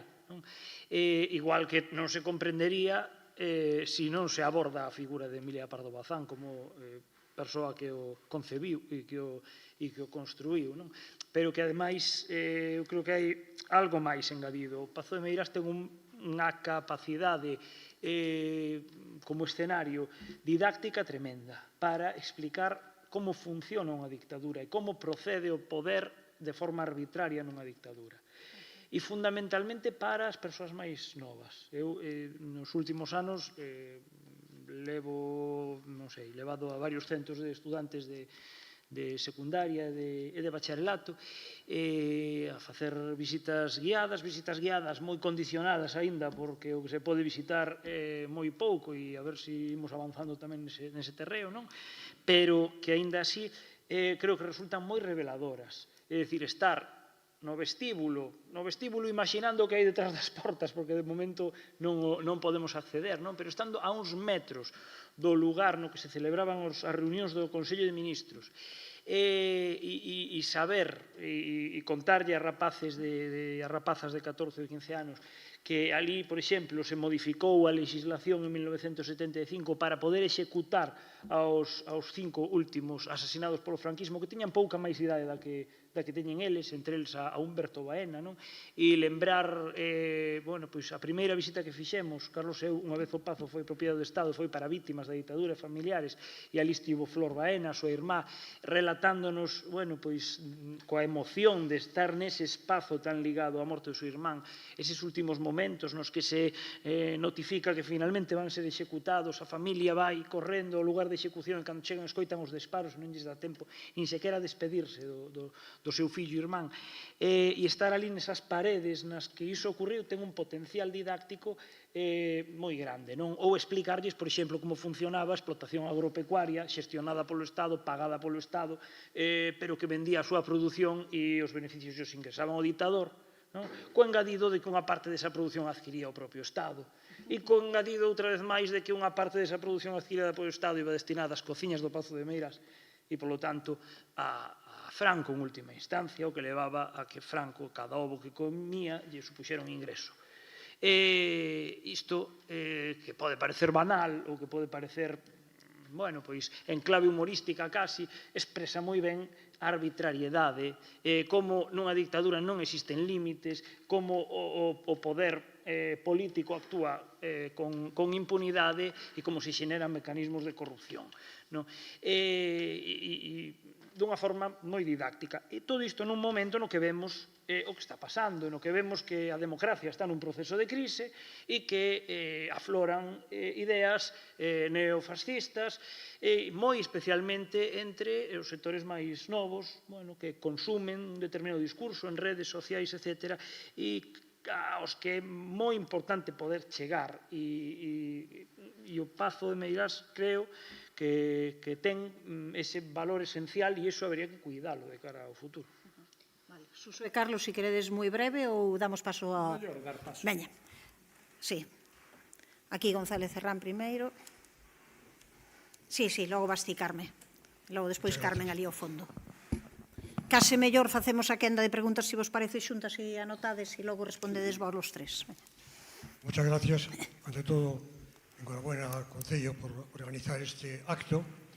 Quiero mencionar un par de cosas. La primera, que podría parecer una enmienda a la totalidad, pero no es tan grave. Yo quisiera que dejásemos de decir el Pazo de Meirás. Yo cuando alguna vez me refiero a esto, lo denomino el mal llamado Pazo de Meirás. Es significativo, y eso no va en contra de los otros intervinientes, que el profesor Jesús Sánchez, he estado muy atento, ni una sola vez ha empleado la expresión Pazo de Meirás. Ha repetido sistemáticamente Torres de Meirás o, en algún momento, Granja de Meirás. Doña Emilia, que era muy vanidosa y pedante, pero era rigurosa históricamente, nunca llamó ni hubiera llamado Pazo a eso, porque eso ella sabe lo que eran pazos. Fueron los que para mejorar el regalo les pareció que era mejor llamarlo aquello Pazo que llamarlo Torres. Puede ser una minucia, pero yo espero que así como después de estas jornadas esos dos santos dejen de llamarse Abraham e Isaac y se denominen como tienen que denominarse, y menciona el profesor Prado Vilar, dejásemos de referirnos al Pazo de Meirás. Decir Pazo de Meirás es reivindicar a Franco, así de claro. Llamémoslo como su propietaria lo llamó. Granja, a Franco le parecería muy poco, ya que hablen menos, o Torres de Meirás. Y la segunda cuestión, que es, digamos, más trascendente que esa otra, que puede ser una minucia, yo estoy muy de acuerdo con la última expresión de mi colega, el profesor Sánchez. Me preocupa, como pardobazanista que me declaro, no partidario, sino estudioso, me preocupa que la memoria de Franco usurpe la memoria de Pardo Bazán. No estoy de acuerdo, y nos conocemos desde algún tiempo, con el colega con que es el lugar más vinculado al franquismo. Sin duda alguna, el Pardo es el lugar emblemático.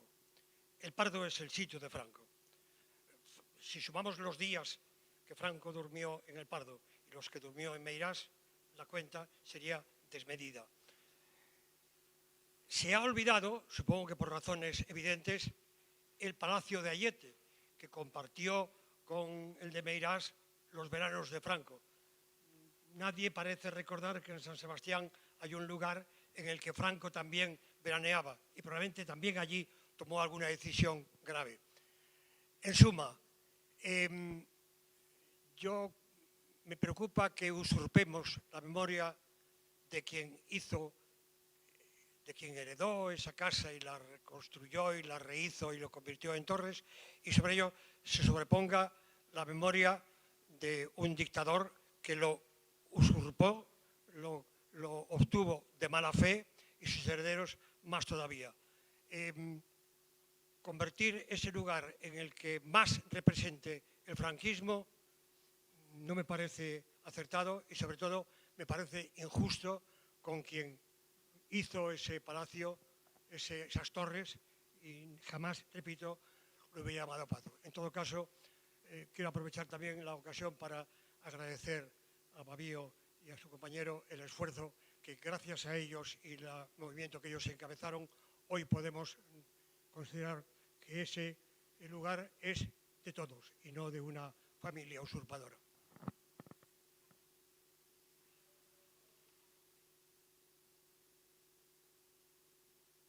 Bueno, por diante as gracias e que outros concellos cundo exemplo de que vayamos conocendo a nosa historia máis reciente, máis dura, e máis a outra, que non é tan dura, pero todas. Dentro deso, en canto ao ensino, non hai duda que había que facelo, pero non só dese espacio, sino de todo o conxunto que repercute en Galicia, porque só facelo deso queda coxo, non?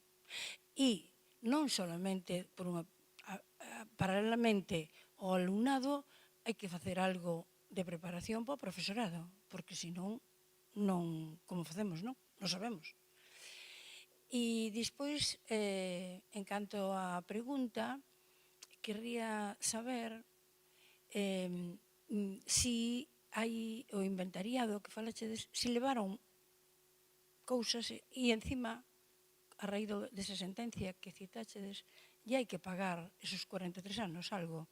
Como está ese tema? Gracias. Vale, aquí diante.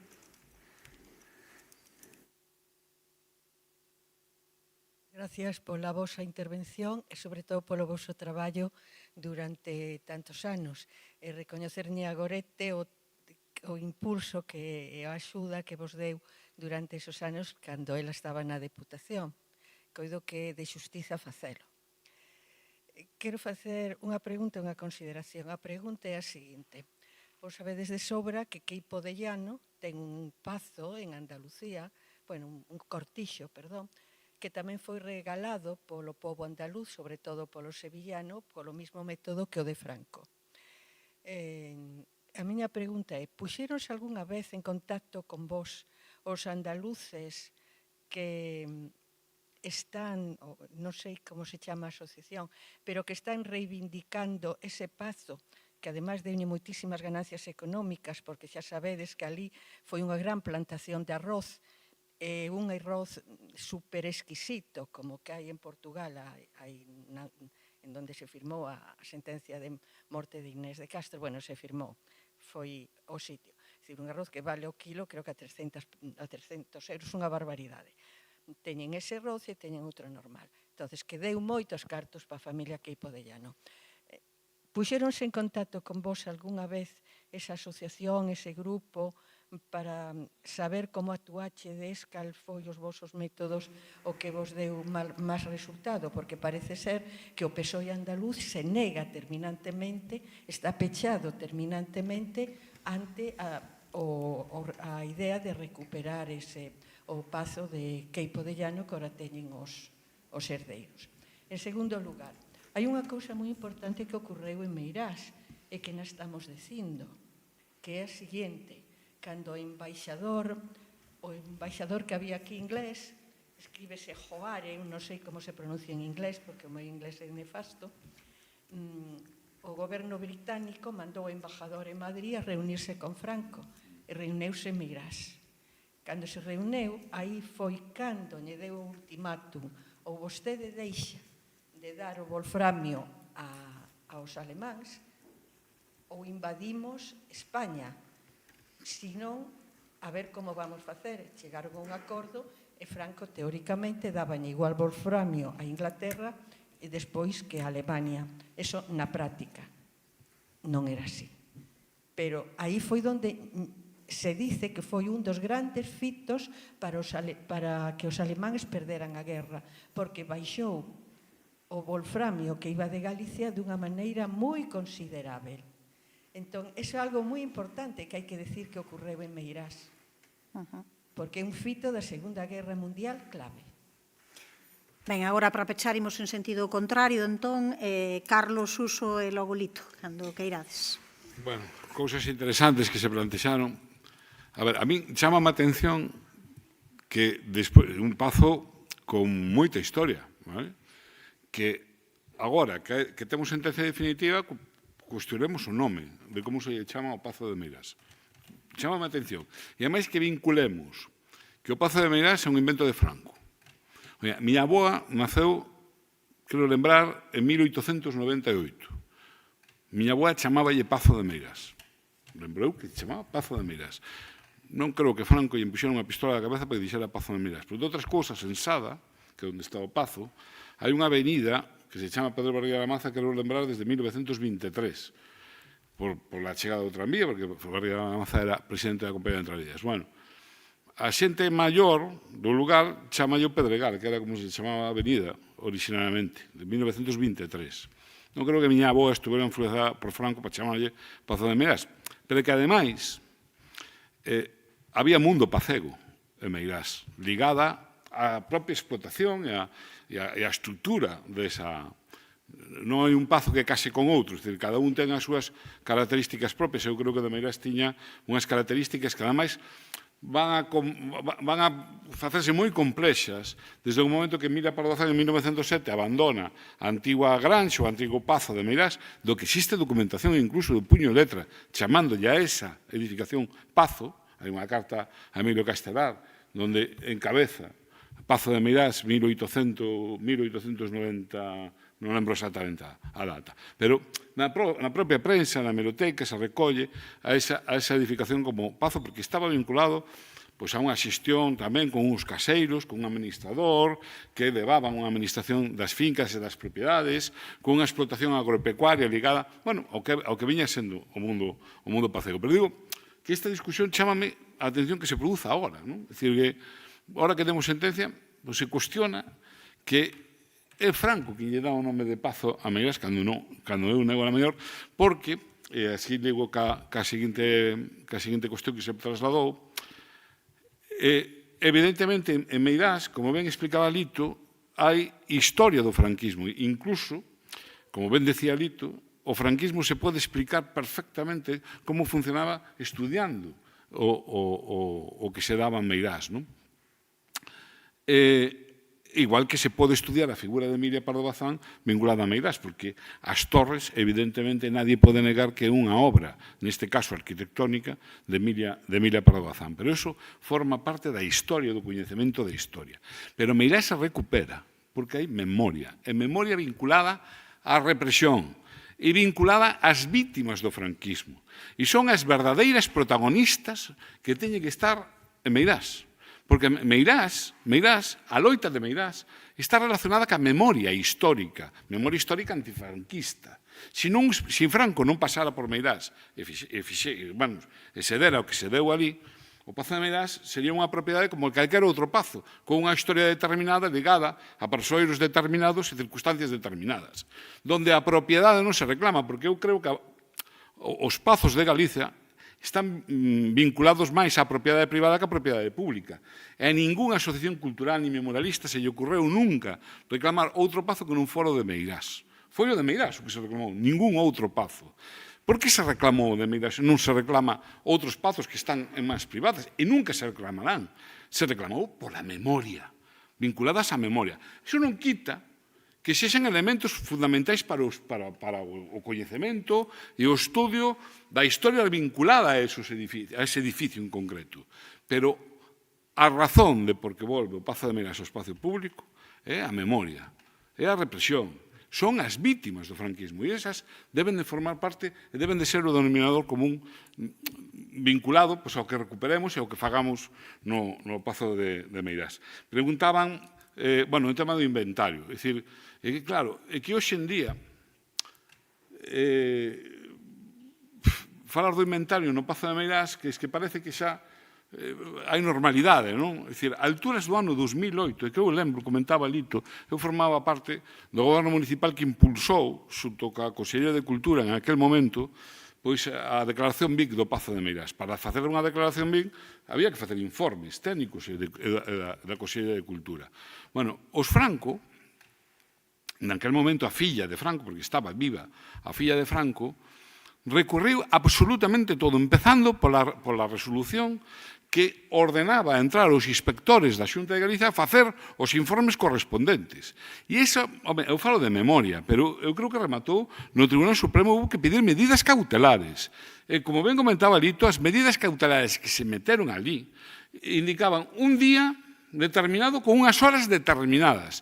E foi o tempo que lles deu os técnicos da Xunta a facer o informe, porque entraron con unha orden xudicial pautada e limitadísima. E logo, hai unha coacción do procedimento, chegou ao Tribunal Supremo. A resolución chegou ao Tribunal Supremo. O procedimento foi terrorífico desde o punto de vista da loita, porque, como ben decían os Franco nos seus recursos, estos que andan a buscar a propiedade, non andan a buscar a protección do ben. Efectivamente, era un paso previo á reclamación do Pazo de Meirás. E para rematar o de Gambogaz, efectivamente, o asociacionismo andaluz, memorialista, puxos en contacto con nós. Eu estuve en Sevilla con eles nunhas xornadas sobre Gambogaz e, efectivamente, ten paralelismos evidentes co tema do Pazo de Meirás, ten diferencias, evidentemente. Estas cuestións que vos dixen das escrituras e da xefatura do Estado non se dan en Gambogaz, danse outras características diferentes, de abusos e de represión, pero, claro, como ben se comentou aquí na mesa, a reclamación de Meirás estaba vinculada a esas tres patas. Reivindicación constante, investigación e coñecemento, divulgación do que realmente pasou, e en Gambogaz, en Meirás, o Estado entra porque hubo personas como Goretti que pelearon, hubo asociacións que pelearon, en Gambogaz falta investigación, falta, digamos, elementos para que o Estado tome en serio, porque é que o que di o Boletín Oficial do Estado ao respecto da recuperación de Meirás é falso.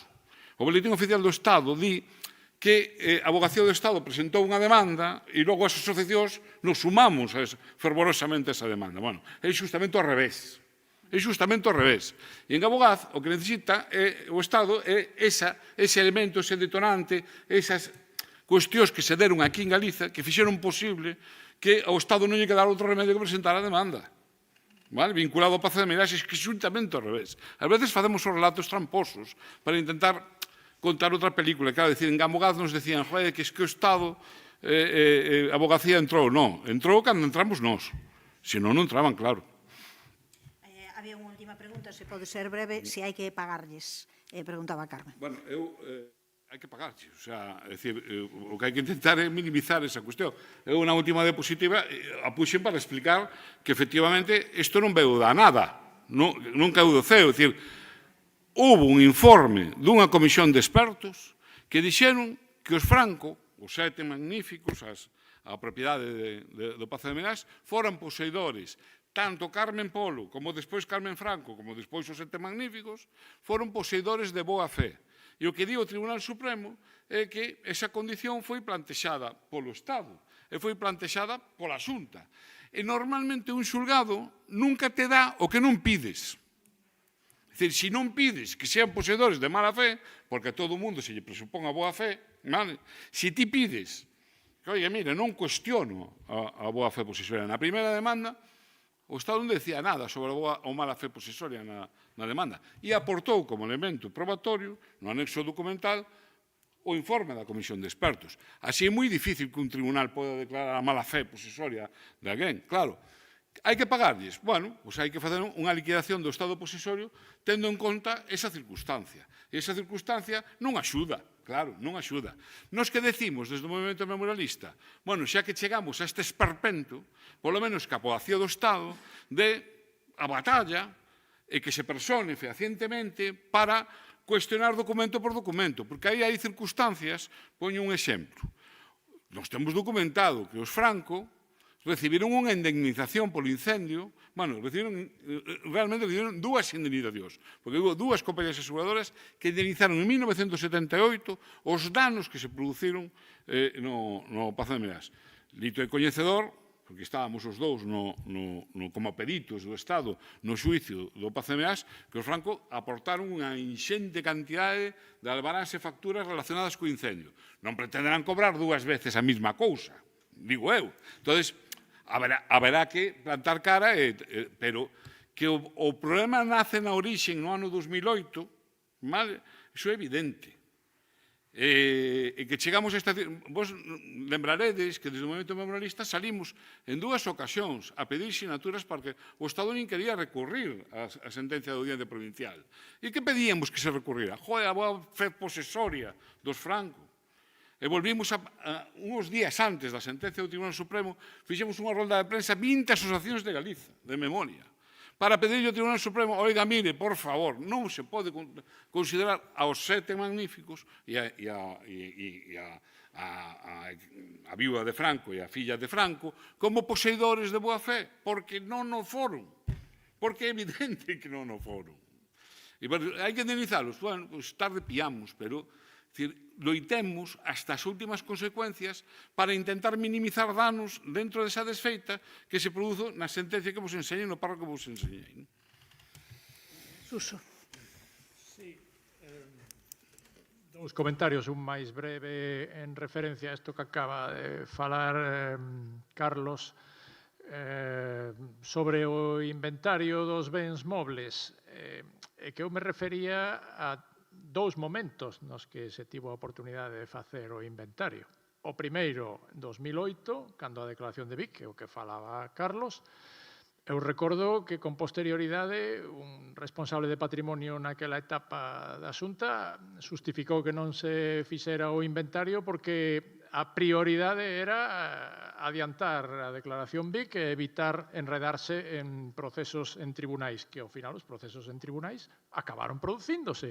E acabarán producíndose tamén no caso da Casa Cornide, porque en canto se poña en marcha a reclamación que encabezará, se supón, o Concello da Coruña, haberá resistencia, recursos, etcétera, todo habido e por haber. Pero é que, ademais, os técnicos da Xunta tiveron a oportunidade de facer con todo o tempo e as condicións máis propicias o segundo inventario do ano 2020 que está publicado, colgado en internet. En ese segundo inventario tampouco se fixeron as cousas ben porque todos os bens mobles, pezas artísticas, etc., que están no anexo da Casa dos Caseiros non entraron nese inventario inexplicablemente, ademais de outros erros que eu podo justificar. Pero esas pezas non se inventariaron. Elito, supoño que tivo a mesma experiencia que eu. E algunha do interior das Torres que tamén quedou... E algunha que quedou solapada, ou, bueno. Pero é que nese almacén da Casa dos Caseiros eu estive un día inteiro cheo de merda directamente, movendo pezas e intentando localizar cousas de interés que había. Había cousas de interés histórico, non só da etapa de Emilia, tamén da etapa de Franco. Había documentación. Está, supoño, ali. Por que non se inventariou eso? Vale. Segundo comentario, Torres de Meirás, Pazo de Meirás. Claro, vaya por diante que aquí en Galicia temos a endiañada costume de empezar a chamarlle Pazo a cada vez a máis cousas, non? O que eran inicialmente, desde a Idade Media, residencias fidalgas ou da nobreza no campo, con unhas sinais de diferente posición socioeconómica, etc., calidade constructiva, acaban chamándose pazos a, bueno, Pazo dos Deportes, en fin, calquera cousa. Eso, a min, claro, me dá moita reacción en contra.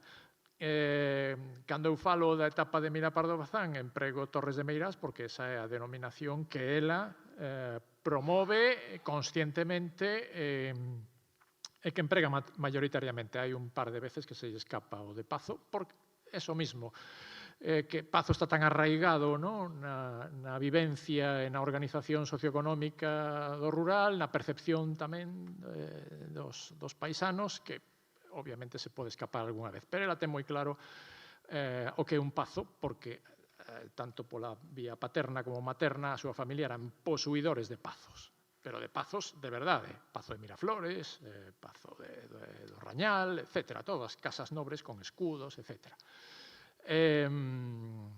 Ela opta por Torres porque quere, bueno, facer esa referencia fantasiosa, romántica ao pasado feudal de Galicia que mencionaba antes rapidamente.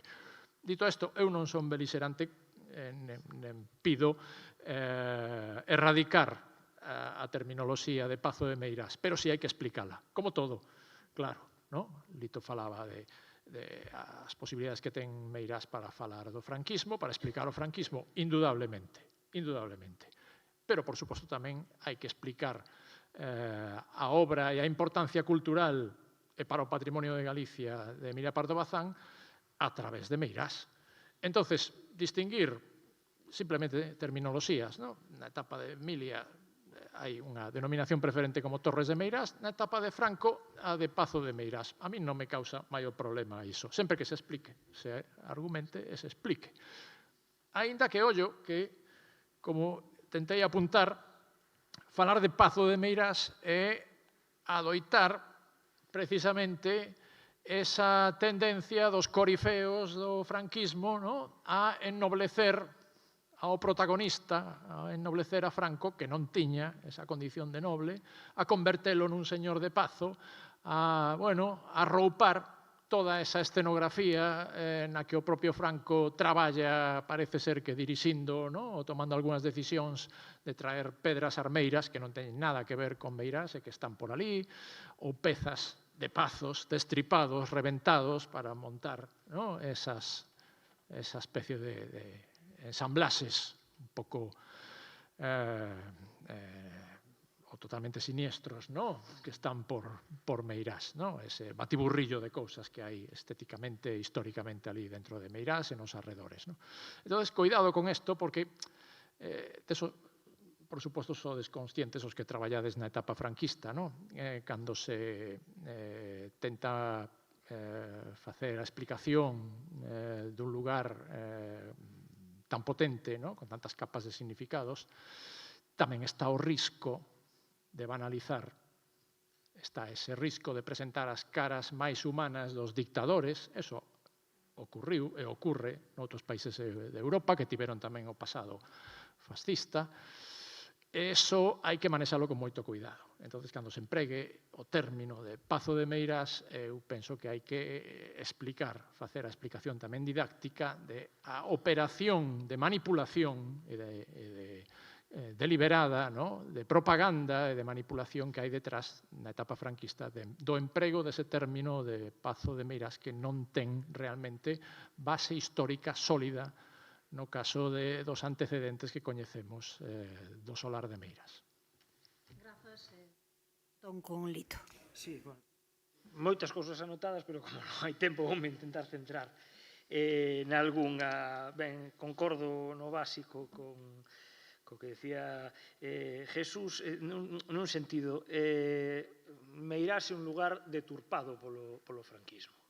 É dicir, o que hoxe vemos é producto de avatares, de decisións nas que parece que interveñen directamente, e temos constancia, o dictador e a súa muller, que deturpan o que concebiu Emilia Pardo Bazán e que nos trasladan a hoxe unha imaxe que non é a da residencia de Emilia Pardo Bazán. Eu leveime, comentaba antes Jesús, unha certa sorpresa ao facer ese informe a hora de detectar que no interior había moitos máis elementos mobles da época de Pardo Bazán dos que a priori pensei que me iba a topar. Pero o conxunto, esa escenografía que creou o réxime pervive en gran medida en Meirás. Os xardíns, por exemplo, non teñen moi pouco que ver co xardín histórico que podía ter o edificio anteriormente. E entón, efectivamente, é moi importante interpretar e explicar, precisamente porque senón acabaremos deturpando tamén incluso a figura da propia Emilia Pardo Bazán se non explicamos o que hai aí de franquismo. Con respecto a Meirás como espazo ligado a Franco, é interesante tamén falar de Allete, incluso de outros espazos que estiveron vinculados ao dictador. E do Pardo, eu non me refería tanto a nivel cuantitativo, é dicir, do uso que fai Franco, que obviamente é moito maior en tempo do Pardo que de Meirás, senón a nivel cualitativo da imaxe que se transmite, que se quere transmitir de Franco cara fora. E como Meirás, en proporción a realmente as 6 semanas, 5 semanas que Franco pasa cada ano, se proxecta moito cara á sociedade como algo asociado intrínsecamente á propia figura do dictador, como algo máis asociado a nivel persoal a figura do dictador, a familia, a aspectos que non aparecen tanto se analizamos a imaxe que se dá de Franco en El Pardo, como un lugar máis oficial e máis institucional. E, desde logo, moito máis que en Allete, que acada menos proxección, por algún motivo, que Meirás. Meirás é como o lugar escollido para Franco e que Franco intenta apropiarse.